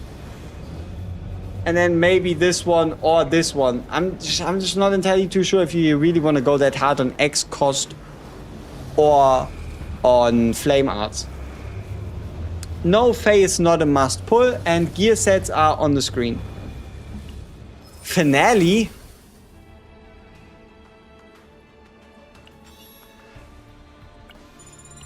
Why the fuck would I do that?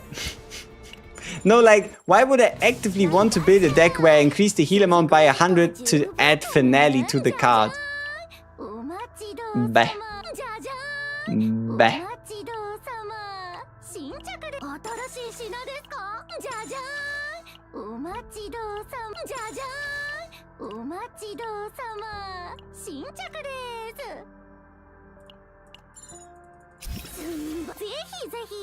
Card Magic でも見るかい? Card Magic the Milk Kai. Yes. Okay.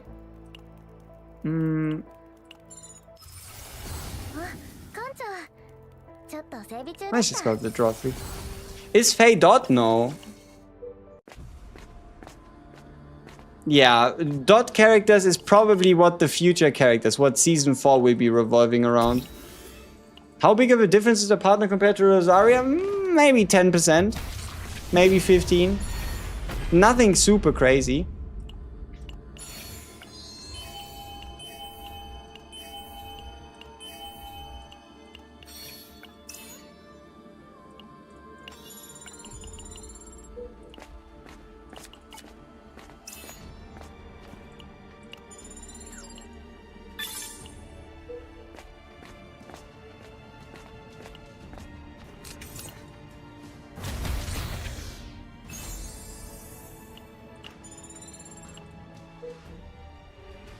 Is she as good as 9?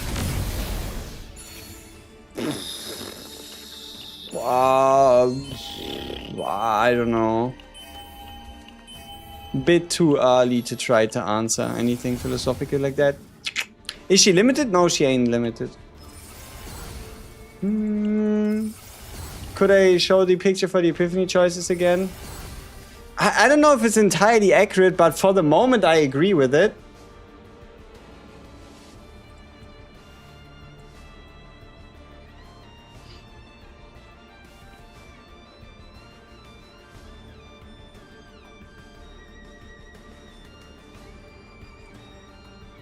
And no, yes, yes, no, she is not limited. Not a limited unit. She is just gonna go into the standard pool and have a happy day. Yo, Akira X, what's up, what's up? Big punches. Oh, another divine selection. Do I want to do it?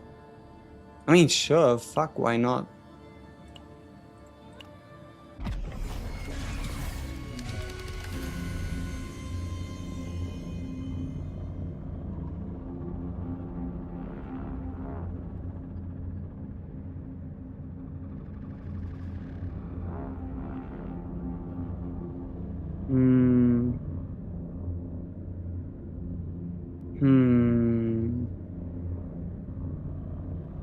Let's go with it for now.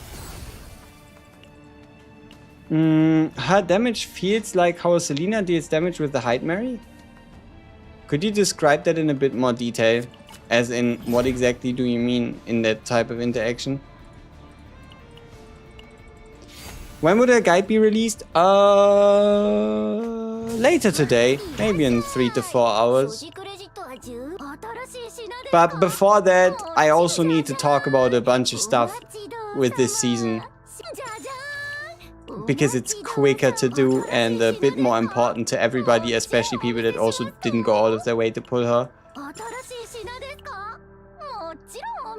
Oh, and I would prefer to have a semi-useful deck by the time I do this.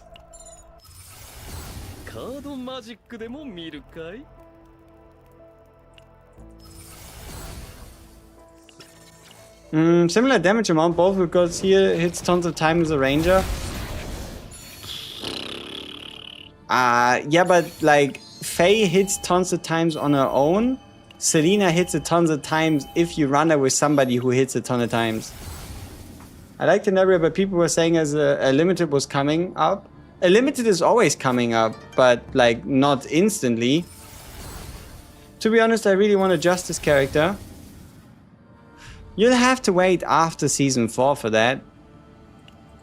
Because it doesn't look like there's a Justice character on site inside at the moment.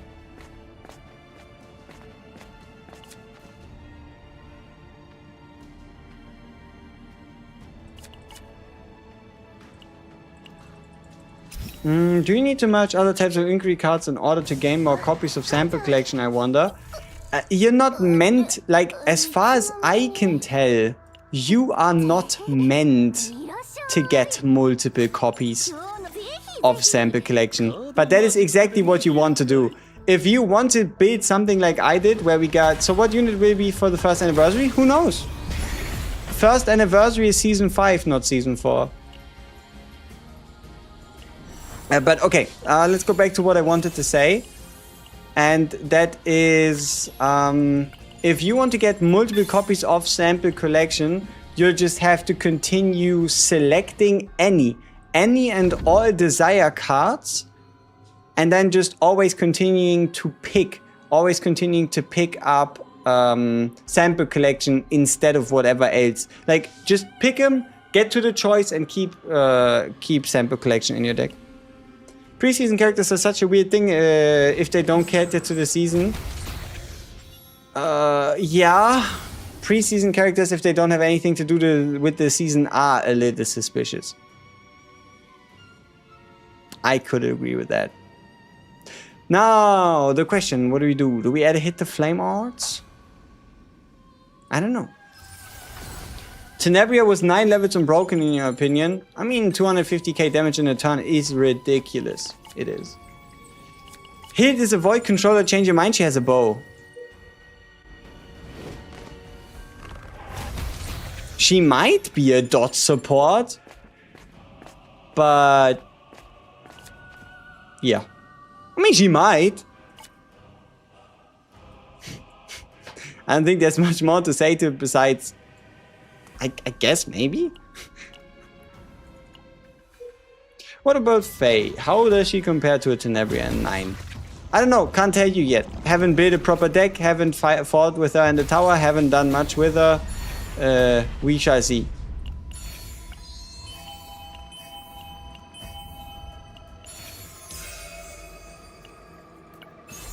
Oh, tasty.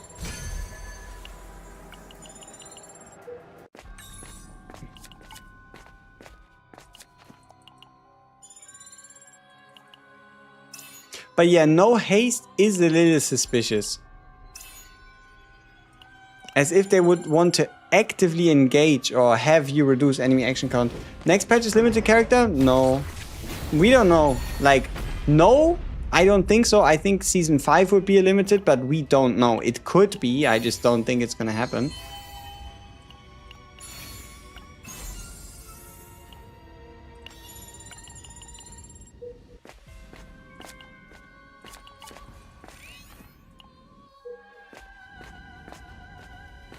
Oh yeah, before I finish this run.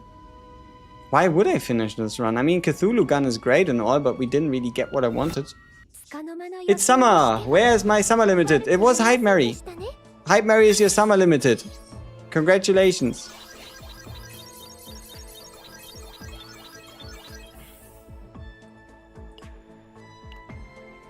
How much extra text do you do for her? It depends. So... you can do a little bit, you can do a lot, or you could do nothing at all, depending on how reliant you are on the Flame Arts mechanic.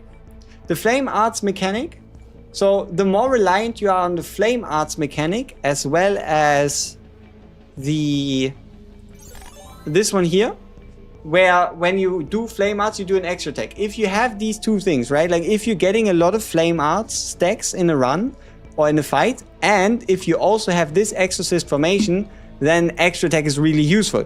If you're not using this Exorcist formation, and if you're not going out of your way to find multiple stacks of Flame Arts, then you don't need, like if you're playing Heaven's Fall as a deck type, for example, I'm not entirely too sure how that would end up working, but if you're playing Heaven's Fall as a deck type, for example, you don't need extra attack because it doesn't do it.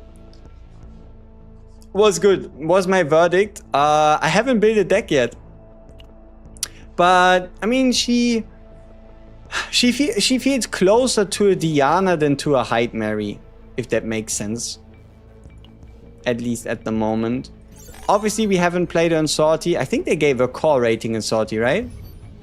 DG, I mean it's a mistype, right? He just went one down, maybe. I hope at least. Yeah, she is a core in Sortie, yeah. We doing good? We're doing fine, yeah, absolutely. If Serenity was S1 and we don't get another limited unit until S5, then that means we get one on each odd season. Yes, because we didn't get one in Season 2. We did get one in Season 3. And we will potentially now not get one in Season 4, but in exchange in Season 5.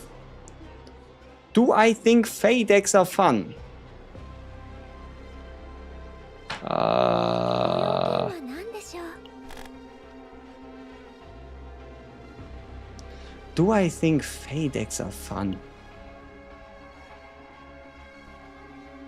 I guess you could say it's nothing we haven't seen before.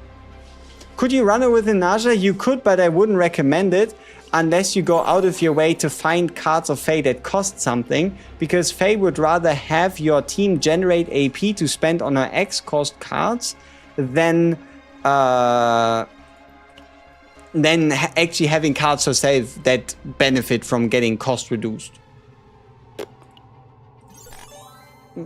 But then again, you could also do something stupid like this, where you build a Naja deck like this, and you give Naja 6 copies of Sample Collection, and then all of a sudden she can just reduce the cost of those herself. Because keep in mind, they are an attack card, so you can use Sample Collection to attack, to then reduce the cost of the next Sample Collection, and then so on and so forth. Hey, Infini Fiasco, appreciate the resub for 3 months. Thank you very much, man. Yeah, I don't know what kind of deck I'd even build with her, to be honest. Like, I don't know if this Heaven's Fall 500% multi would be that valid. A Flame Arts deck just seems to make sense, but what would we go with to get the maximum amount? Probably Soulfire X cost for Flame Dance, for Flame Arts to get a bunch of it.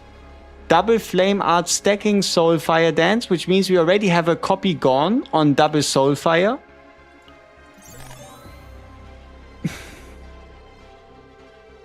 And probably this here. That the next time Flame Arts is activated, 2 Flame Arts. And now the big question.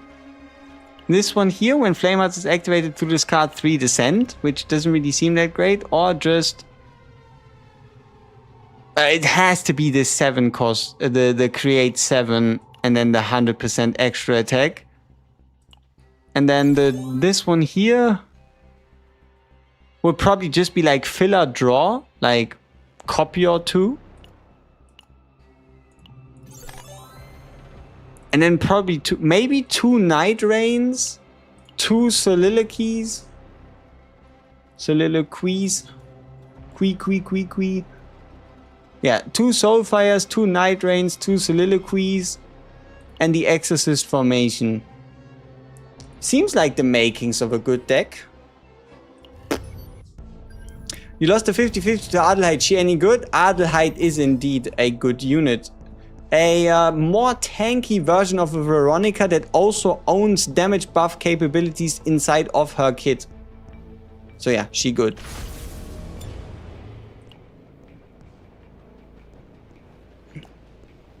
You know what? We're just gonna slot in Hyde Mary just to make sure that nothing goes wrong here.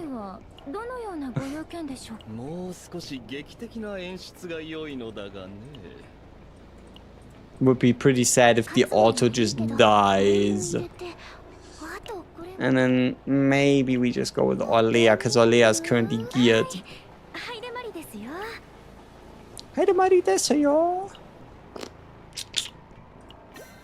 Okay. We should be good to go. Let's just spend the money, you know? Safe is safe. Try this Gund, set her to battle. True. Okay. So, I now kinda know what we're looking for. Does make me wonder what kind of divine then? Like a divine on the upgrade card obviously doesn't make sense, which means a 4 divine copy deck inherently is kind of stupid.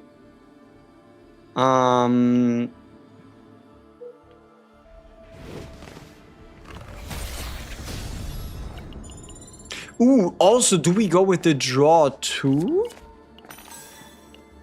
Plus damage buff? She is a ranger after all. But it would be a 1 cost.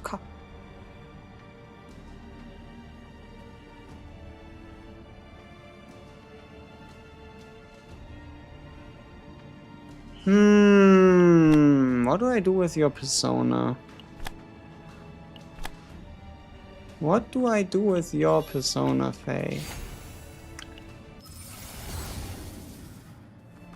Hey, we found it! This is for the first time since FEI's release that I find that when a flame arts is activated, extra attack damage on the target thing. That's cool.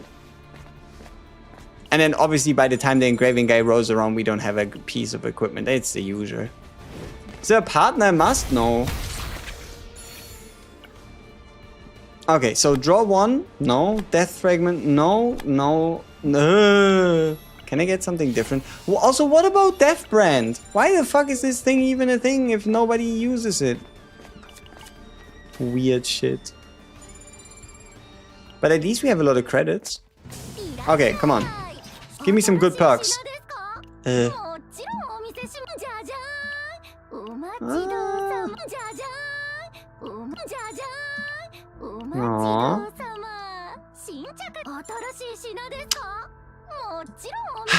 No good perks here yet. Also, no need to re-epiphany because we didn't epiphany anything important.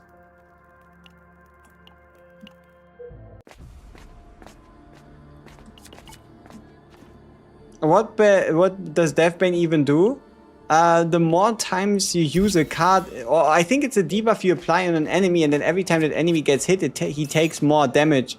Exhaust card damage is okay, just nothing I would actively choose.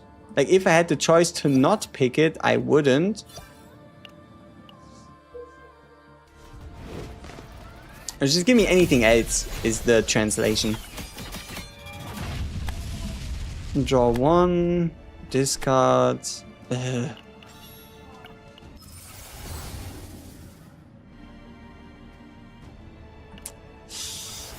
Funny how I'm farming in theater right now, although getting tier 15 save data is quite a pain. Yeah, that's why you should probably go for like a 13, keep in a basic and then cut a basic. Damage of haste, she doesn't do haste. But the crit chance glove with the 10% is not too shabby. Okay, a guaranteed divine. We're going to put the divine on soliloquy. Okay, great. That didn't work. Just how I planned it. Also, we need the golden card at some point. Hey, Cthulhu. Gun. With a perk. That's great. You gotta make sure you're not too greedy, you know?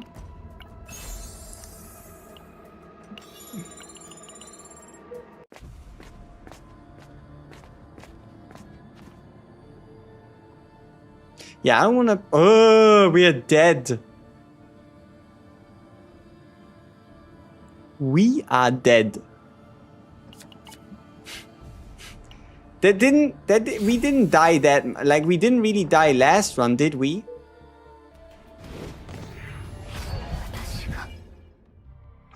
Okay, so... This doesn't work.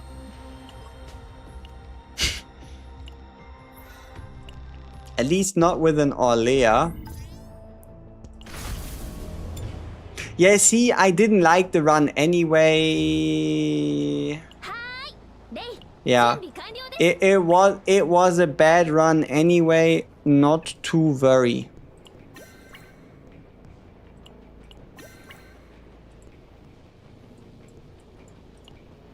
That is not good. That is not good, and I do not like what I see. A disaster.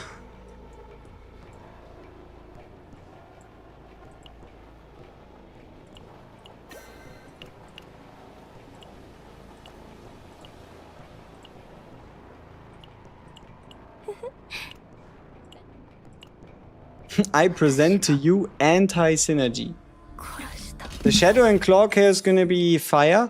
I don't think it's called Shadow and Claw. Wasn't it like Breaking Light, Shattered Light and Claw or something? Let me check. What was the name? Shattered Light and Claw. Ha! I mean, yeah, I guess you're decently close. I feel like the prior state of your Ray gear is disrespectful to the... Oh, you think what she had before was disrespectful to Ray? You wouldn't be wrong, but now she has like... Did you see how chunky she is? I mean, let me show you how chunky she is. Look at this. You see this? This is a tank. 1108 health. My Ray's a tank. She a chunky one. Yeah.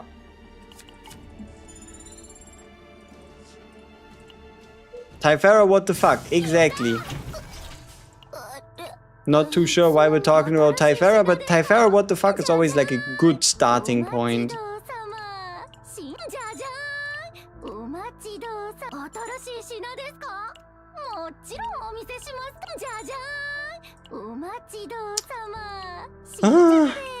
Okay, but it's okay.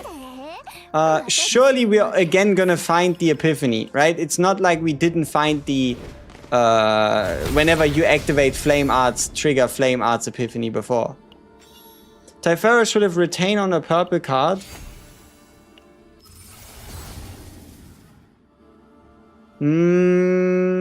I think the purple card is good enough to the point where you can avoid it not having retained. But if it had retained, it would be better, obviously. Should we... Opinion on the partner? Just do Rosaria.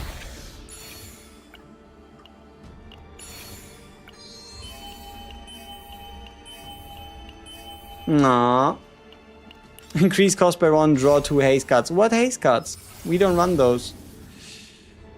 Okay, draw 3 is fine. Yeah. Draw 3 is fine.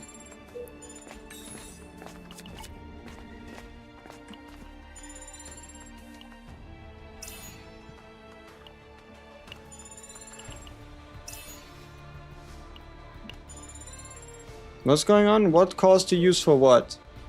Nukia...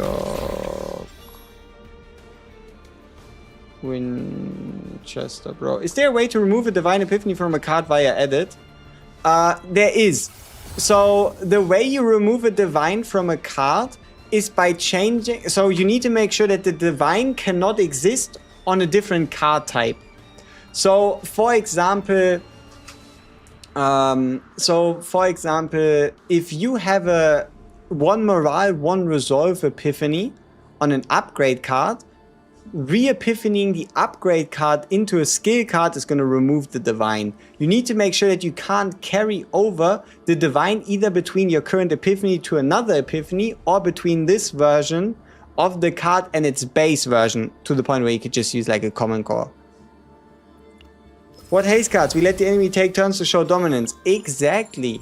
We let them hit us first to show him that it didn't even phase us, and then we punch him.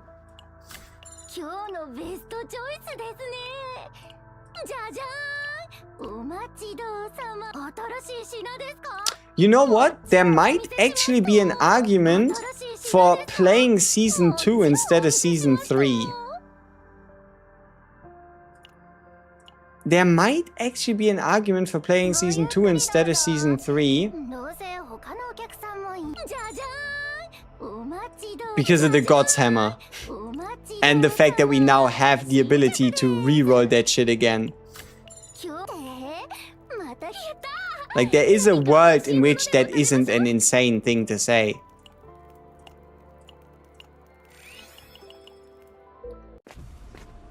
Like, unless you're going for like a 4 Divine deck, getting the gear perks, the arena gear perks from Season 2 combined with the God's Hammer might just out damage or outvalue the gear perks from Season 3. It just depends on, would you rather gamble on a God's Hammer, which you can now refresh and get multiple times? Or would you rather get a Persona card? Right? Those are kind of the two options. IRC Season 2 Engrave increases the faint memory. I think they removed it, didn't they? Didn't they take away the fact that the God's Hammer now increases by 10? Now, at least the engravings they took away. The God's Hammer is probably still 10, but engravings no longer... Yeah. So the gear engravings no longer cost faint memory, but the God's Hammer still costs 10. But the God's Hammer is pretty cool.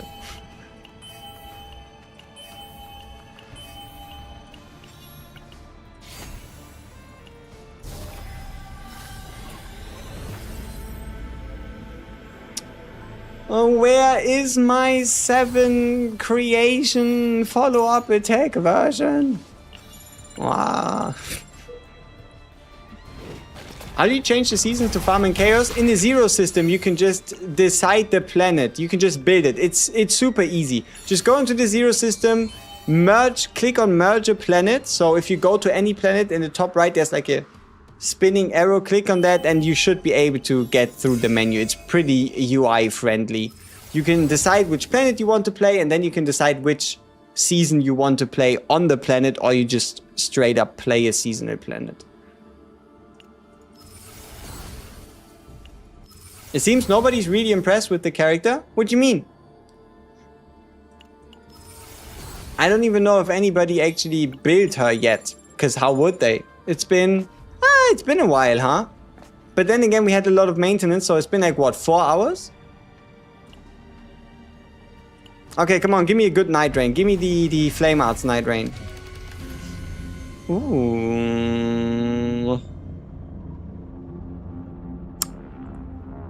Whatever.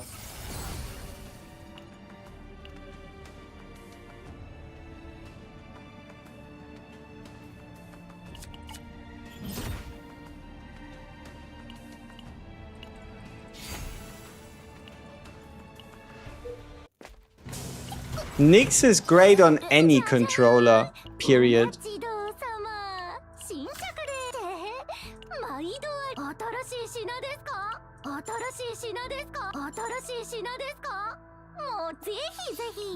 Okay, please. Give me that like 7 thing. No. Ah, it did, and it wasn't even divine. Awesome. Me and the game might finally be on the same page for once. She's just another flavor of Ranger doing Ranger things that aren't Hyde Mary carrying.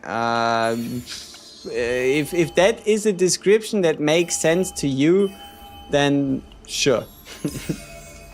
She's not a waifu for you, that's okay. She doesn't have to be. Oh. Wait, why the fuck would I want the gain AP on the X cost card itself? Then again, I do need to duplicate it first, so that I can re-epiphany it. Which makes this not the worst thing ever.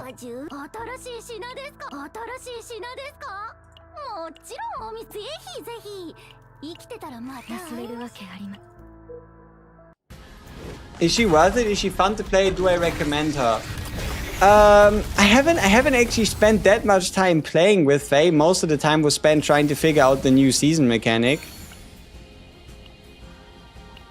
I think I'd have to play her in a sortie run to have like a full opinion. But at least she makes dex building, for example, again easy, because she has her upgrade card being unique, she has her purple card being unique. It's just, I think, yeah, one thing that might just bother me a little bit with FEI is the fact that her purple card is exhaust. If it was like 9, it like exhausts and then it comes back to your hand at the start of the next turn. It feels like a bit much not having any dedicated move past using it one time. Like, sure, obviously it's out of the deck once you use it, but it's out of the deck once you use it, right? Every character is like a DSC, so I'm just wondering if she adds something unique. She adds the fact that she's an X-cost combatant. Like, she's a combatant where you legit want to go out of your way to generate a ridiculous amount of AP to then take advantage of whatever the X-cost card ends up doing. But outside of that, it's just like hyper carry with draw engine capabilities, right?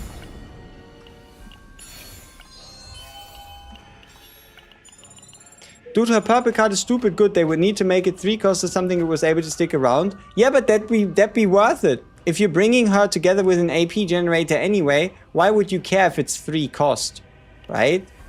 Like, I think it'd be worth it, even if they were to change it. Sure, it'd be a bit harder to use, but hey, everything's better than being able to use it one time. Because keep in mind, if you don't use it early, that means you have to keep it in your deck the entire time. It's not like it's a retain card, is it? So you just have to gonna cycle past it time and time and time again, making your rotations a little slower until you actually then finally end up using it. Should be like exhaust 5. That could work. Okay, I want to duplicate this one. I love the Vanguards and counter decks are fun. Ooh, counter decks are cool. Why does everybody hate Tenebria? The fuck's going on? What do you mean Tenebria? You mean FEI? And who's hating on FEI? You like it, the whole zero cost spam is kind of fun? Yeah. Yeah, it has its benefits for sure. And we'll have to see. But yeah, what we currently know about the next season is so complicated and so broad that it could be anything. Also, look, we found the Divine Re-Epiphany event thing, which means we can now take a base card, apply a Divine to it, and make it go nuts.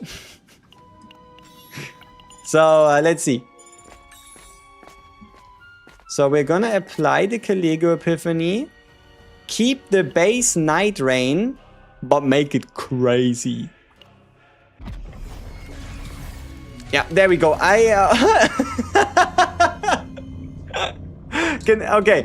While I'm gonna get myself something to drink, y'all tell me the difference between card 1 and card 2. I'll wait.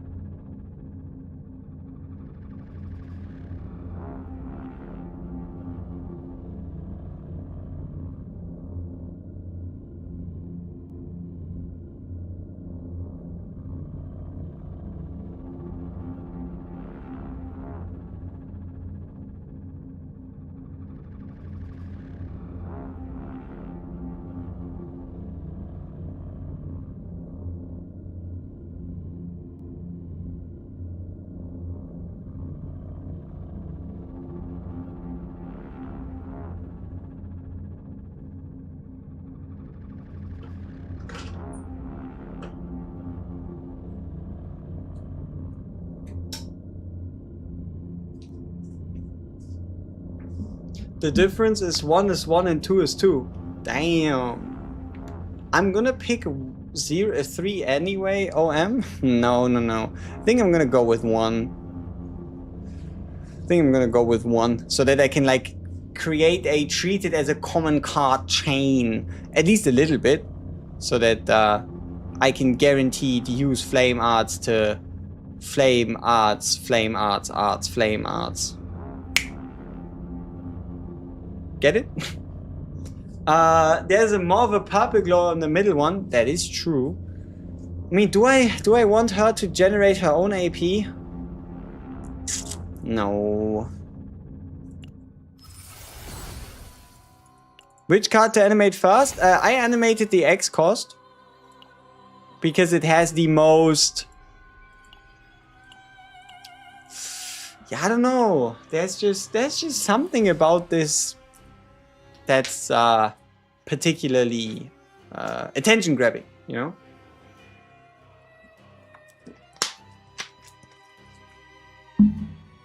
But yeah, no, if you wanted to animate one of the cards that get picked the most, it would probably be Soliloquy or fucking Night Rain.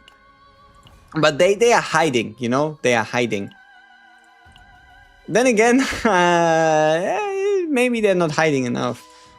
You think Arabella is just Mirabella for S4? I mean, she clearly has a different name, so how could she be? Okay, we need good gear to slot into our current gear.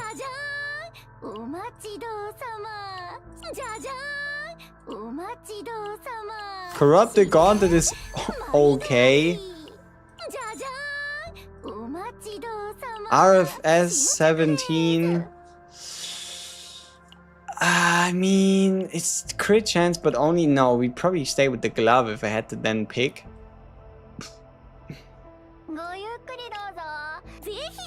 Okay, I can meditate. Come on, give me the unique upgrade, please. Thank you. Okay, so we have a couple of the base epiphanies and whatnot ready. We are looking quite good, I'd say.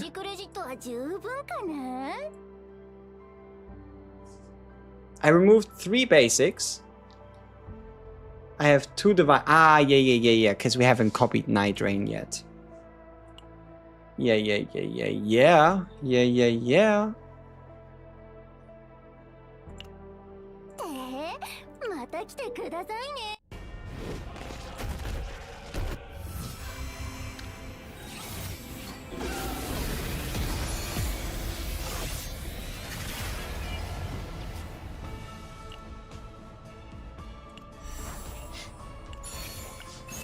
Hey, Torture Toolbox.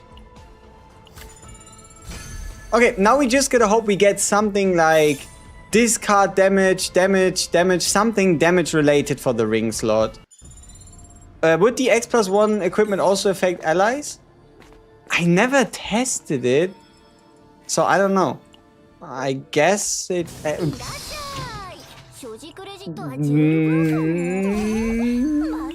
Some of my mind would be on saying no, but some of my mind is also on saying yes. So I don't know. I didn't test it, so I can't tell it to you with 100% certainty.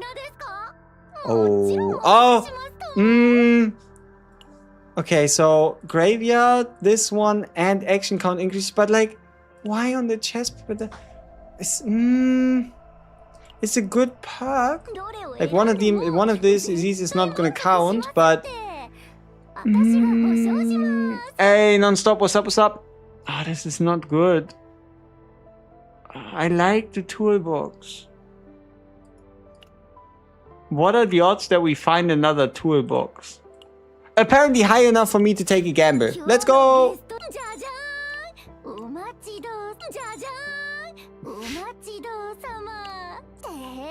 Okay, and what do I meditate with this?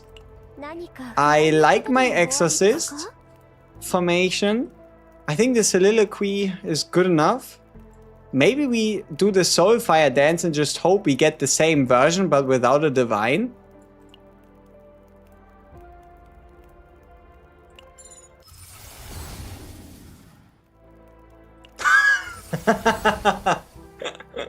Yeah, that is street legal. That is how it usually works. Oh, we died. Not too shabby. We got the save data finished. We did not lose the map. I don't really care that much about the chess piece. Overall, I consider this a success. The gear looks a little suspicious. I know. But trust me, it's fine. I take the toolbox game every time also, even though I've never seen a second toolbox in a run. True. Okay. It's a deck.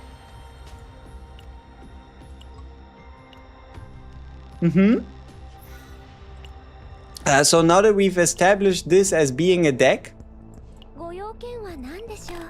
now what? Right? This deck is so stupid.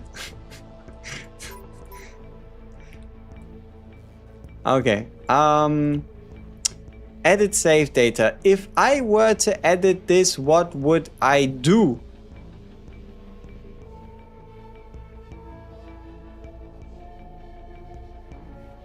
I'd probably put an epiphany on Soliloquy, which is most likely what we're going to do.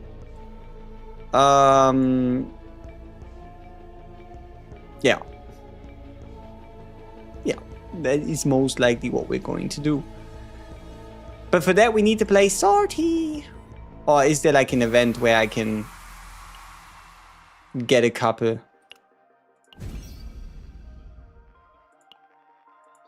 Gems.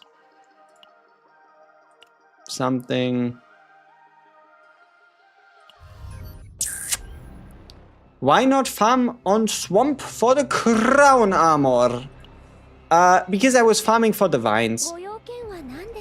I was specifically hunting for, like, if I want to make a divine, I don't like playing Sortie that much to the point where I would go and fix the gear first, then do all the divines with cores. Like, I don't have either, like, I don't have that much Sortie resources nor that much love for Sortie, which is why I prefer to, like, just do my divines or get it as close as possible with playing it in a run and then doing a little bit of refining at the end.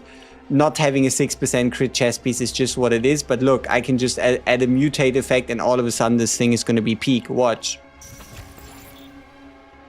See? When 3 cards of this unit are discarded through an ability in one turn, fixed damage to a random enemy. Let's do another one. When a card of this unit is exhausted through an ability, 16% damage, plus 16 damage amount to attack cards of this unit for 1 turn 3 times per turn. When a card of this unit is exhausted, but why through an ability? Also, you know what the crazy part is? You cannot choose. You cannot. These cores are fucking dangerous. You cannot choose between the old and the new perk. That's an oversight. There should at least be the option to say, no, relax, I want to stay with the old. But okay, when a card of this unit is exhausted through an ability. That's so stupid. Just go with Rosaria if you want a partner for FEI.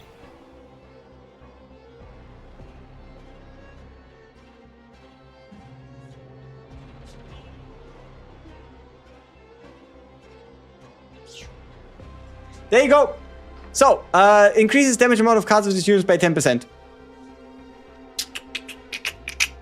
Unfortunately, there's a level 7 version of it, which bothers me to no end. And that is, we lost 5%. But no. Yeah, I mean, 10% card damage increase. Who cares about the 6% crit chest piece, right? Also, the 6% crit chest piece isn't as important to me. Because I can just... now that we have a discard persona again, I can just use... Ooh. Yeah, I can just use a full set here, right? Also, I'm wondering, what is Lucas wearing? Is he wearing my old Tenebria gear? Why does he have any... I think he's wearing my Tenebria gear.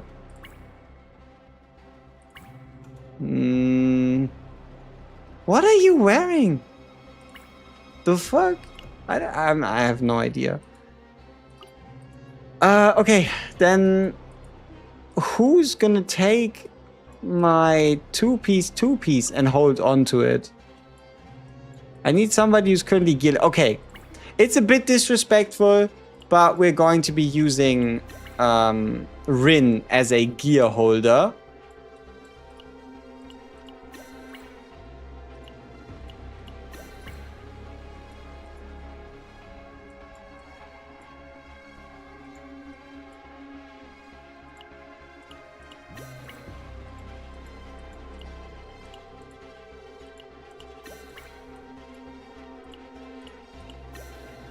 Okay, now the question, what kind of gear set can I cook up? I mean, I've done this before. I have it on multiple characters. Maybe I just steal the Hyde Mary set straight up. Maybe that's the play. Maybe we just steal the Hyde Mary set.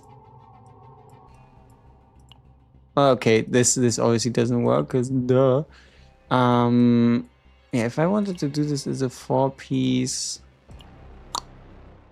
a little bit more difficult. Okay, let's see. So prelude and crit.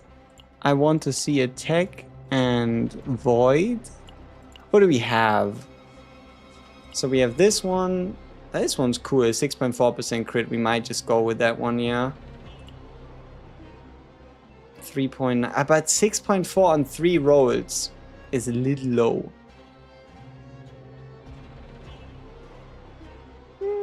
It's okay. What is this? Damage, crit damage, attack, extra damage. And it has Void.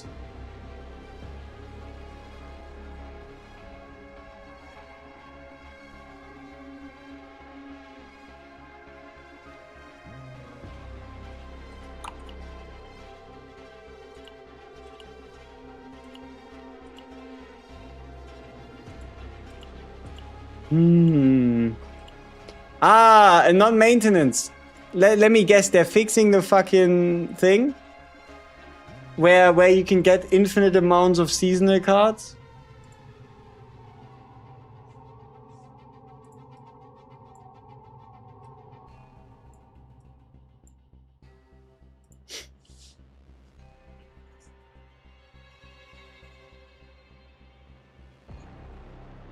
What? An issue where you cannot summon on newly created accounts? Well, at this point we just have to assume it's intended. At this point we just have to assume this is actually the way the season mechanic is meant to work. Oh no, there's a known issues page post. Let's see. Known issues. An issue where players are not rerouted to full-scale offensive.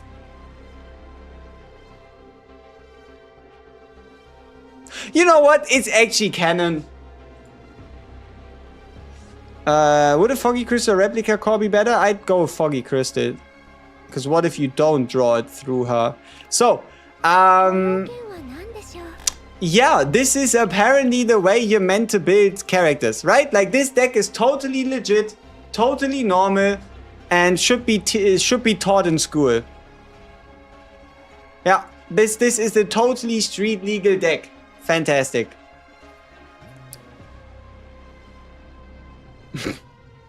Also, look at the gear. Crit chance, 10% crit chance. Now I just need to find a way to apply vulnerable. Or do I? Because 3 times per turn I'm gonna apply weaken, vulnerable, or agony to a random enemy. Just got what Inquiry and Control. Inquiry and Control is the new seasonal mechanic where you can level up a card to apply Inquiry or Control stacks to it. Having a certain amount of it split between your team activates certain effects. Oh, and let's not forget about the control effect for 5% crit chance for enemies present.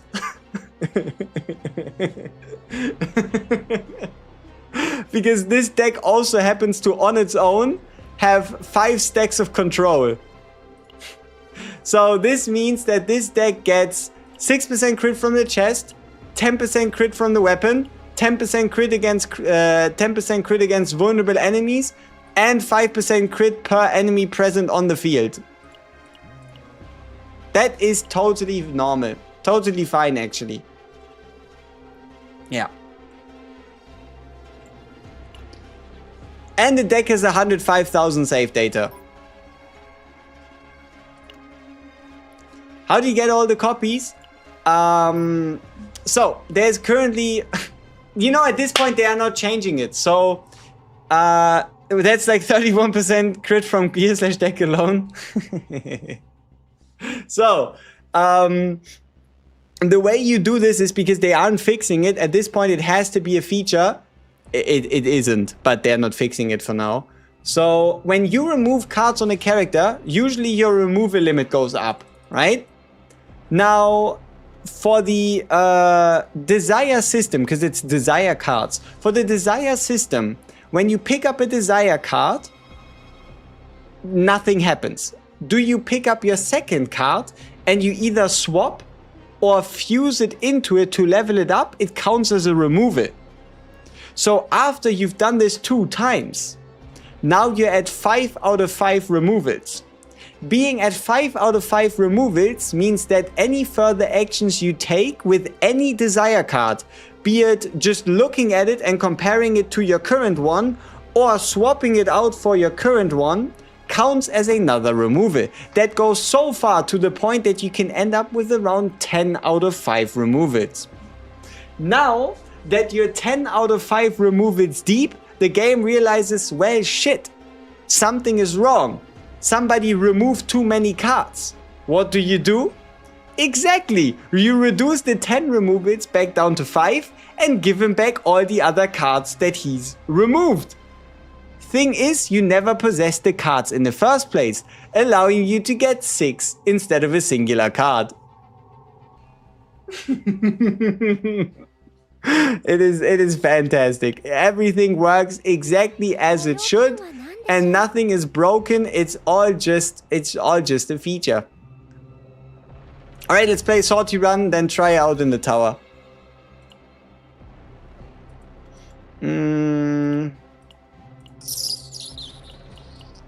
Okay, let's do this perk,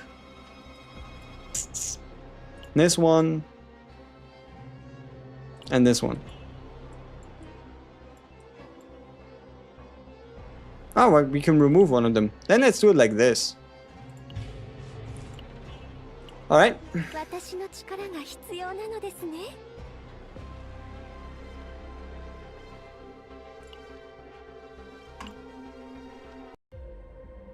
Got FEI in 30, guess you're using her? Whoa. Is FEI any good? I'm thinking about getting Arabella. You can, if you don't think you're gonna have enough resources in 60 days, then sure. If you think you want to like be like 100% sure and safe and whatnot, and you better want to just get her guaranteed, because she's in like, I mean, from today there's going to be 21 days until the Hild banner, and then afterwards there's going to be another 21 days for the duration of the Hild banner, and then you're still going to have 21 days to summon on the Arabella banner. So in total, Arabella's banner is going to leave in like 63 days. If you don't think by that time you'll have enough resources, then sure. Yeah. The Arabella banner starts in around 42 days and should leave in around 63, give or take. Do we take the difficult way? Is oh sure, let's do Pilgrim then. Yeah, gain a penance, remove penance, that's fine. Saving for 2 months sounds miserable? It does. Yeah, mostly holding out for Arabella and Olga, sure. What would be the estimation on next limited? I would say season 5, because season 5 is anniversary season.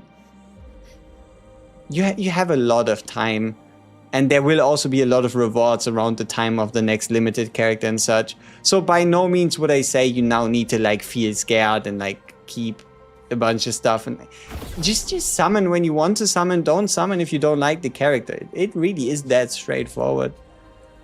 You can play Monster Arena. You can play Sortie. You can just, I don't know. You can do whatever the hell you want. Oh, we now have the new boss rush feature thing, right? Does anybody know if we, after defeating 3 or more elite rare species? Oh shit, so we need to fight... Oh, okay, that's an added layer of annoying. But okay, sure.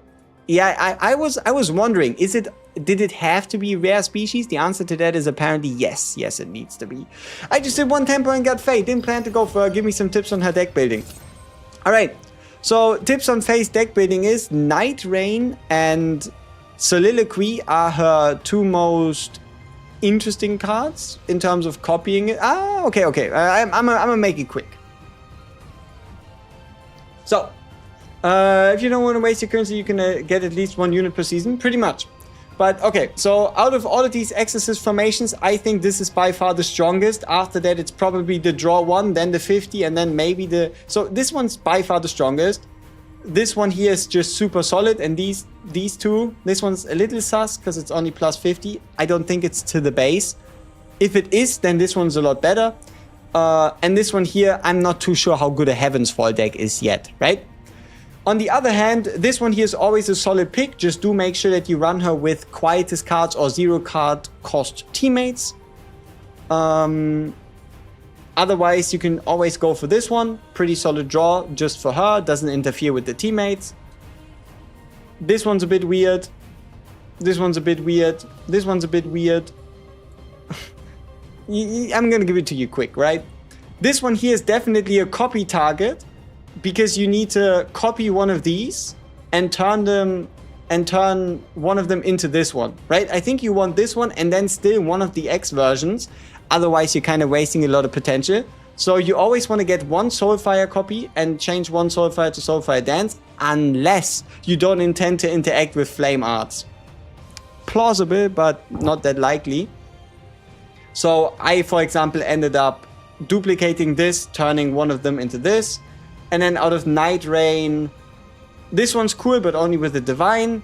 This one's a bit weird. This one's pretty solid. And this one's pretty interesting for Flame Arts. What would be the best website for builds and guides for CZN? I think a guy is currently working on CZN deck meta. That site is pretty solid, especially with the deck builder. It's currently in the beta in terms of like community builds, so on and so forth. But he's probably going to finish his site before I finish mine. If not, I'll let you know. I just really have to take the time myself and get shit done. But if I do, then you would be able to find all the builds, all the decks, all the guides, all that shit on like my own website. So yeah, gotta get my ass in gear if I want that to happen. You could also use Pridewind. Yeah, I don't know. Sure, you could also try and use Pridewind. Why not?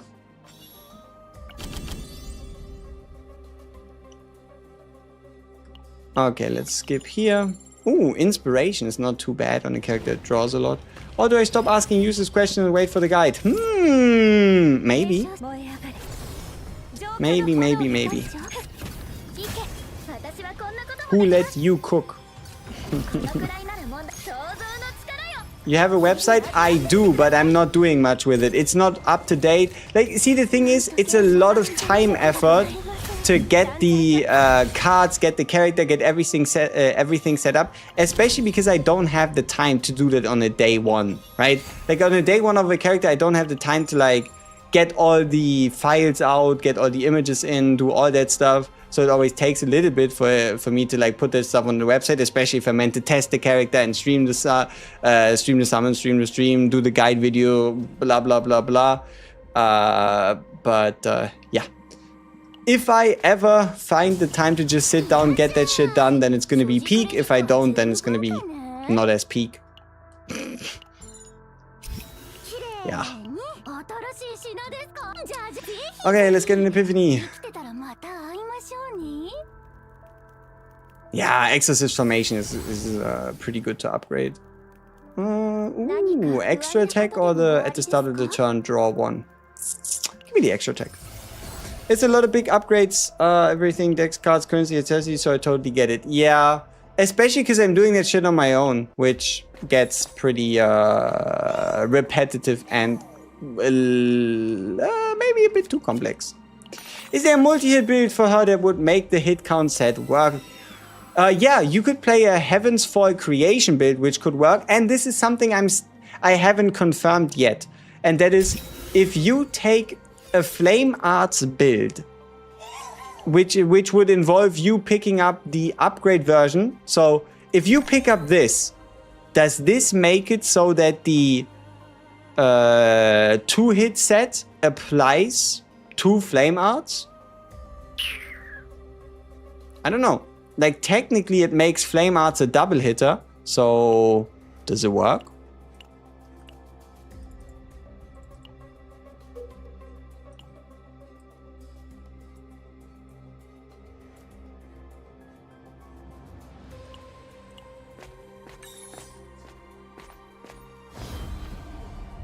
As a returning player that stopped playing on 9, but I'm having a headache with all the new mechanics, I'm gonna cry.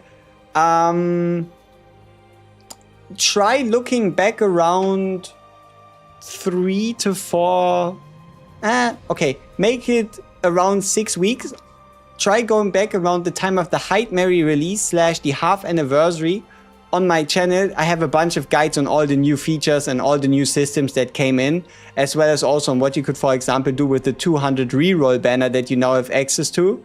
I know it's a lot, but you should be able to find exactly what you're looking for in terms of information on the channel at some point. Because I did go uncover it. Hey, it was the something percentage chance to just get a rare fate, which is completely and utterly broken for no reason. Yay. Thoughts on the fate? Would she be avoid Serenia? I don't know. I need to see what a Fae is, what a Fae actually ends up being able to do. Like right now, I don't know how much damage a Fae can do in a turn just due to the fact that she doesn't really have that much move in her deck. Like what does a Fae do after she went through all the cards? You know what I mean? What does a Fae do after she went through all her cards? Does she just end her turn? Most likely, but what happens during that ending of the turn? Is it big? Is it good? Is it strong? Is it bad? Is it sad?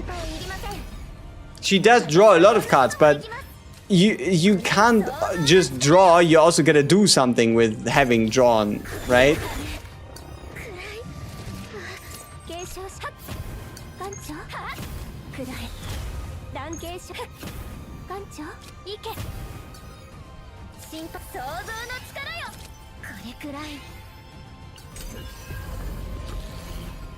Would she be better than a Tenebria? Probably not.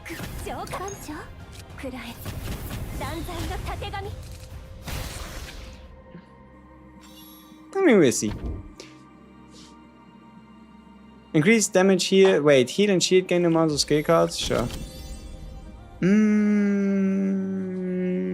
Okay.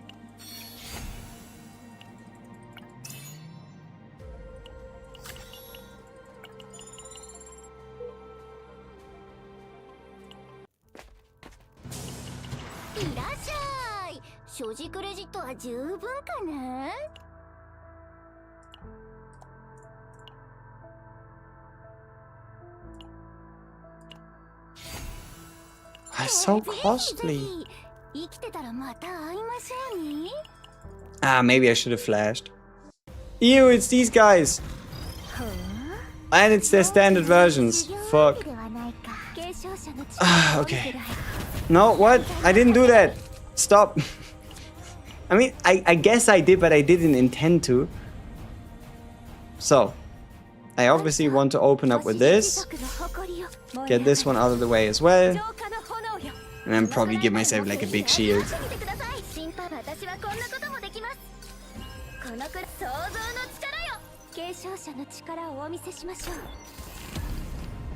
Maybe I could have done the X cost as an attack.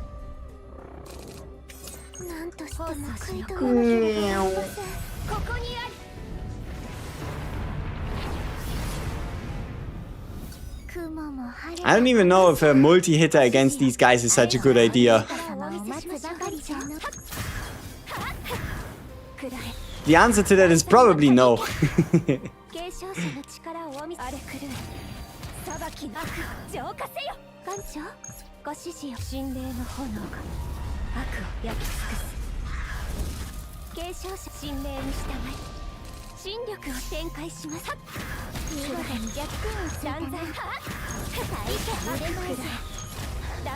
Well, it works.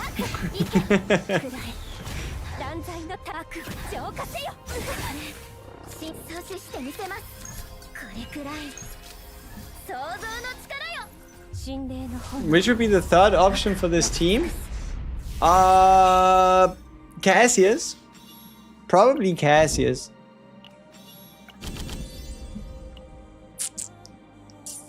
If you're talking about like fully building and like, huh? You get the deal. On heal or recover, you.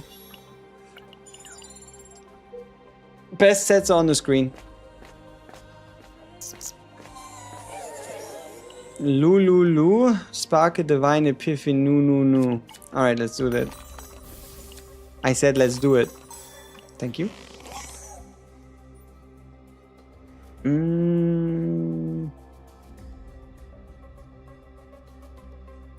Divine Night Rain could be cool, but Divine Soulfire Dance is sick.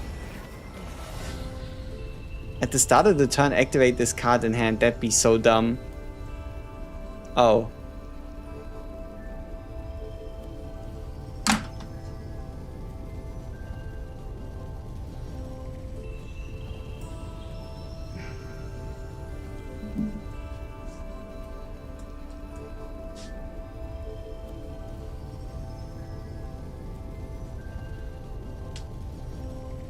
Well, fuck. For the first time ever, I am actually actively against Divines being for all three versions the same. Cause this fucks me in every single scenario.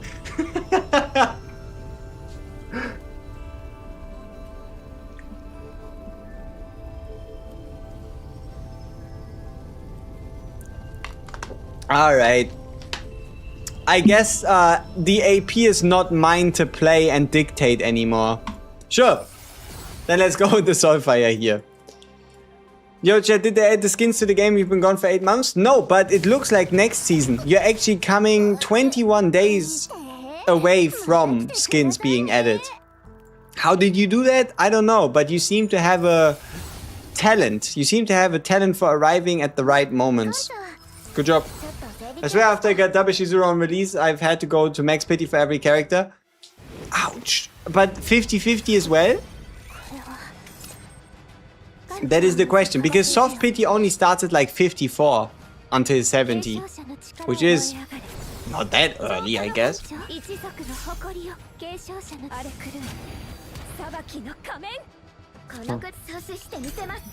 Alright, let's see how we deal with this guy.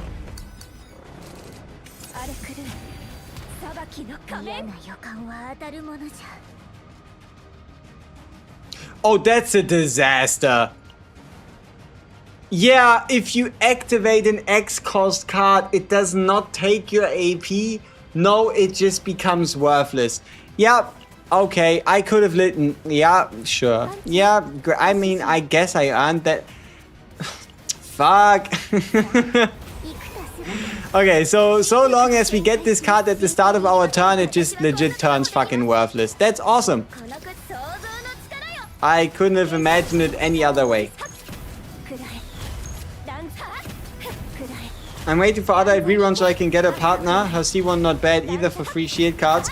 I don't know. I mean, if you really want a partner that badly, I feel like you should just buy her for 300 coins, which is decent. But sure, I mean, there might just be a Adelheid rerun at some point, hypothetically speaking.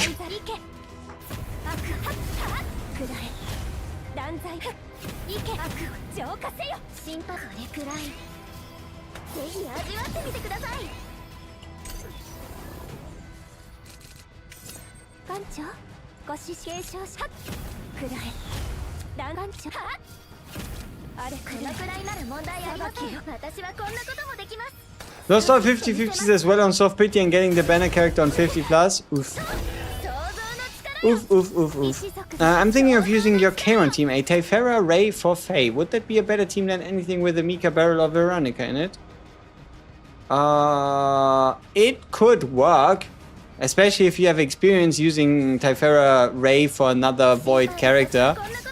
But I feel like, at least in terms of like getting some damage bony going, I'm probably gonna just go and use her with Cassius just so I can get the morale stacks, so we can take advantage of boosting the damage amount. See, the thing is, morale applies to Exorcist Formation Plus, it applies to Flame Arts itself, it applies to Heaven's Fall, it applies to basically everything.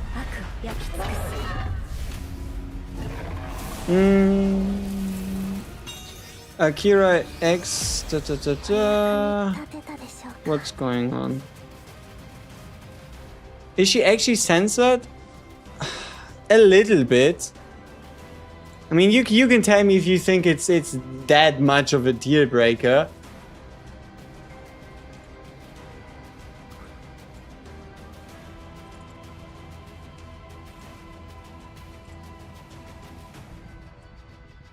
Then again, I don't even know if this was ever an official image, because it's old if you look at it, right? So, okay, that's a little too big. So this is apparently what the whole outrage, outcry, bullshit situation is all about. It's the fact that they make, like, it was a leaked image that was non-official. See, they added a bunch of ornaments. They just made the dress a little shorter there. She doesn't even have the mask before. And then the confusion is like, oh no, she doesn't have a trigger in her umbrella. But like, she never really shoots with it anyway, right?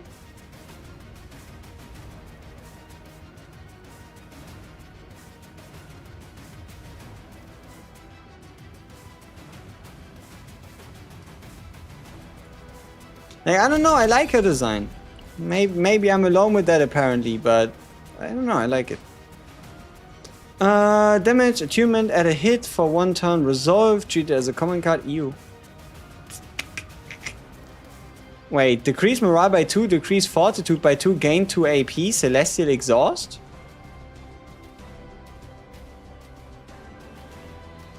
That's an interesting card, but I'm gonna refuse. Wah, wah, wah, wah, wah, wah, wah, wah, wah.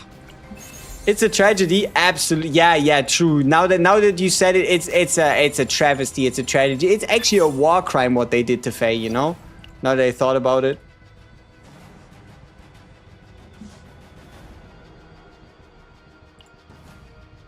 Yeah, it's actually a war crime, and they should be judged according to the Geneva Convention. I don't know. Daisy better than Rosaria as a support. Rosaria gets a morale and upgrade in skill. Daisy for draw. Doesn't FEI draw every turn? No. The thing is, there's a limit. There's a limit to how many times Daisy does it, and there's no limit to Rosaria. Daisy has a limit of 1 per turn.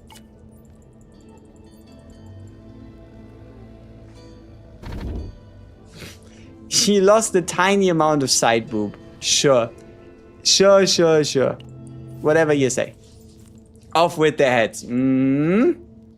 She got censored, exclamation mark, question mark, hashtag, oh, big outrage anyways. Do we bring in a Serenia for funsies?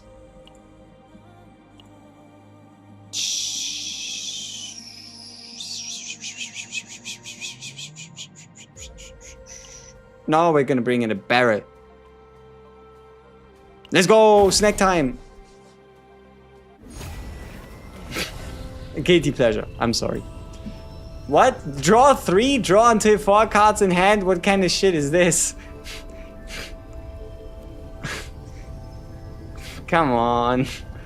Okay,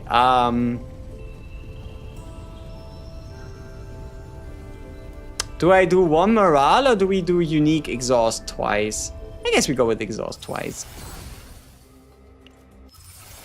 Any useful resource / website for updated builds and decks that you trust? I think you can trust Pridewind. I think that's okay. But I'm mainly waiting before I start like recommending shit left and right. I'm mainly... Ooh, can we do double? No. I am mainly waiting for CZ and Deck Matter to finish their stuff there. I like the Typhara kind. What do you mean by that? Huh? Explain yourself. What do you want to say?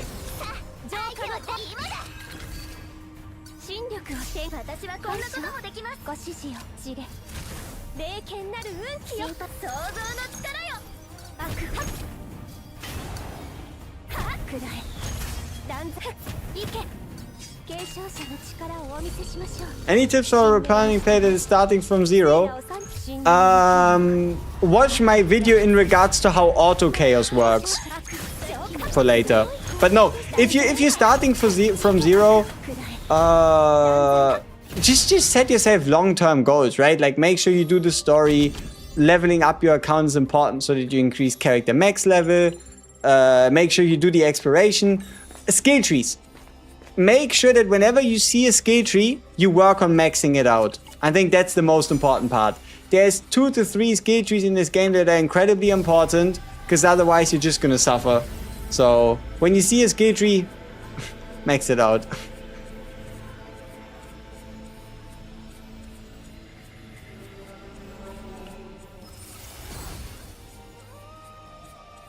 I mean, the reason people are up and ups because of the leaks is because some characters were almost one-to-one except for the school uniform mode.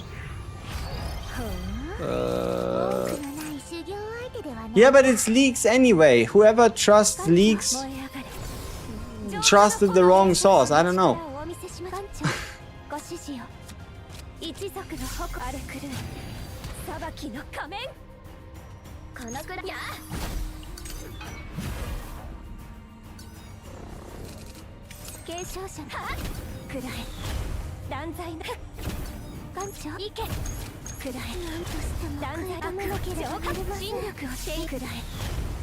Now I played until Serenia. I got to a high copy. Should you start with this account or from zero?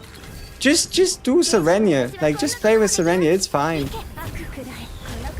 Especially if you like put in the work on like skill trees and resources and all that stuff. It's gonna be rather time consuming starting completely from zero.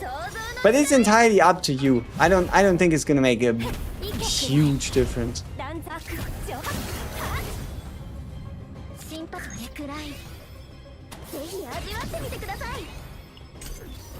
People were willing to destroy the games they love on the most minor issues.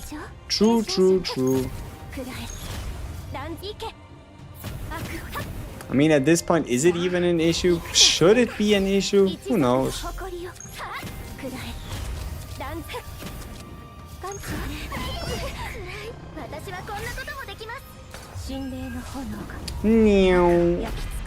Big hits. Good shit. Enemy dead. Ah. Aha. How did you write the word boomer when you meant Guna? What the fuck? That's some suspicious autocorrect right there. Okay. What can we get?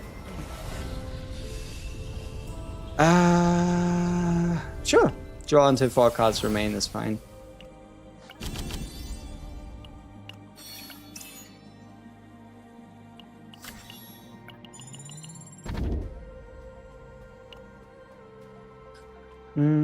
Select the card to remove.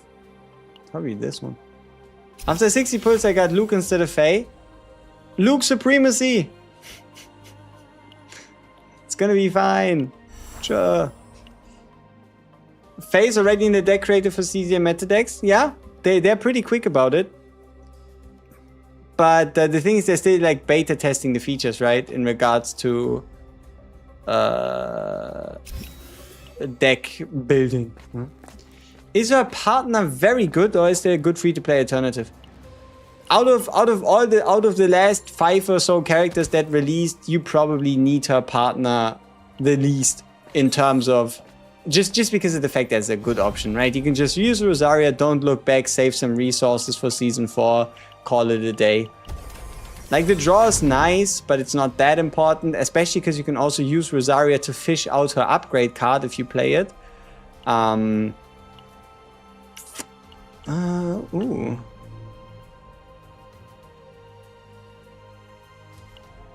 Sure, give me another one of those. I think they are super useful. Super useful. Beta test, psst, that's for betas. When we getting the Sigma tests. Why did I dupe the X cost?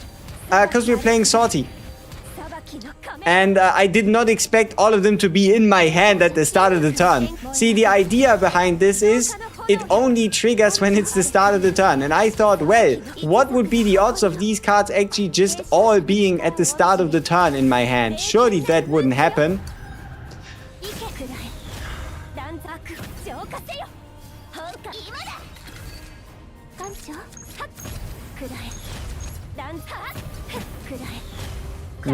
And you put for everyone except for Tenebria? I mean, that was your choice, right? You saw the videos, you saw the whatevers, you saw the reviews. But it's not like you're like super fucked just because you didn't go for Tenebria.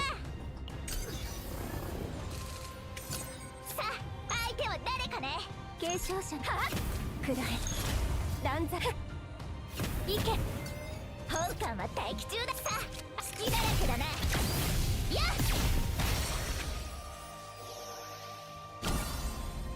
Ooh.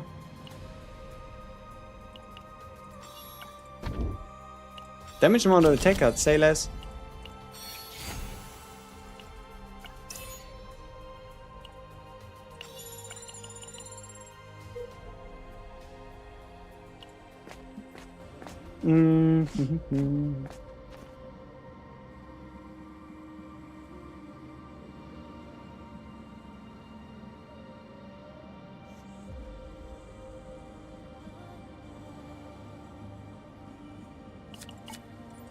Off the topic question, but can you play or cover Wuthering Waves? I could, but I won't, because I don't really play the game, unfortunately. I could, but I don't think I will. I like starting my games when they come out. That's just the way I like to do it. And for me, it's too late. It is too late for the Wuthering of the Waves. Damage amount per enemy present, damage amount per enemy present mark, draw one. Draw one is great. Would a Tenebria need an Aria? Need is a strong word, but it's also a strong buff to her because you're getting damage buff, crit buff, not another damage buff, and a permanent basic attack buff, and you're getting a special animation that you get with no other partner. So, no, you don't need her, but she's one of those good partners to have for a character. Won't be a FEI premium team. I mean, premium team. Oh, let me play this first. Premium team, I probably say is still gonna be either if you can actually have the patience to farm it. I think a double Eternal Hunger with double discard Nia is rather insane. Like, if you can farm the season 1 planet until you get the seasonal card Eternal Hunger and then find the rare version of the copy event so that you can duplicate the Eternal Hunger and combine that with a discard Nia that discards 2, that is pretty premium. And then in terms of damage buffer, I'd just smack in the Cassius probably.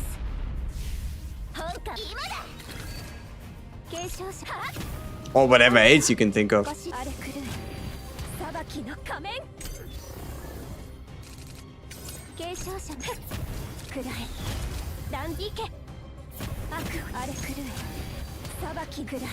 Will there be a new currency added for skins, or can we use current lists? I don't know.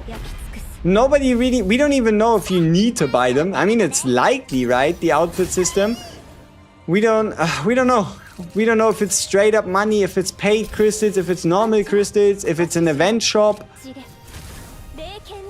No idea.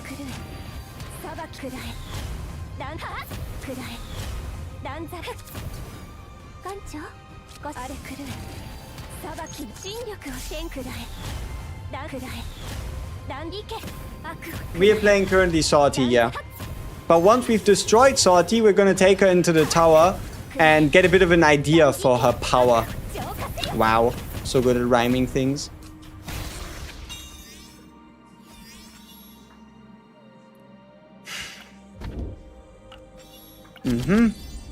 First turn and ability, morale, stockpile. Wow.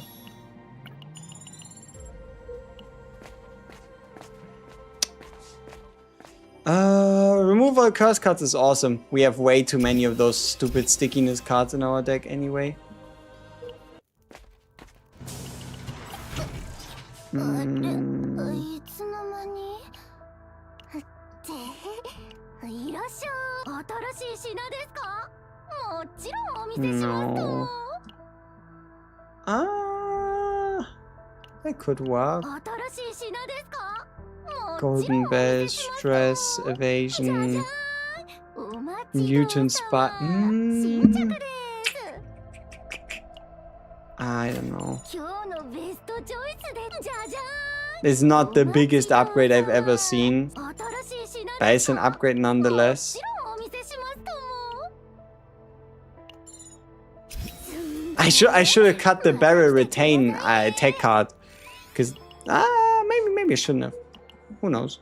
Which memory fragment are you using on FEI? I am currently using the attack and crit damage set, but I did build a FEI that can use the hero, prelude to a hero set. Okay.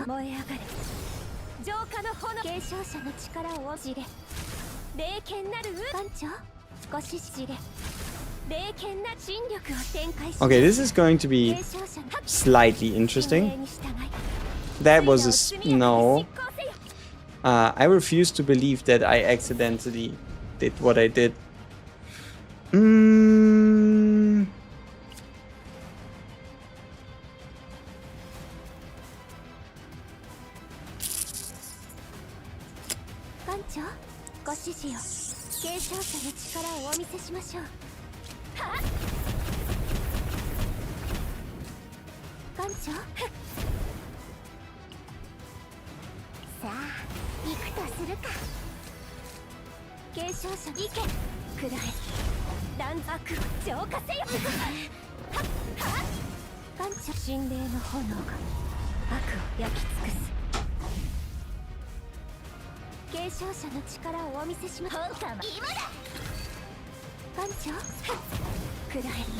Why do I have so much draw? I don't even have enough to draw with all this draw.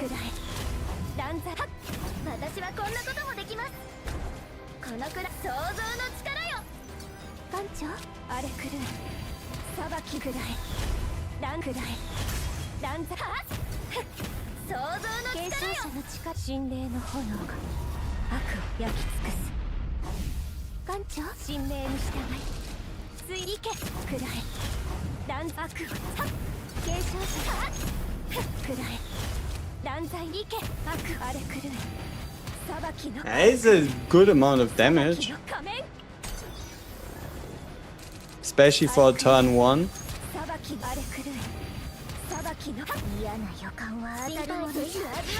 Meanwhile, this turn 2 damage is a little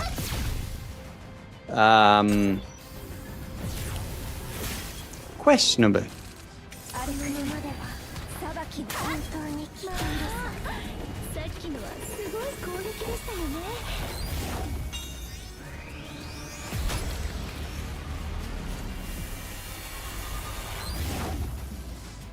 Hopefully they make an ego skill centered character soon.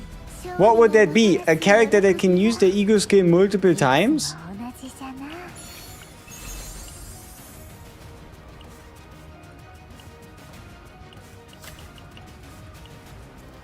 Sorties level 80 is for veterans endgame. Yeah, you kind of need build characters if you want to play level 80 sortie. Or you just need to have played a lot of sortie. Or you kind of just need to know what you're doing depending on the situations. I just returned recently. Any idea about the corruption mode that the devs mentioned at SS1? No, it got delayed. It got delayed and it doesn't even really seem... You know, there's a chance we get it in Season 4, but it might just be a Season 5 type scenario.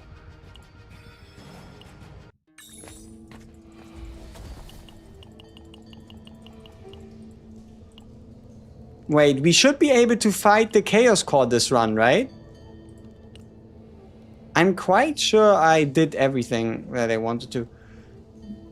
Okay, now, we've made our way through this. So what kind of divine perk do I want?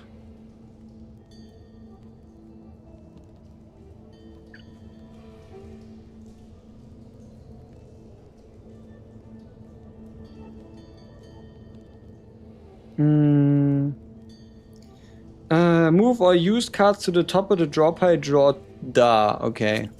1, 2, 1.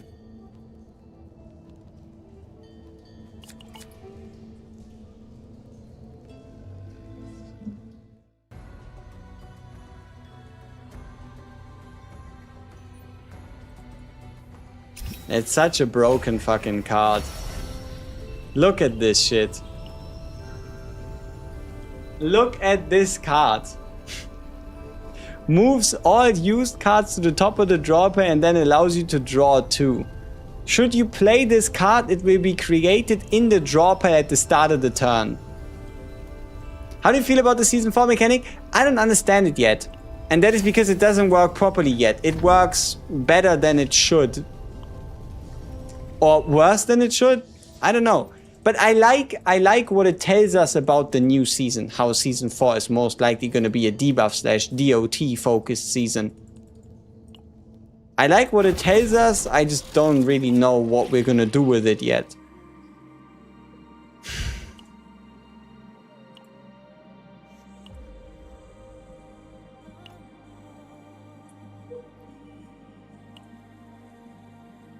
Okay.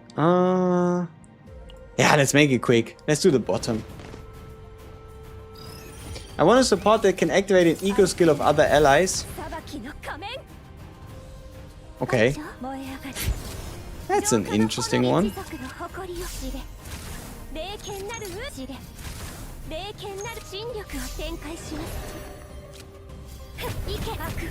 Hey! Why did those things do no damage?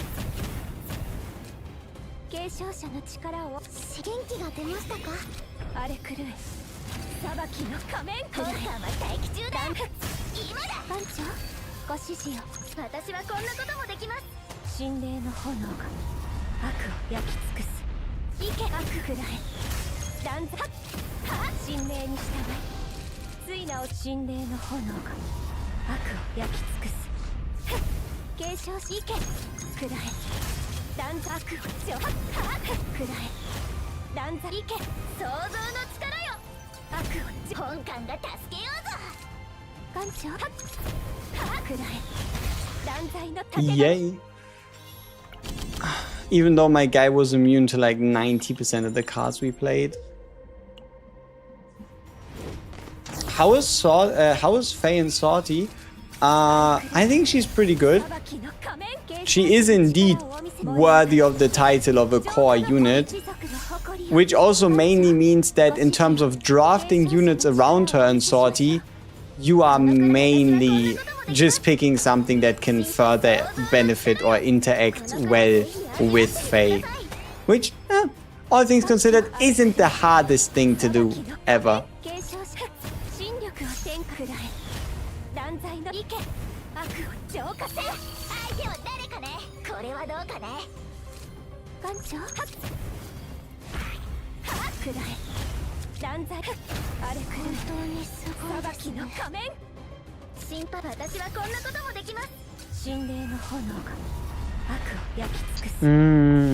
What be my take on the new story with no rewards? There is a reward, check your mail.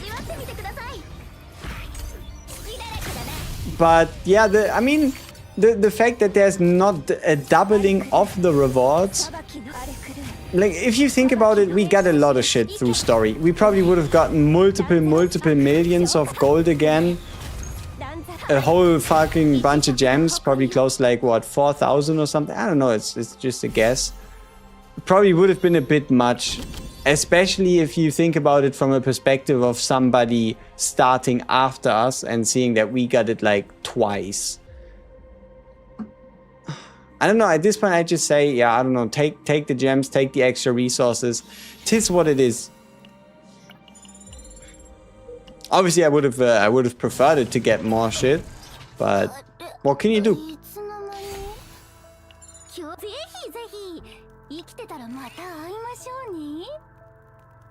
Why is Tenebria sleeping? But you know, I think this is the best about Ru Xiang. I mean, look at her. She's just chilling on a giant flying ball thing.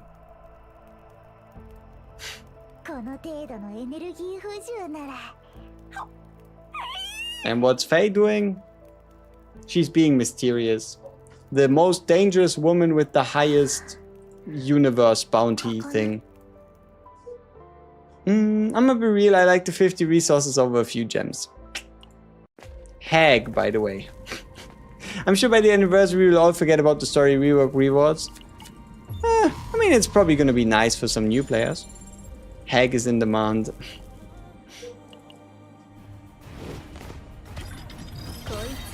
The partner aura at the campfire though. True.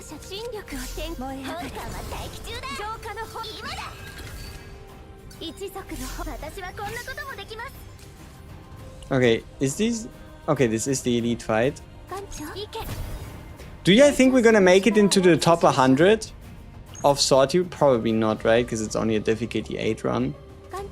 It would be fun if we do, even if only for a little bit. Maybe people have better things to do than play Sortie?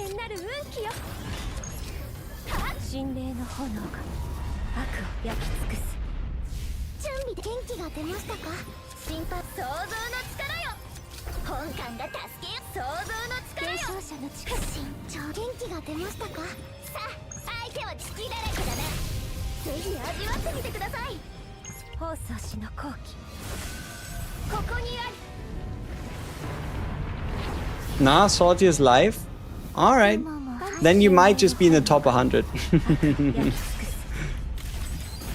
I wonder if we get like any cool titles for FEI or something. So sad S1 has no skill tree bonus. True. But this also means all the bony, all the things that we had during S1 are already on the planet. Which is the truth. Like for example the hidden boss and all that stuff, it's already on there. You don't have to spend any points to get it. It feels a little worse, but technically it's not worse.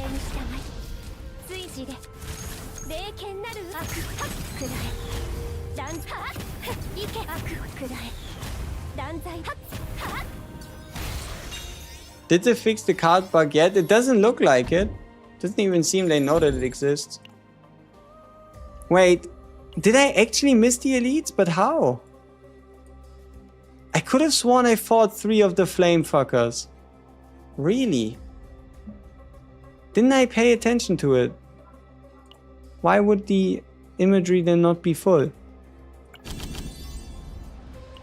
I could have sworn I done it.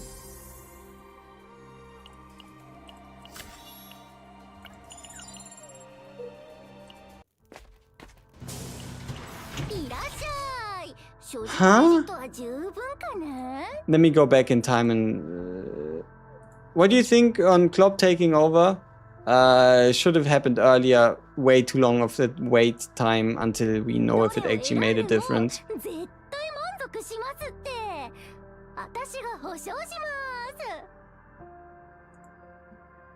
Okay, Center, Plague Lord, Ground Scale.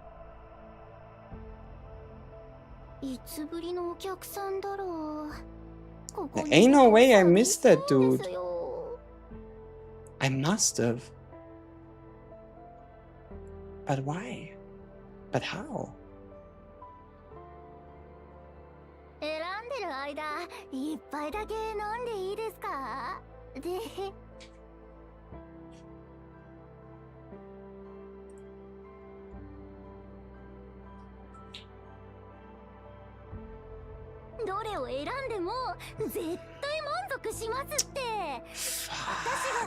I was yapping so much about the core that I didn't even make it there. How did I not get there? Fuck me, that's stupid. Should I pull for FEI or save for Season 4? Do what you want. Like, it doesn't really make much of a difference in the grand scheme of things. We don't even know how Season 4 is gonna work, gonna look.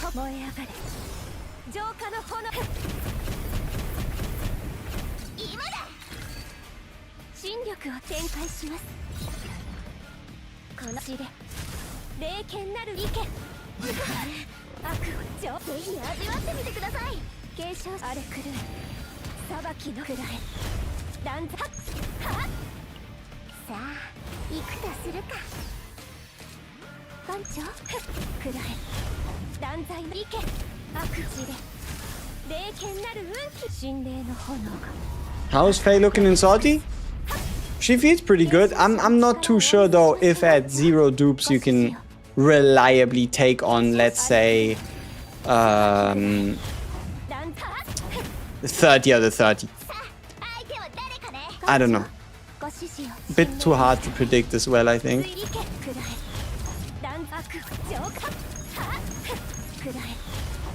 But she's taking the enemies and she's bashing their heads in. Very less damage. Sure.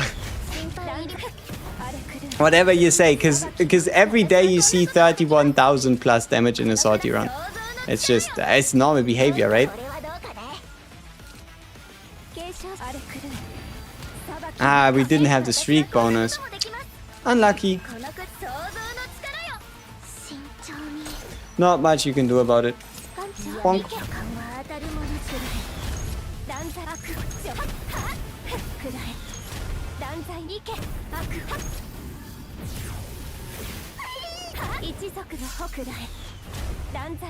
We have 7 AP? Well, well, well. Let's make it 8. 9. Okay.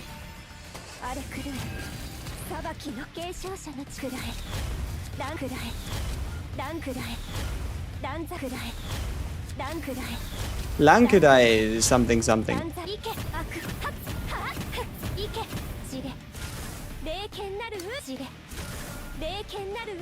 Shizuru rerun after Yuki? Plausible?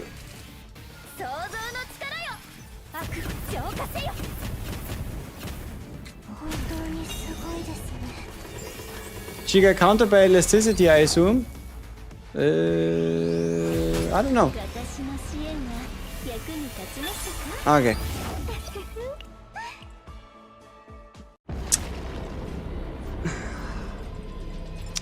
Why did I miss? I wanted to fight the stupid core of Discord. Ah! How did I... Bearer of Fate? Pioneer of the Uncharted Path and Seeker of Trials. What does this mean?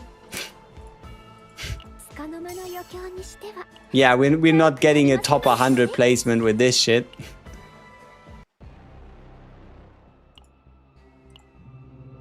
$57,000. Master of Basics? Witness of Mythology. One who has reached the extreme. Wait, we're rank 100? On the dot?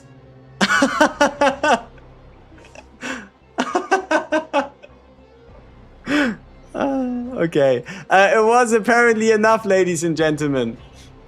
We were apparently able to make it into the top 100. We are currently rank 100. Awesome.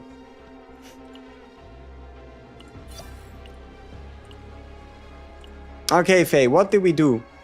Obtain a Divine Fate as the starting combatant Faye. Proceed through 6 or more elite areas as the starting combatant Faye. Proceed through 9 or more unidentified areas as the starting combatant Faye. I wanted to defeat the hidden boss. 7 times ego skill? 1,000 more credits? Yeah, but what I'm wondering is why? Why would we bother doing all of this if the only reward is like gems? Why can't you just like get a title? Like a Fae Simp or something similar, you know what I mean? Yeah, the hardcore rankings is just to show off. There is no reward. I guess showing off is the reward. He. Okay, let's get some Abyssal cores, work on our Fae save data, and see what we end up with. So, we have 20 save data space. We are looking for treat it as a common card if life wants to be really generous to us.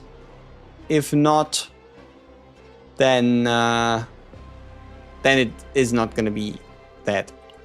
Let's see what we can get. Ego skill cost is not good enough. Move to exhaust cards from discard pile to hand is also not going to work.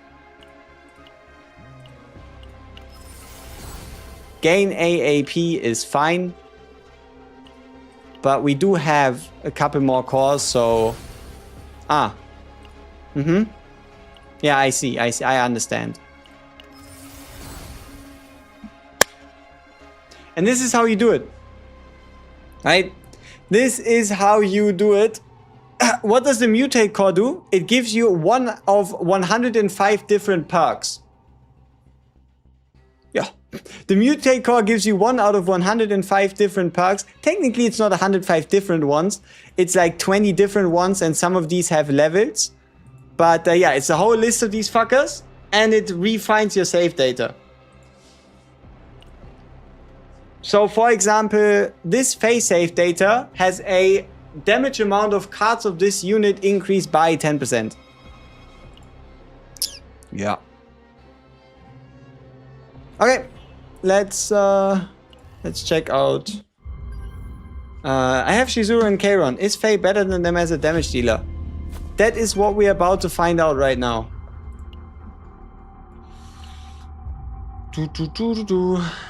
La la la la la la. Oh yeah, we didn't even build her set. What happened? Why did I get distracted? Oh, because I couldn't decide, right? Because I couldn't decide on a goblet.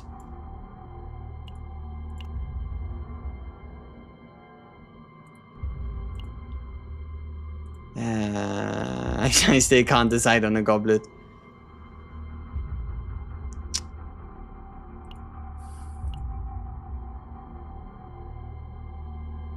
That one's good. Extra damage, attack, crit chance, attack. That's fine. But it's an attack set, it doesn't work. Shit. Okay, there we go. Like this. Or do I have anything useful? Double defense, double defense, crit attack, but it's justice, crit damage attack, but there's no crit chance, passion damage, void, but it's attack, but it's defense, passion, but it's passion, and void, but it's extra, and it's crit, and it's attack, but there's no... Okay, sure. Let's go with void damage then. No, I make my decision based on what kind of gear we end up at the end. I make my decision based on what kind of gear we end up with at the end. And if I need the crit damage piece or if I don't. 13.5% on 2.7. I like the idea of getting a bunch of extra attack damage percentage. But I don't know if I like it more than crit damage, so...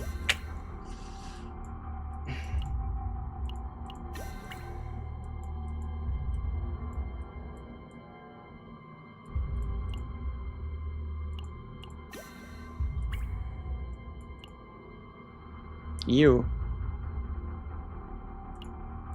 Something doesn't seem right. That seems better.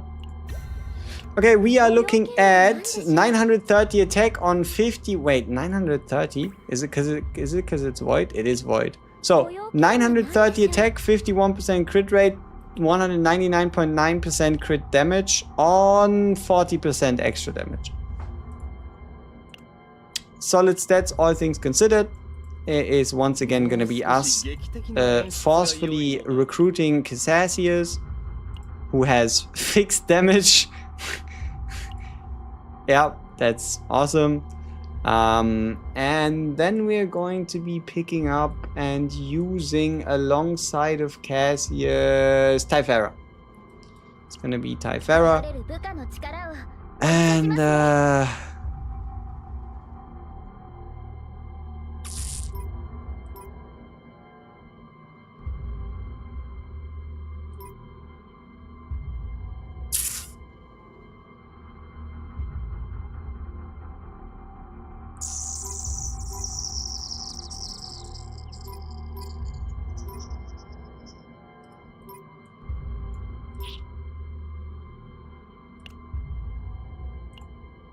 okay.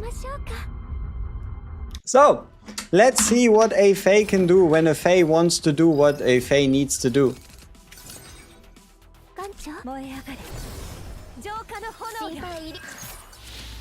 That's a lot of upgrades. 一度振ってみよう。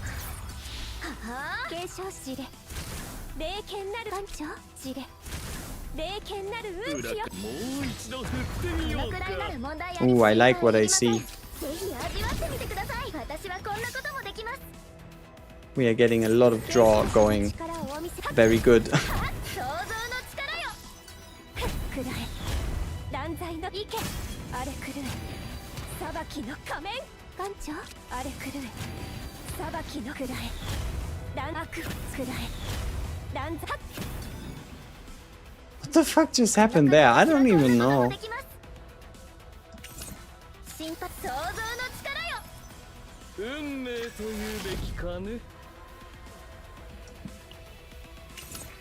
派手にこんなのはどうだい。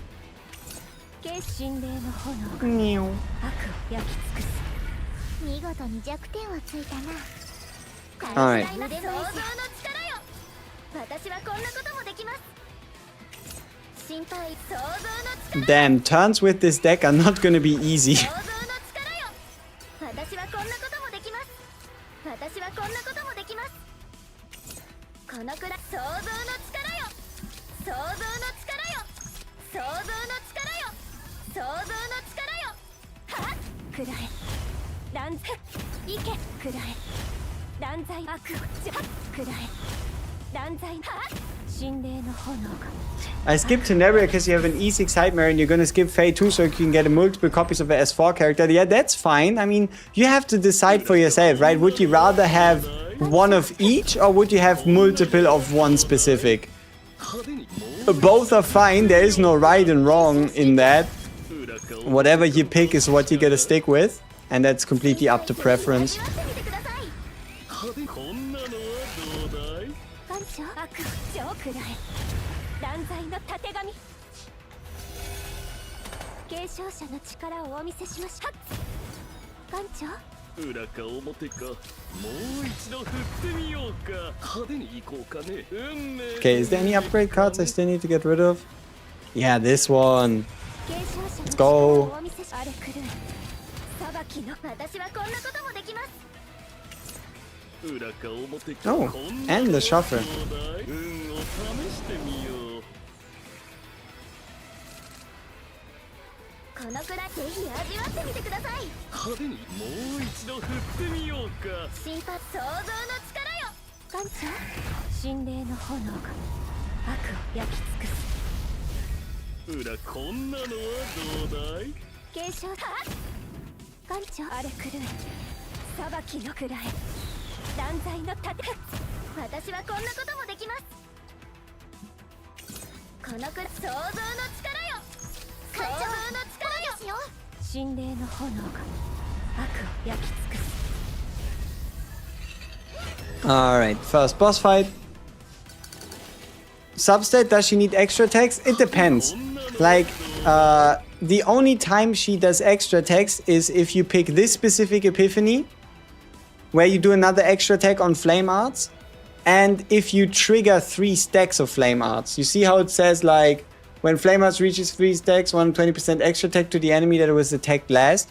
So these are the only 2 parts of her kit that actually do extra attack damage. So if you don't heavily rely on those, then there's no real point. 継承者の力をお見せしましょうあれ狂え裁きのくらえ断罪の艦長くらえ断罪の盾悪を浄化しれ霊剣なる裏か運気よ表もう一度振ってみようか。派手にこんなの Ooh, that's a lot of cards. 私はこ I like what I see.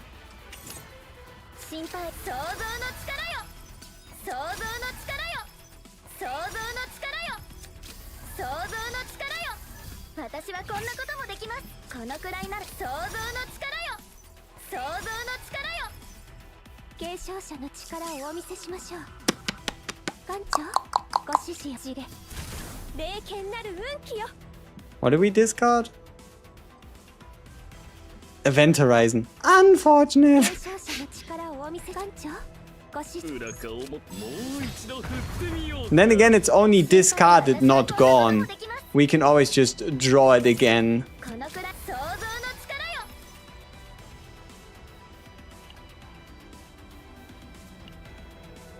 心配執行官の実力をお見せします。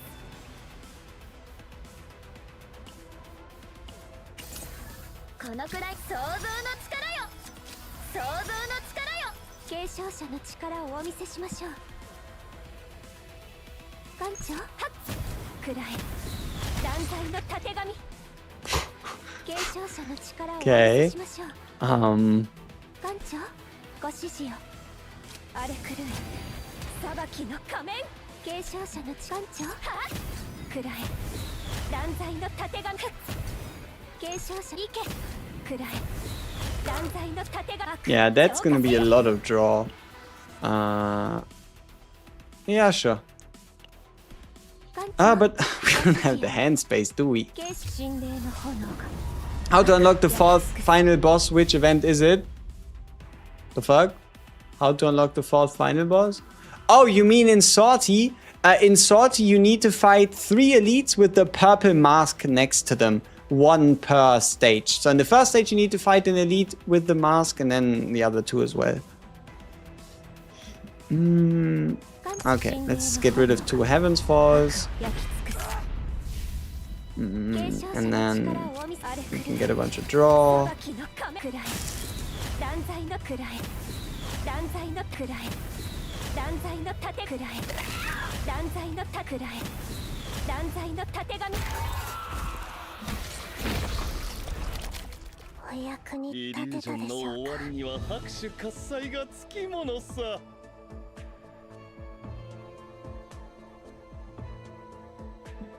I used all mileage for draws, wasted 500 mileage just for Tynebria. Why would you do that?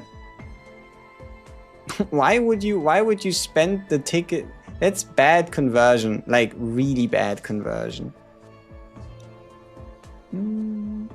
Wow, liking what I see so far. Is this FEI? Yes, this was FEI. So let's see if we can cook the guy with the 117k HP or 108. And if we can, we'll have to see what kind of damage amounts we can put out against the 135 guy.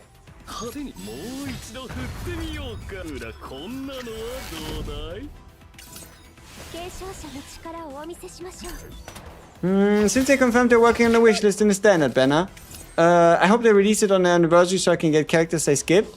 Yeah, anniversary would make sense to introduce one such thing. Then again, in life there's no guarantees, right? So how's FEI so far? She's doing a lot of attacks. But no, I don't know. Okay, so there's 3 ways you could build FEI, and I'm unsure which one is the proper one. So you have the Flame Arts path, where you focus on getting as many stacks as Flame Arts so that you get the follow-up, which you can combine with another follow-up on activating Flame Arts. Then you have the Heavens Fall path, where your goal is to get as many Descent stacks as possible, so that you can create as many Heavens Fall cards as possible. And then the final path will probably be some type of draw damage hit count machine. In Soulfire Dance is like a damage version of Soulfire Dance. And then I guess the 4th version would be Support FEI, where you cut out her core card. So Support FEI in my mind would be you cutting out Exorcist's formation so that you do not add cards into the draw pile, and then taking advantage of her massive amount of card draw, like a draw 3, like a draw X, and then just treating her as a generic 0-cost draw engine.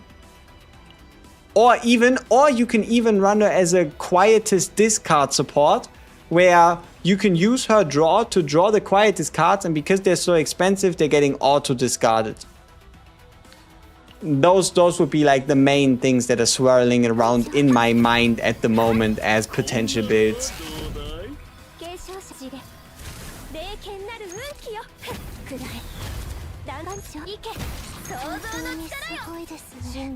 And then there also might just be a build where you mix everything together, which somehow becomes the best build ever. 長あれ狂え裁きのくらえ乱発くらえ乱座継承者の力あれ狂え予感は当たる裁きの亀くらえ乱座くらえ乱座くらえ乱罪くらえ乱罪のたてがみ No, I don't really think you should be using the mileage things for pulls. You can use it for character dupes, you can use it to just get it. See, you could have just spent it on getting the partner for 300 rather than buying 50 summons for 500. Then again, there's no right and wrong. You could also get incredibly lucky and then all of a sudden it actually made sense, you know? 継承者こんなのはどうだい？想像の力よ継承意見悪をくらえ心配いりません断罪の艦長私はこんなこともできますお見せしで霊剣なる運気よあれ狂え裁きのかくらえ断罪の盾神霊の炎が Are there any games coming out soon that you're looking forward to? I don't know when they come out, but I'm definitely gonna play or at least check out Mirezi Futures Present thing. At this point, my reputation here is so down anyway that we can also just go and play with Orlea, but she got like mega boobies. You know what I mean when the time for Mirezi comes. I'll probably check out that Hoyo auto chess game. Unfortunately, we didn't make it into the beta, which is sad, but I was too stupid to list up as a Hoyo creator, so it's actually my fault that I missed the beta. It's also my fault because I got unlucky, but whatever. And then Silver Palace is probably my last ever open world type game that I give a chance, and if it sucks, then yeah. Like, I already gave Enfield a chance, even though I knew it wasn't really gonna work the way it does, and yeah. So, but still, I like the fact that there's guns, and I like the style of Silver Palace enough that I at least give it a chance and see if anything changes. 継承者の力をお見せしましょう 裏か表か派手に運命というべきかね Yeah, I mean, you know what? I just show you what I mean with Mirezi mega boobies. You'll understand. I don't know how anybody thought this was gonna work. And sure, obviously it's a Korean game, but like...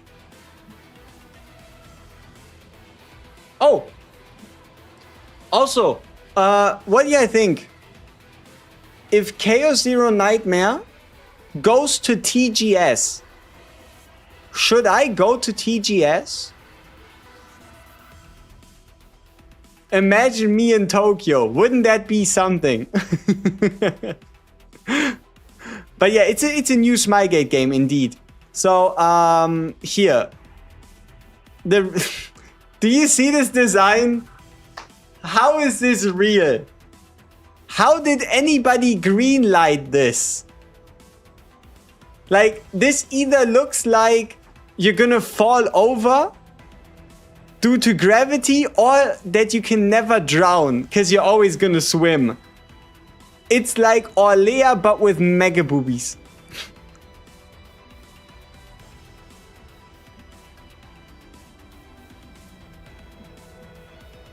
Not the worst cosplay ever.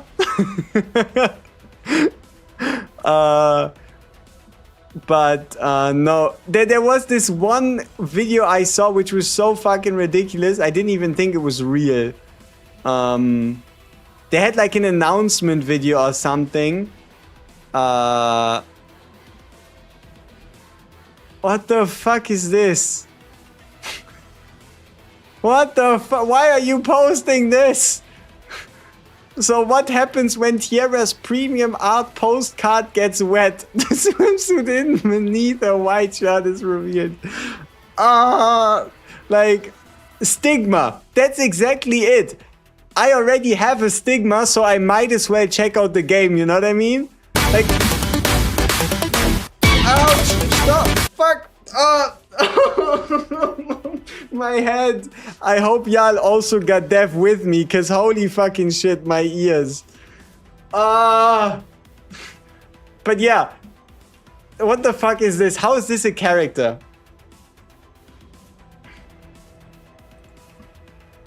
Yeah, I mean, I died with you. I died as well. Like, fucking hell. You did get deaf. Now we're deaf together. You mean you like the big, but yeah, it's too much. I truly do believe enough is enough. このくらいぜひ味わってみてください。艦長、ご指示を。心配、私はこんなこともできます。このくらい想像の力よ。想像の力よ。私はこんなこともできます。心配、想像の力よ。想像の力よ。私はこんなこともできます。想像の力よ。このくらいなら問題。執行官ティテラ、準備完了。 Did I get face partner? Am I skipping? I did a 10 pull on 68 pity and I got it twice. So even if I wanted to skip, you know, it's like, it's out of my hands. 派手に行こうかね。騙されたら終わりさ。艦長、ご指示で。霊剣な継承者の心配、私はこんなこともできます。このくらいなら問題。こんなのはどうだい。想像の力よ。艦長、ご指示継承し、いけ。あれ狂い。 I won 150-50 and that was Heights, been playing since launch too. Hey, at least you're winning in the important scenarios, right? SMH streamer client? Exactly, that's what I thought.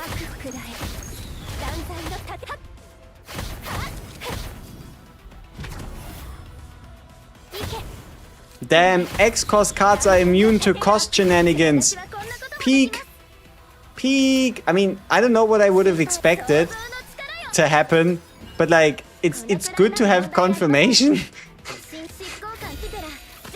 X-Cost cards are truly peak. They're immune to cost shenanigans. Let's go.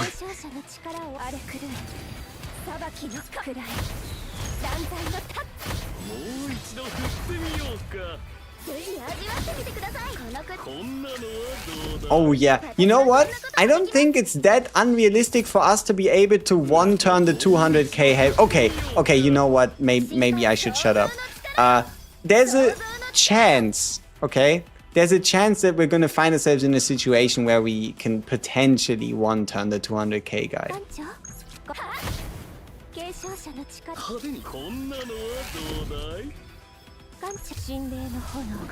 Did you see Egypt versus Athena? And yes, if I mean the final foul against Mo Salah, it was actually a foul. If you look at it, it was, and that it wasn't a foul, and that is because he lost the ball. Defender touched the ball first, then tripped him, which makes it a loose ball possession. So even though it looked suspicious as fuck, it wasn't as suspicious as it looked. Yeah. Out of 10.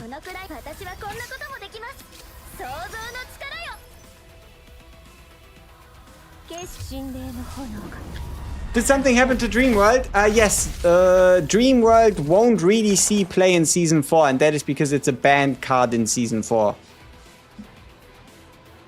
At least for the most part. There might still be, like, if you play Hyperspace, if you play Full Scale Offensive, if you play anything for yourself without a ranking, you can just play Dreamworld. But I think during times where there's a ranking, you won't be able to use Dreamworld.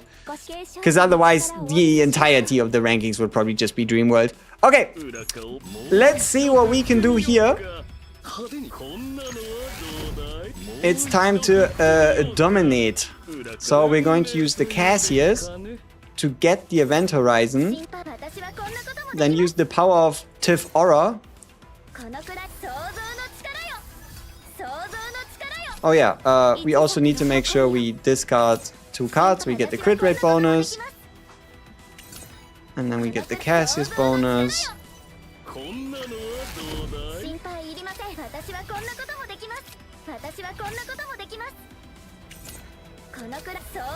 Okay, we have a good chunk of cards here. Draw 3, 1 AP. What do I do?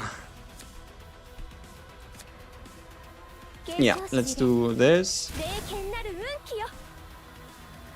That's unlucky. We drew the card we were meant to draw. もう一度振ってみようか I need to be making sure that I keep track of what the fuck is going on. It's easy to lose track of what the fuck is happening right now. This should draw us one. Has a nice multiplier to it already.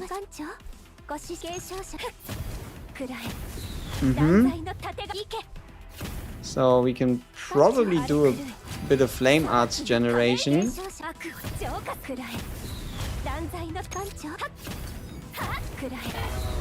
Okay, now we have the Cassius card, sweet.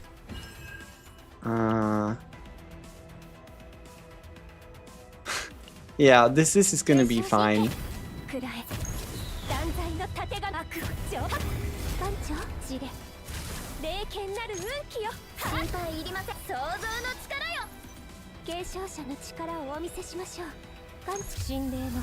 Meow.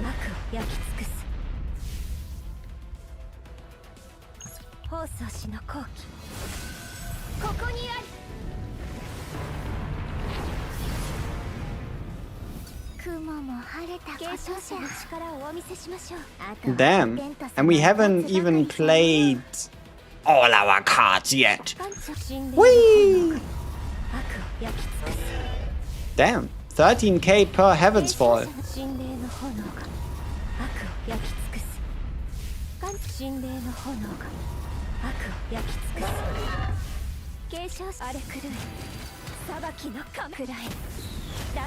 No, he really doesn't have enough HP. Huh. My guy does not have enough HP to test phase limit.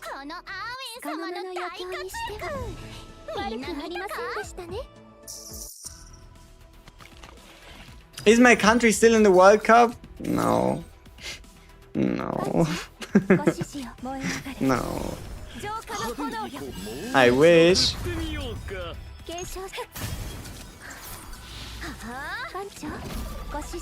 Scheiße. Yep. Praise the Lord. Yep, surely. Not gonna lie, it does seem like a lot of damage. Faye seems to have a good potential damage rise. She is a hyper carry after all. Anyone know what world to farm for Faye? Yeah, you have two options, depending on how much you like Sortie, okay? You have two things you can focus on. An easy way to get a divine deck, or the best world to get gear. Depending on if you find a Cthulhu or not, the difference is closer or not as close. But if you're just looking for the best gear and then you know you're gonna refine the deck through Sortie, then you should go ahead and play the Season 3 Chaos on the Swamp of Judgment. If you'd rather play less Sortie because you want to do your Divines first and you don't care 100% about gear quality, then you're better off playing the Season 3 Planet straight up.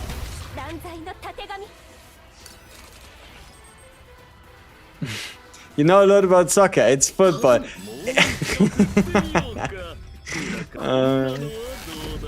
It is what it is, it's the world's game.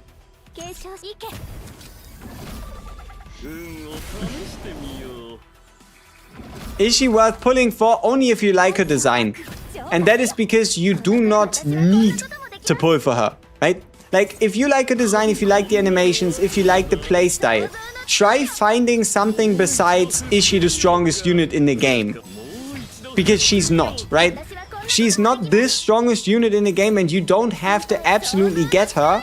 But if you can find it within yourself to have any reason to go for her, then you are in the right. Then you are making a valid decision.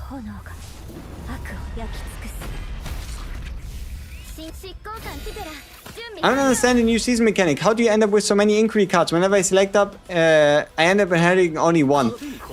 There's currently a glitch. When you you always want to select the desired cards, and you always want to just select the desired card and then always pick the one you currently have.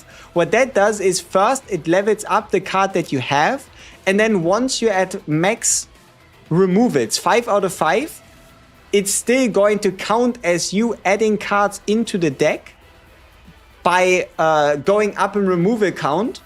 But then because you can't go over 5 removals, it's going to give you the cards back even though you never possessed the cards. It's a little complicated, but think of it like this. You have the card and then you have max removals, right? You're currently at 5 out of 5 removals. Now, when you try and select another desire card, you're not going to get the desire card into your deck because it's getting removed. So now you go to 6 out of 5 removals. Add another, now you're 7 out of 5. Add another 8 out of 5. The decks never make it to your deck. The card never makes it to your deck because it gets removed.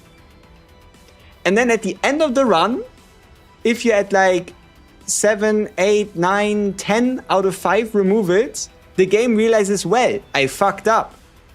You cannot have that many removals. So let me undo the removals. And by undoing the removals, it gives you back the cards that you never possessed or never should have gotten. There's no way that's intended. I don't know what happens to decks that you build like this, but it sure as hell is pretty funny.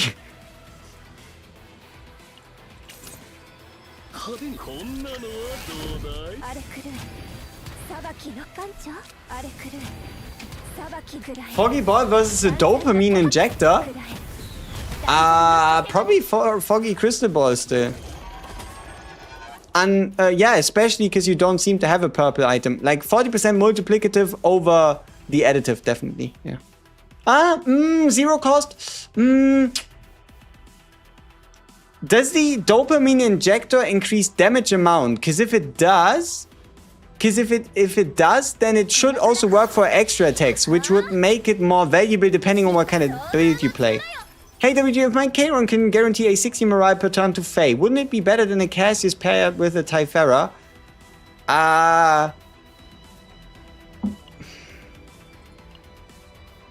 If you can play the entirety of your deck while also getting more morale generated than a Cassius does, then sure.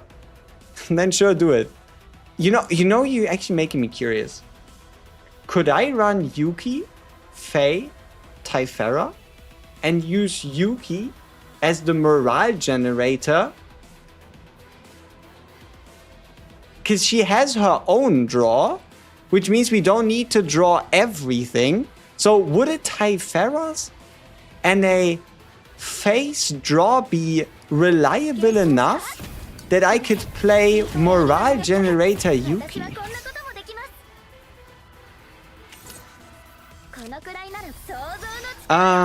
Hugo Rita from a selector. Which one you might not regret? In general, I wouldn't pick Hugo, and that is because he's a standard character and there's always a higher chance of getting a standard selector. Or if you move later into the account level for you, the moment you get an E7, so a character past E6, you get a cube that you can exchange for any of the standard 10. So in terms of who are you more likely to get, you're more likely to get another avenue to get a Hugo than you are to get an avenue to get a Rita. But in terms of current usefulness for the game, Hugo might be a bit more prominent.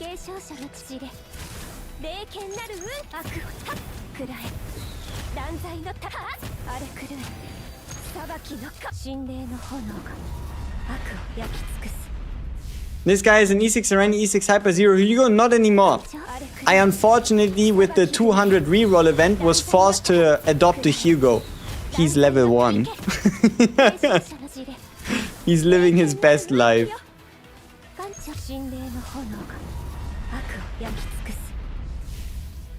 Mutations? No, Morimans, not mutations, no. But yeah, save data mutations are kinda nuts. Level 5 and I keep getting the one I don't need, like shield effect on my FEI. I'm new to CCN. How do you generate morale? Morale is something you generate through a multitude of ways. There's, for example, gear perks, which is like engravings on gear, but the simplest is a card that says it gives you morale. So, for example, this card I can play for 0 AP, it draws me a card, and for 1 turn I get 2 stacks of morale. There's also card effects like these, where there is no turn count next to the morale, which means this morale will stay forever. Or better said, throughout the duration of the fight. So if I, for example, play this card, I get a stack of morale that sticks throughout the entire duration of the fight. And then also somebody like a Cassius has the effect of, if you fulfill one of his quests, which is specific to Cassius, he also gives you another stack of morale. Whee!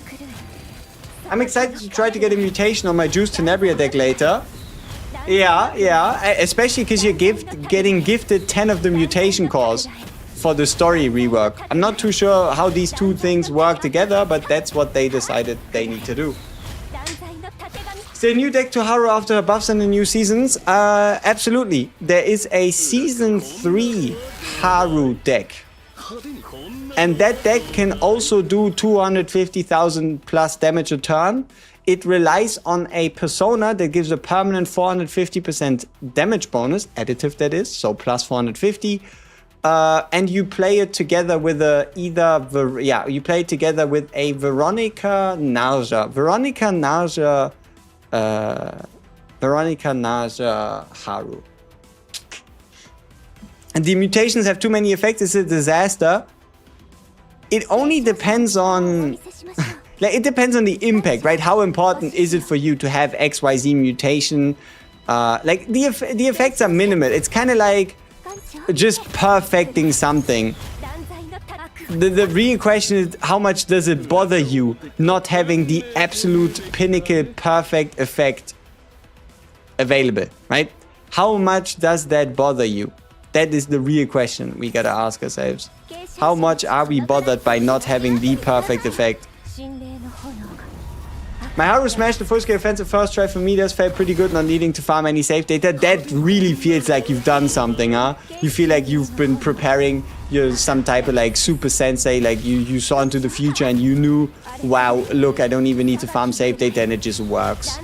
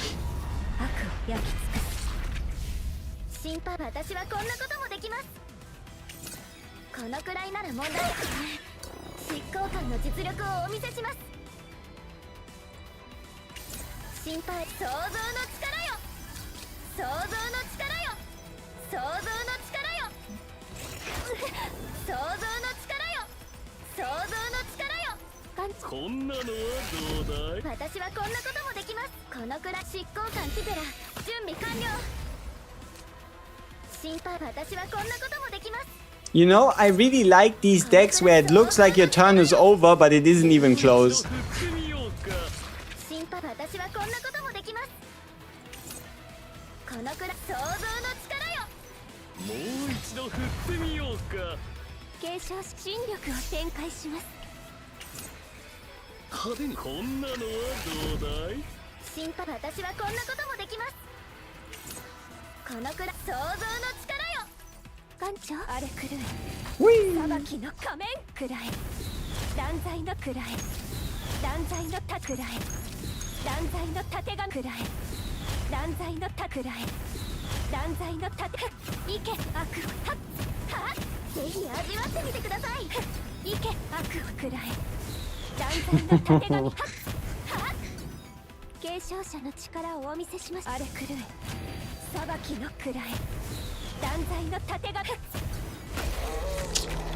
Anything that she could use Spirit Keyfox or Tutor for that would be worth it to add to bid? No, too expensive. Spirit Keyfox is way too expensive.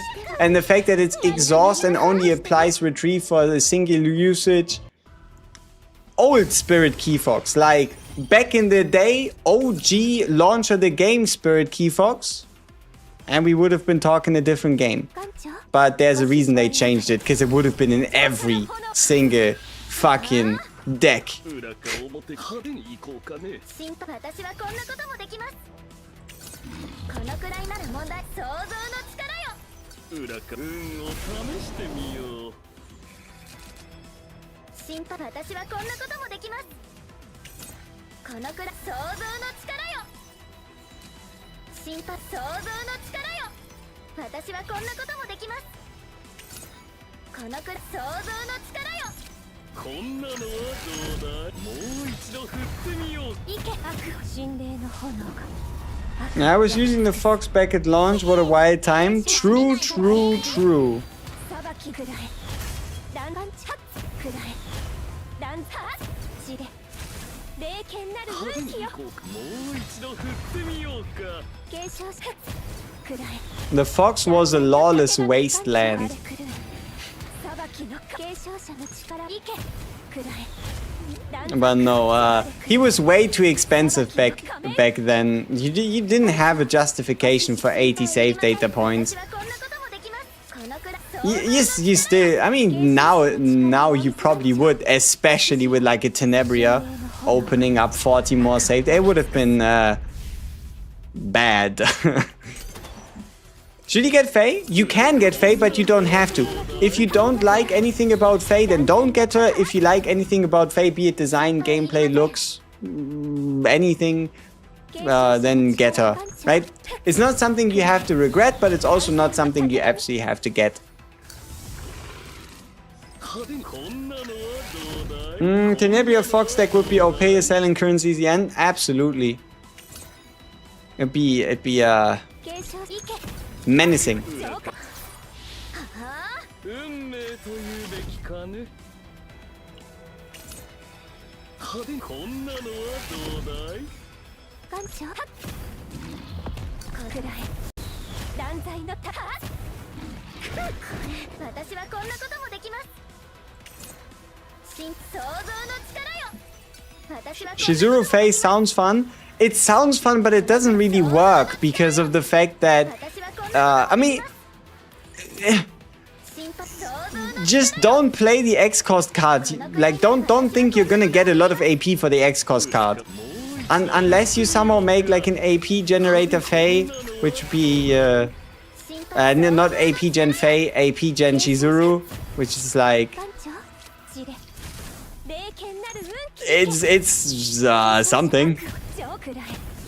断罪のたてがみ艦長あれくる裁きの仮面くらえ断罪のたくらえ断罪のくらえ断罪のたはっ裏かもう一度振ってみようか。もう一度振ってみよう。神霊の炎 Haru can be meta, depending on how you twist it. I mean, Haru can do some stupid shit. She always could. It just people don't really care about her much. I'm not too sure why, but there's not a lot of Haru advocates running around. I think it was probably the fact that her banner launched during a time when we were still like trying to figure out how the damn game works.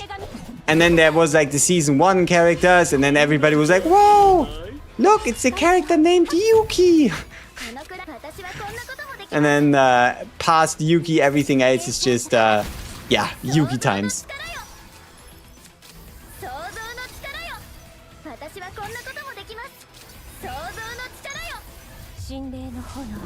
I've tried FEI with AP cards and Shizuru with draw 2 combo. Absolute blast to play.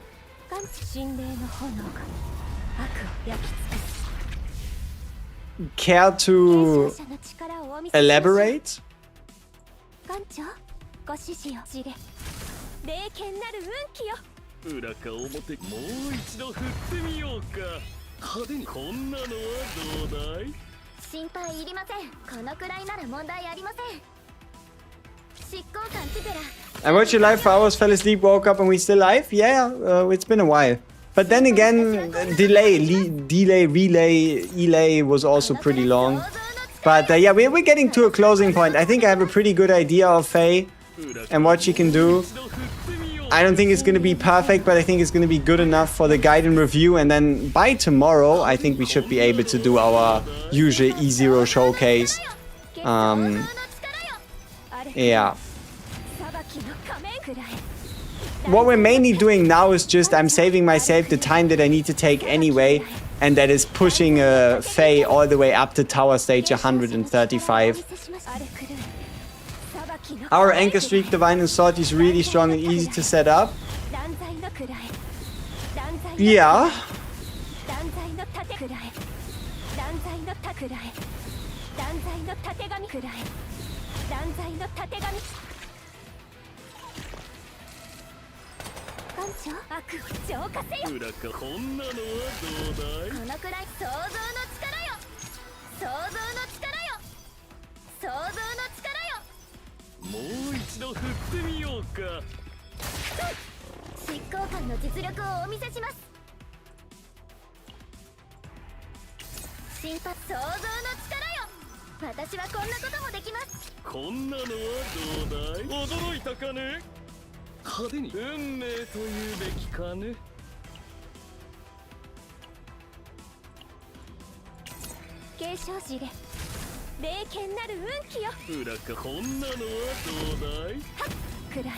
There's so many different sources of draw in here. It is pretty relaxing a deck to play.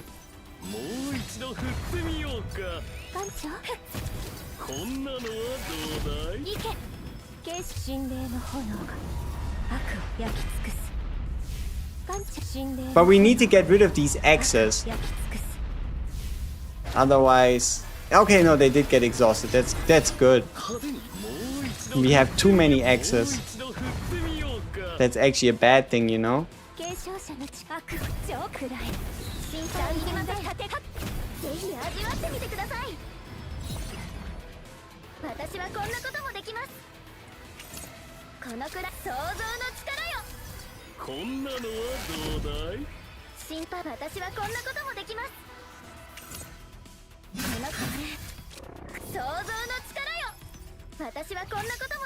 You.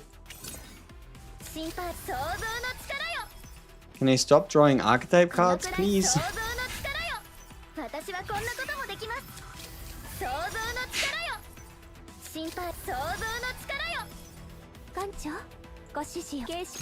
Meow.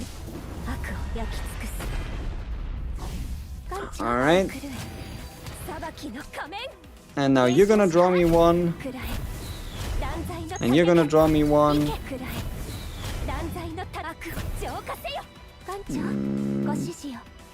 Okay. That works. Okay, then I can use you to draw me a whole bunch of shit. Then we can use the discard to get rid of these. And now we can continue cycling through our deck.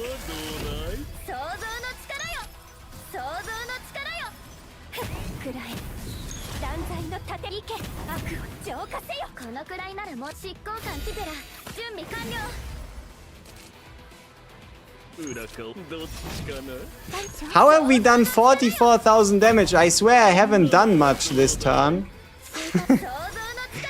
I swear, I promise. I promise I haven't done much. Alright, bye bye. Or at least almost. Ooh, 4,000? That's not bad.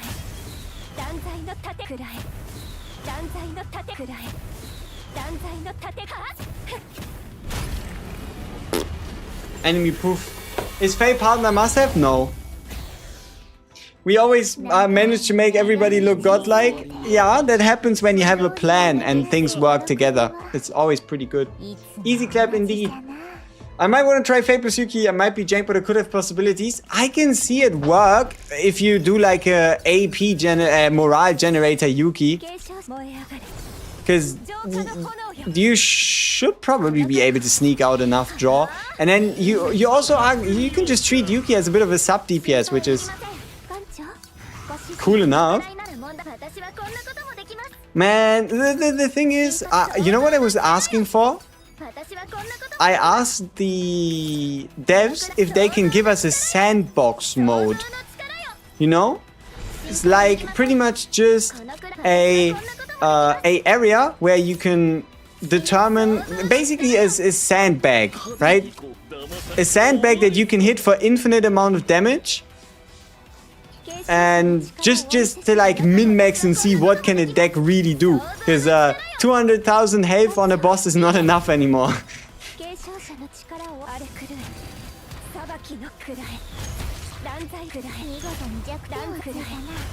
Exactly, a target dummy. And then something where you can like change the settings. You can even have him attack you certain amounts of times a turn, so you can test out counter decks. Or you can even like have him apply debuffs or have him hit you really hard to test some healing. Pretty much just something where you can just have fun with the decks you've built. Besides just the modes that have obviously already done so, right?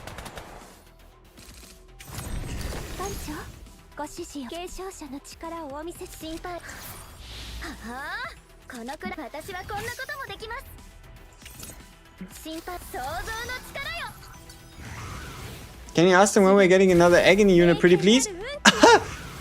Is this a coincidence question? Like, did you pay attention to what happened today already?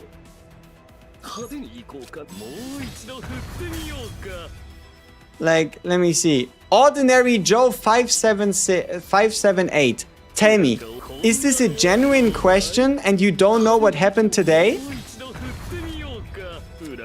Please tell me that is, because that'd be pretty cool.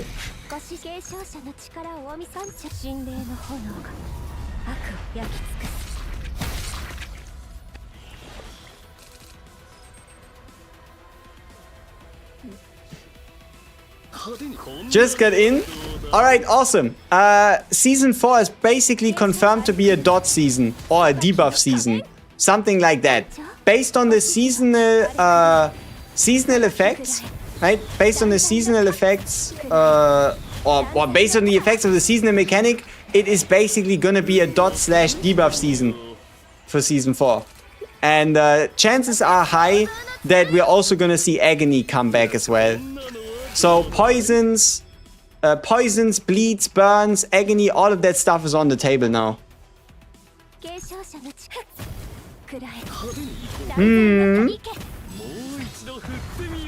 Where did they confirm it? I'll show it to you after the fight. It's not that hard to see. But yeah. Yeah, it's gonna be very... it should be dot related, otherwise the world doesn't make sense. Okay? If I'm wrong on this, the world just doesn't make sense. Because at that point, the devs might as well just spin a wheel and do whatever the fuck they want. And who knows, maybe we get Shockwave. You know what, it could fit. What if Euphemia is the preseason character for season 5 and she comes in with her Shockwave? It wouldn't be the worst thing ever.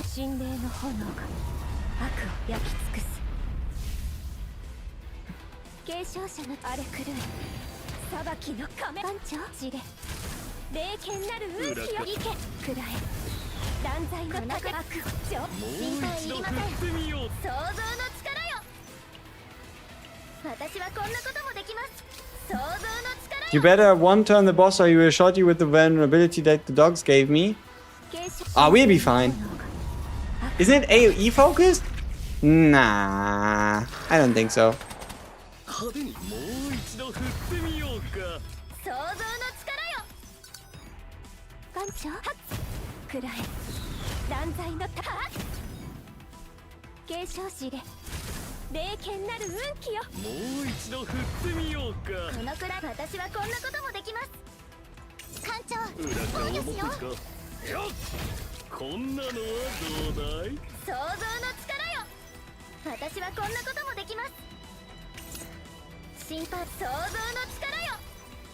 私はこんなこともできます。このくらい想像の力よ。心配想像の力よ。私はこんなこともできます。艦長くらえ断罪のたてがみいけ。 Ooh. This guy is about to hit us for quite a good chunk. 派手に行こうかね。 Do I care enough to kill him before this? Nah. I'd never. Let him hit me. I am not scared.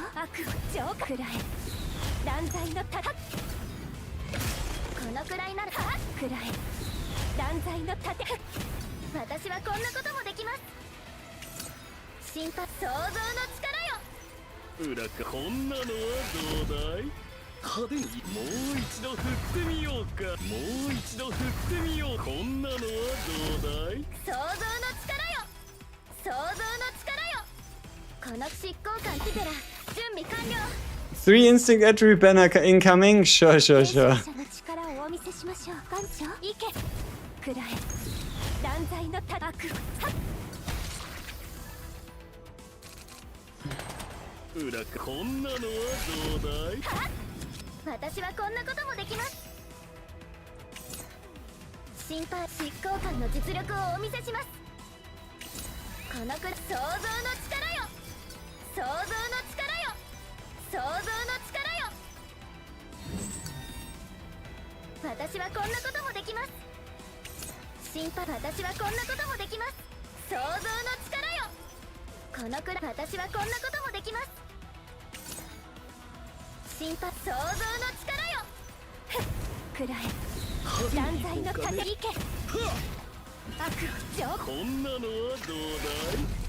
継承者の力。艦長ごあれ狂え裁きの仮面くらえ断罪の盾くらえ断罪のたくらえ断罪のくらえ断罪のたくらえ断罪のたくらえ断罪の盾かいけ悪はは。もう一度振ってみよう。もう一度振ってみようか。継承者いけ。このくらい私はこんなこともできます。感知心霊の炎が悪を焼き Looking forward to the FEI guide. No problem. I'll make it happen. We only need to beat this stage, and on the next stage we can finally fight the 200k HP guy.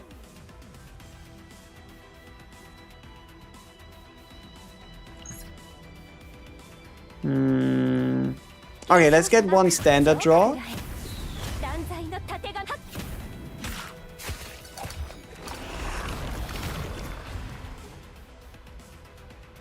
裏か表か派手に驚いたかね。もう一度振ってみようか。もう一度振ってみようか。裏か運命というべきかね。心配いりません。私はこんなこともできます。派手にこんなのはどうだい。艦長 Do I care enough to like move early? I don't know, I don't feel like I'm really in a rush. Not really scared by these enemies. 想像の力よ。私はこんなこともできます。心配想像の力よ。このくらい想像の力よ。私はこんなこともできます。 Even though this is obviously absolutely not how you're technically meant to play this fight, but technically meant and how you should play a fight, there's luckily two different things. Yeah. 霊剣なる運気 Okay. 心配私はこんなこともできます。このくらい想像の力よ。艦長ご指示を。継承者の力をお見せします。心霊の Meow. 悪を焼き尽くす。Dead. 継承者 And then we can activate this, and this can now draw something. くらえ断罪の盾 And we can get rid of this garbage to make sure there's nothing more I need to draw. お見せします。心配想像の Awesome. 想像の力よ。 And we can show you the height of heaven. 断罪のたてがみ And what else?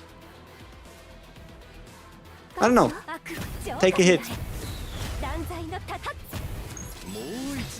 Oh yeah, we need our persona cards there. We're working on zero effectiveness here. We have so much more potential that we could utilize.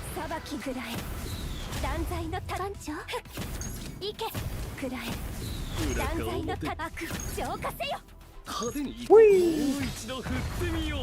The persona card really is taking its sweet ass time, huh? Alright, let's get rid of 2 of these. Draw 1 of those. Sure, draw me 3 more. Aww. 15,000 damage. At least that's the intent. Whee! And then we obviously still have the Event Horizon, but nothing much to draw. And then we can go meow. And then we still had the Soulfire Dance, and we also had the Blazing Flame something something attack thing. Okay, Mr. 130. Later after I finish, can I show the expressions in the character details? Sure, no problem. Boop, bop, bop.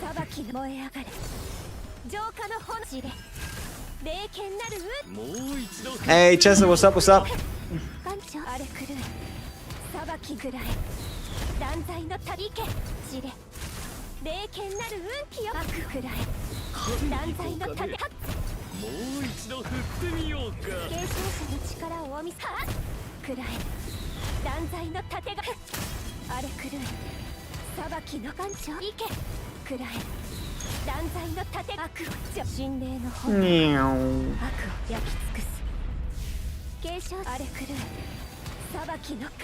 Ah, wait, there's another stage between us and the green guy, right? Fuck. We'll get there.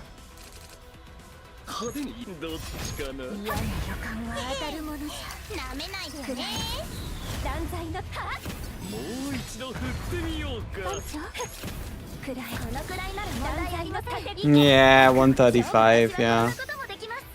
And we are 126.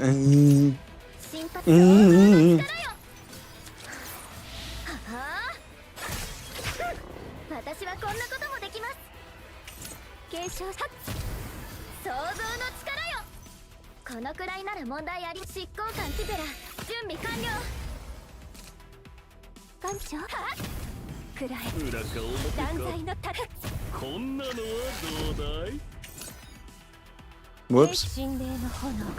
Okay, interesting. Let's see how this deck works without a Cassius quest card.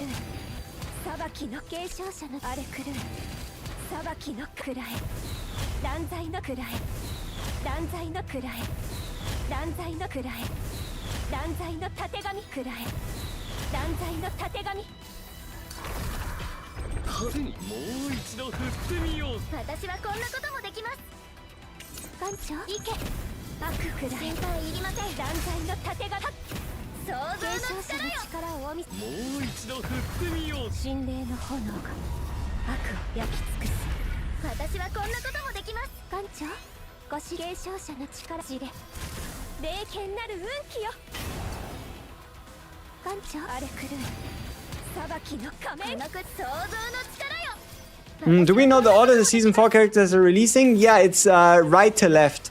If you check out the Twitter image, it's right to left. It goes Hild, which is the purple-haired lady with the bow. Then it goes Arabella, which is the red-haired asset monster with the chainsaw. And then it goes the demoness with the scythe in Olga.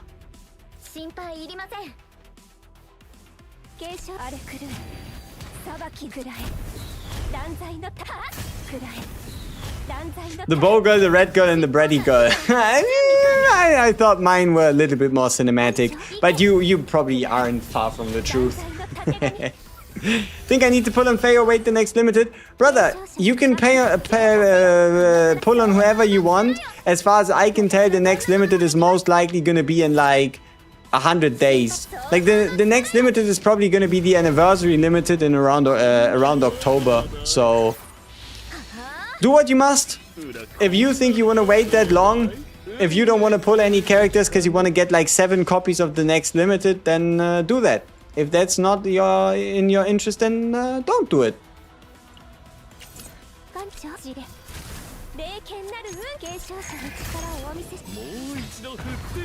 Void Serenia? Yeah, sure. First character of the season, usually the most useful? Yeah, but I don't know, I kind of feel like they'd probably want Arabella to have a bit more of us, but maybe they wanted to swap things up and make it so that like it's all about the mid-season character, but no. I don't know, we'll see. Hello, I only have Cassius and Mika for FEI. How do I get a decent save data for both of them? So, the Cassius save data you can find as a dedicated video on my channel, showing you exactly how to build the deck and what goes into it. And for Mika, what you want to do is you want to pick, you want to make it so that you cut out as much as possible out of your deck. And the only thing she really is going to do is going to have her sources of water. And those sources of water are going to have 1 draw on them. So that you can then, yeah, get draw and AP out of Mika. Oh, there's nothing to draw. Aww. This could be a rather sad turn. Rather sad turn. Let's see. And then again, there are no sad turns because we can just keep turning.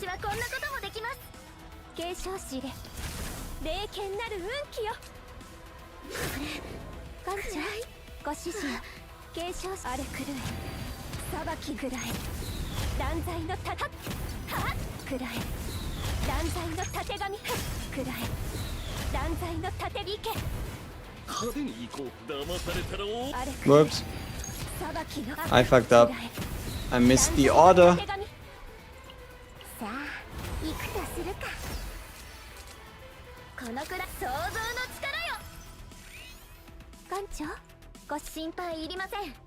Okay. Let's see if we can draw into something useful. Keep in mind our Cassius quest card doesn't... Oh, I guess it works once, which is something. Kind of forgot that we had a 2-cost card in the deck anyway, to begin with.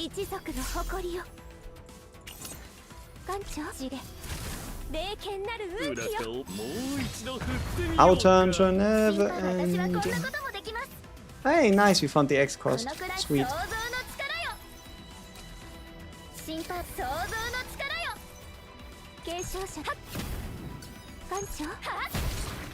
Okay. What else do we need to do? Is there anything crazy in the discard pile? Little bit useful. Not that needed. Okay, let's get it. Meow. Badoof. Meow. We probably could have kept our hand. But hey.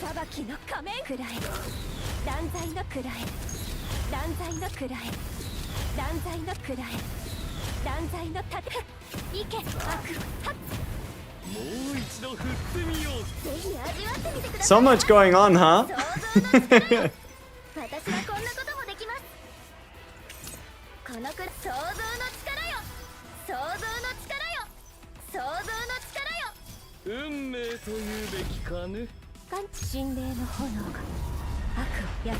It doesn't take save data points, yeah. Whee! Yeah, Rebella will be strong, too many goons and they don't want the Yuki situation.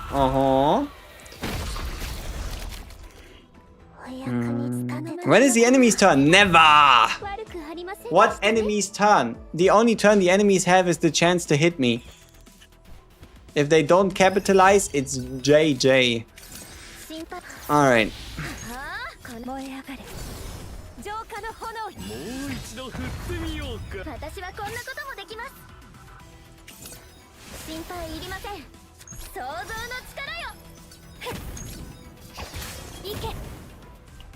Okay, it was probably one of the weirdest, like, hand turn things it could have been. But I guess even that can happen.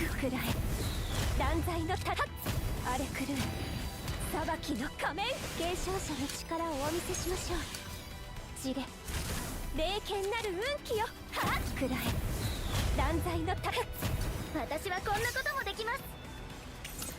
このくらい想像の力よ私はこんなこともできます。心配想像の力よこのくらい私はこんなこともできます。心霊の炎悪を焼き尽くす。 Okay, I want to play dice trick because he's expensive as fuck.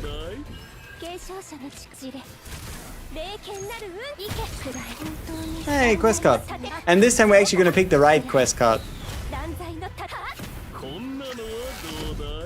There we go.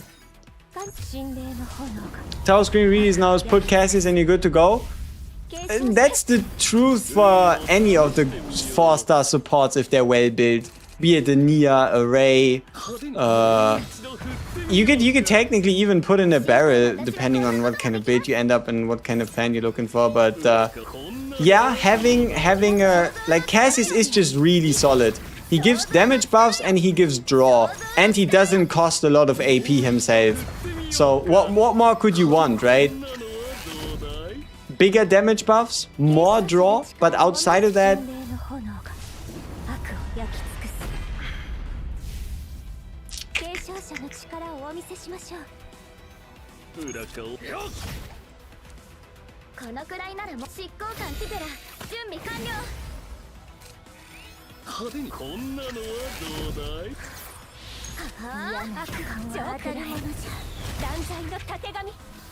oh yeah, and also there's again a possible FEI buff where they make it so that her extra attacks can type weakness hit. They did it for Renoa, they did it for Veronica. I don't know why they don't do it for all characters, but it seems to be like a thing they keep in their back pocket. Type effectiveness for extra attack damage. They don't really do it. It's just like, yeah, hey, sometimes we do it, sometimes we don't. What's the reason? Who knows?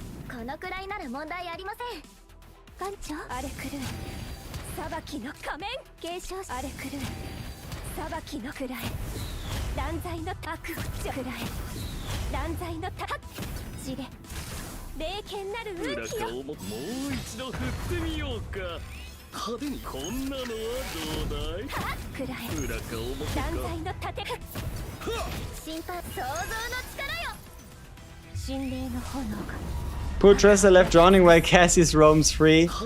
Cassius is a criminal for sure. But he's a smooth criminal. That's why they can't get him.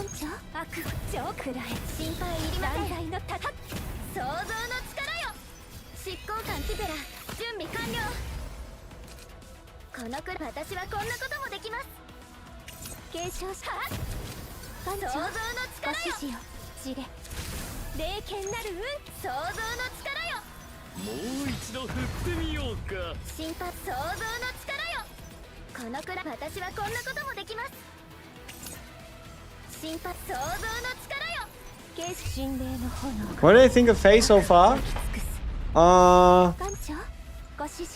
We'll see. We'll make our judgment based on what happens in 3 stages.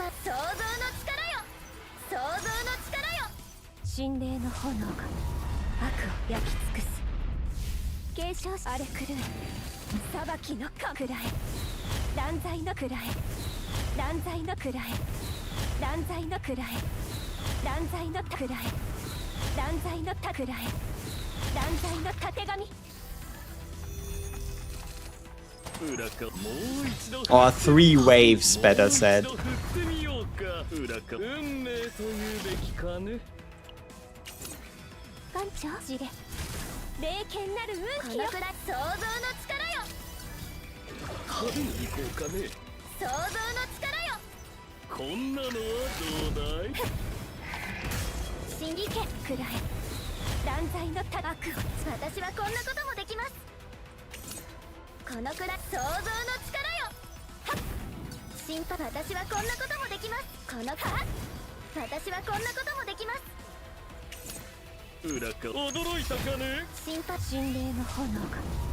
How you get the perfect save data? There's 2 ways, right? It depends on what you call perfect, right? But there's two ways. You either go in and you get yourself the perfect base. So let's say the right epiphanies, the right gear, and the right engravings. And then you go out and then you play sortie so that you can add the perfect divines on top. Or you get yourself the gear and the divines in a run, and then you only do like slight touch-ups, slight epiphany changes wherever necessary by playing like a little bit of sortie, right? So the question is how involved is sortie supposed to be in you building sad deck? Huh? Like you can absolutely build a really good deck without sortie. You can even potentially get the perfect deck without sortie, but it's not as likely. What persona card for FEI? Two options. You either go with the damage buff one that gives you the damage amount on discard and also allows you to use the discard set, or you go with the draw 2 version, the 1 cost draw 2, because she's a ranger. The 1 cost draw 2 is really powerful, so you probably do like a 1 cost. You could do two options. You either do the 1 cost draw 2 with 60% multiplicative, or you do 1 cost draw 2. Okay, technically it won't be 1 cost anymore, but you do the draw 2 with 30% multiplicative and activate on discard, where then if you have it in the deck and you draw it with soliloquy, you're actually gonna discard it because it happens to be higher than a 1 cost, so it's gonna auto activate so you don't have to pay for it.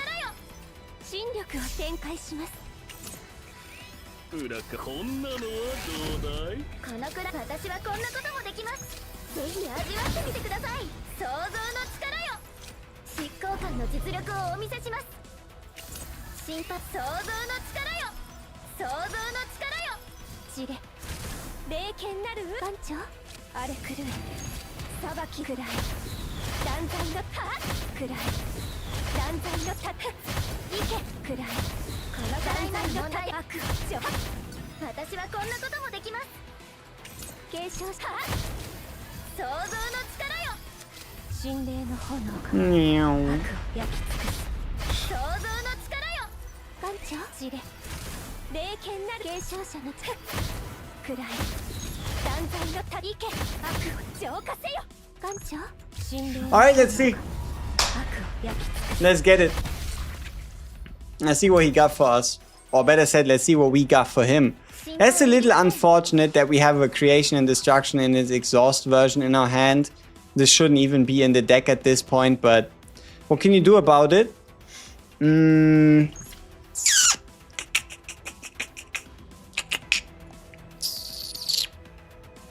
Okay, let's get to it. Do I really care about this being played at 0 AP? We'll see if we need the hand space.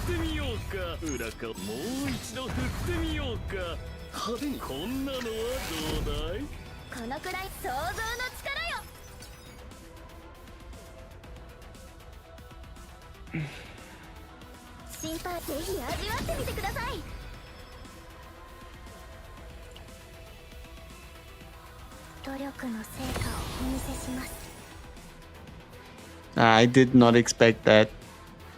How did I not expect that, you ask? Well, I don't know.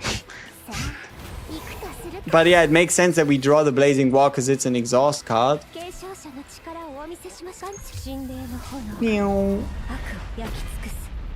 Okay, we need to make some hand size space.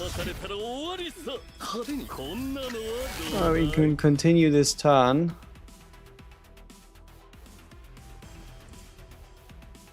That was some stupid turn order. I'll admit. There's definitely better ways you can do this.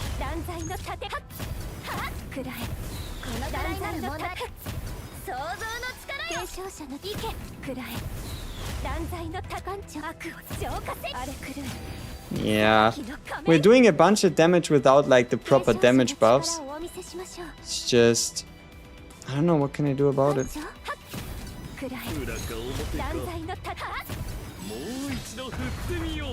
At least we're not really gonna run out of like draw. Okay, cool. What are we gonna do with this Joker? I think we're gonna get ourselves the Persona of Obsidian, discard 2 of these, and then first continue drawing what we can.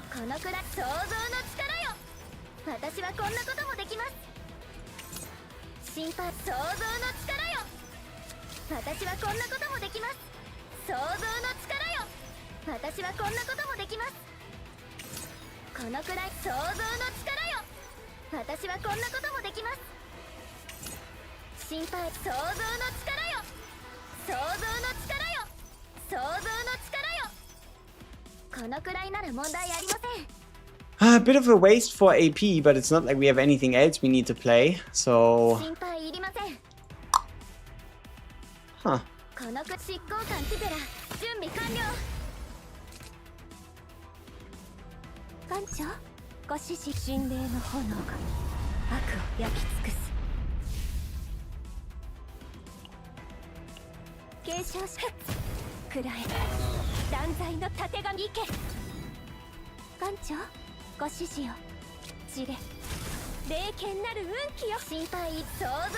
Whoops. Do I want to redo that? Kind of, no, I don't have to. Okay, nice.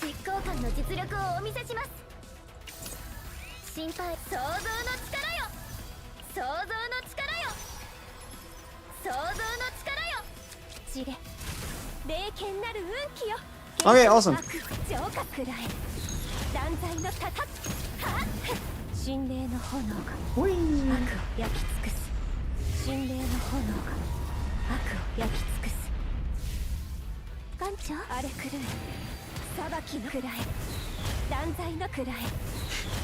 Nothing to draw.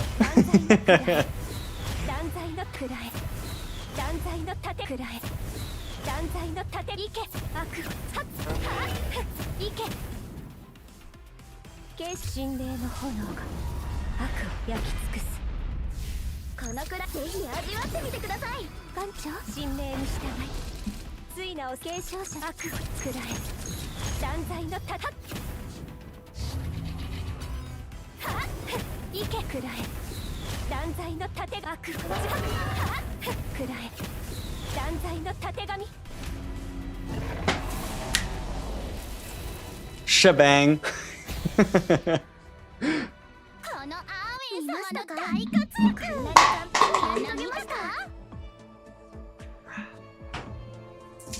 I'm gonna call it a success. Oh, that was pretty good.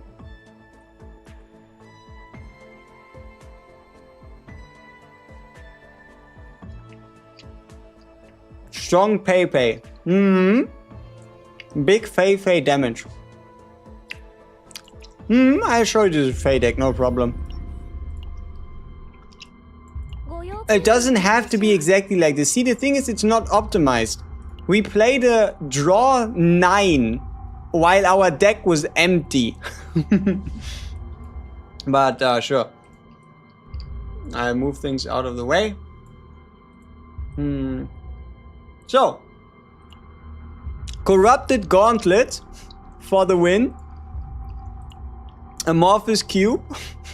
But no, we have a Soliloquy with draw 1 of those drawn cards, discard everything 1 cost or higher, with treated as a common card. These aren't as important. I think they might make certain situations a bit more consistent, but you don't need it. Here we have a Soliloquy that just draws you 3 with nothing. Then we have Night Rain at 2 stacks of Flame Arts, while also making it so that the next 2 Flame Art activations give you 2 stacks of Flame Arts. What this means translated right? If we translate this into humanly understandable language, it means that your next 3 played Infernal Rhapsodies will draw you 1, right? If you translate it into human language, then it just means your next 3, your next 3 Infernal Rhapsodies played shall draw you 1. We have that thing twice, right here and right here. The reason why there's a treated as a common epiphany on here is because not only can you guarantee it when you play the seasonal planet, but also this card inherently doesn't have draw, so I thought it would be fun to smack more draw on it.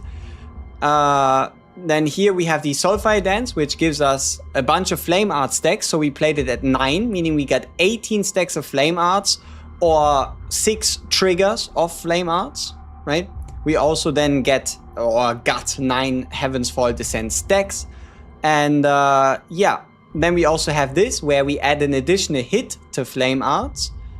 And also whenever Flame Arts is triggered, we do 100% extra attack. So the entire idea is that every single time Flame Arts gets triggered, we get 3 different hits.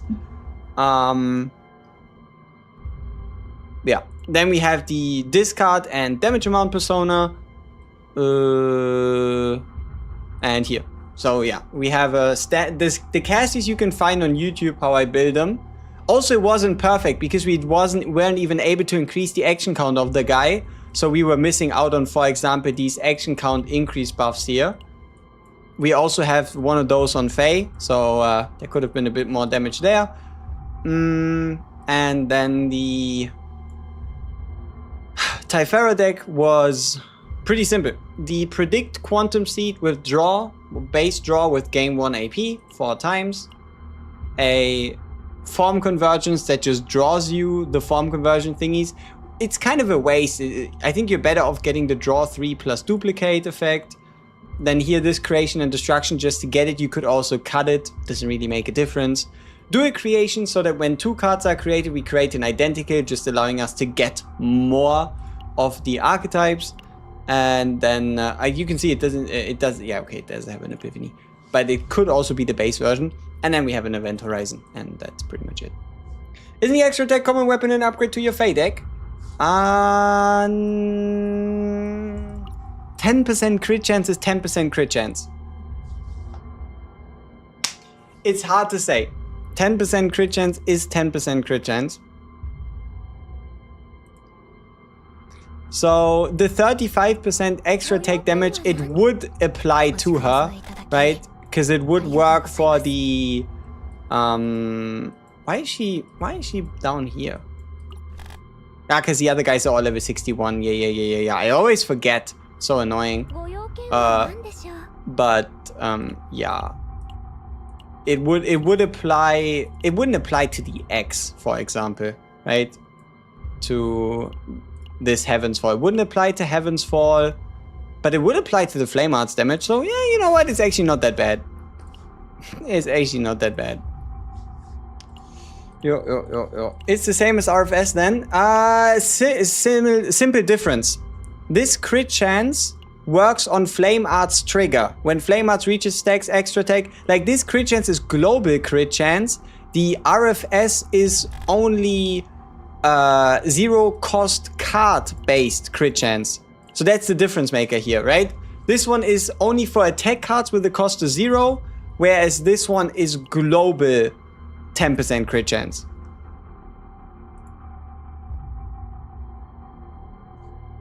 What FEI team did I have the most success with? Cassius plus Typhara. FEI, Cassius, Typhara. But it really goes FEI plus Cassius, Typhara, Veronica, Mika, Nia. Eternal Hunger Nia is insane. Like, I don't think I can say it enough, but Eternal Hunger Nia is insane. To just work alongside of her. And then you can obviously potentially try to do something like a Selena follow-up, Hugo follow-ups, the usual. Yeah. Oh, and Ray. You can probably just make a world in which Ray becomes a useful damage buffer. Show the Nia. It's something similar to this. You have two versions. You either do a basic version where you get the draw one, discard up to one card. If the card was discarded, create an adagio with exhaust so that you can move it to the top of the draw pile. So you can just cycle the Forbidden Eternal Hunger whenever you need. Or you go that one step more extreme and you get a duplicate Eternal Hunger so that you have two. And then you go for the draw two, discard two adagio, which is, yeah. Just the 2-1 is super hard to get. I mean, all her attack cards are 0 cost anyway, so Morbi just base attack on RFS. Yeah. All her attack cards are 0 cost anyway, but there's things with which she does damage which is not an attack card. Could I help you with a question? Hide Mary Thread of Light. Does the activate all link card work with her other Thread of Light when manually used or else AoE when discarded? It does. It does work, but I'm not too sure if... Wait, are both unique? Because if they are, then you can't have them in the same deck. Oh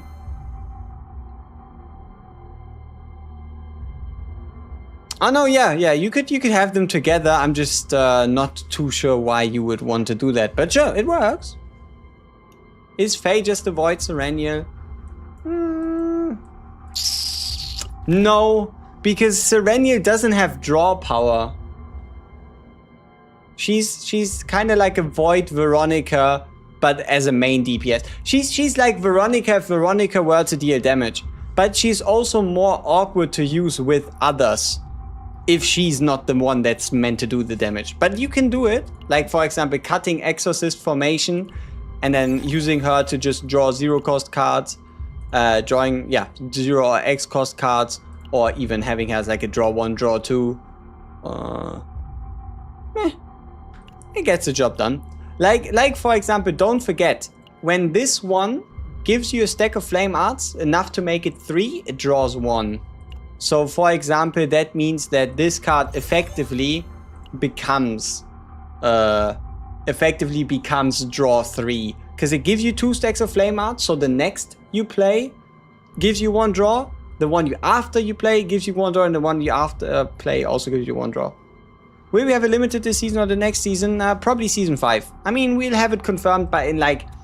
You need to wait like a week or two. In a week or two, we'll know if we'll have a limited or not, and everything else on top and between, and like that. Okay, gentlemen, I gotta get myself some food. Then I'll make the FEI guide. And then I'll probably have to talk about a couple things for the season. And then I'll try not to die. And then... yeah, life's gonna be great. Is Serenia still the only limited I have not played for long? Not quite. There is another limited called Hide Mary. She came around the half anniversary. This lovely lady right here. Alright. Ego manifestation recommendation. E0. Yeah. I think E0 is a good idea. Yeah. Yeah.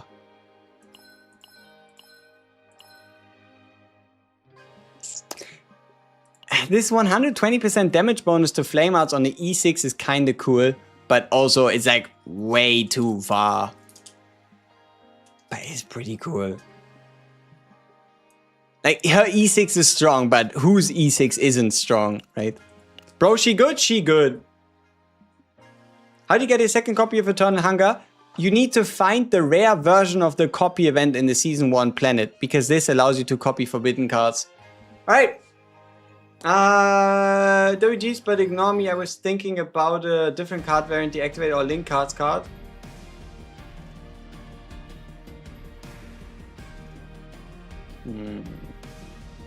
So where did they reveal the dodge patch? Oh yeah, I promised that, didn't I? So, have a look. These are the seasonal cards. And here. Not only are we getting a new dot in Scorched that does damage when an enemy's action count decreases, but we are also getting these effects on the side here, right? You see, there's 3 different effects so far.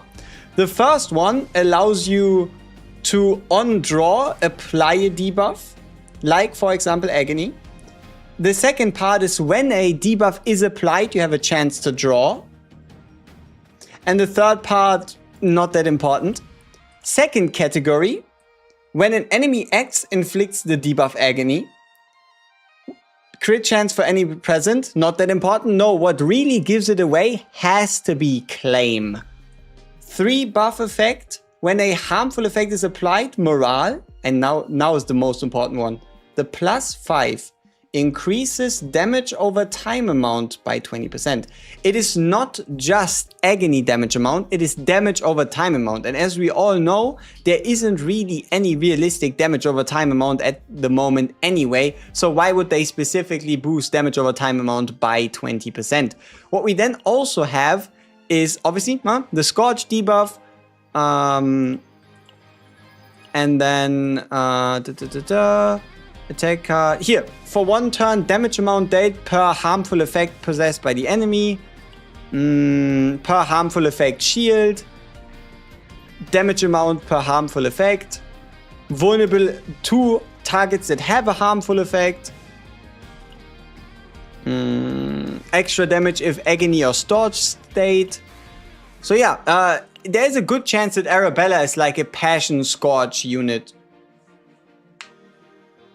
Can also stack 10 times? What? The monster arena is also negative 80% damage if the target doesn't have a debuff. Lol.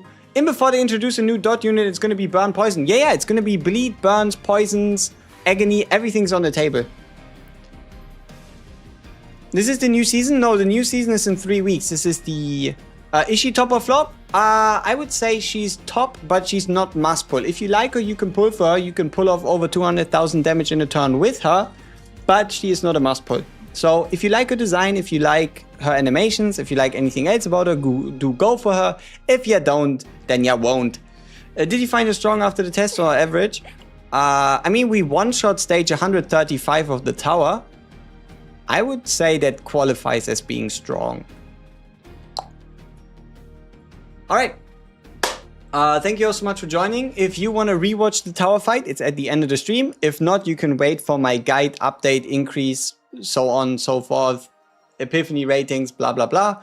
I'll be trying to give you again as much information as possible. We'll also then have the E0 showcase tomorrow or the day after. And we need to talk about the things that they've added today. But now I need to get myself some food or I'm gonna die.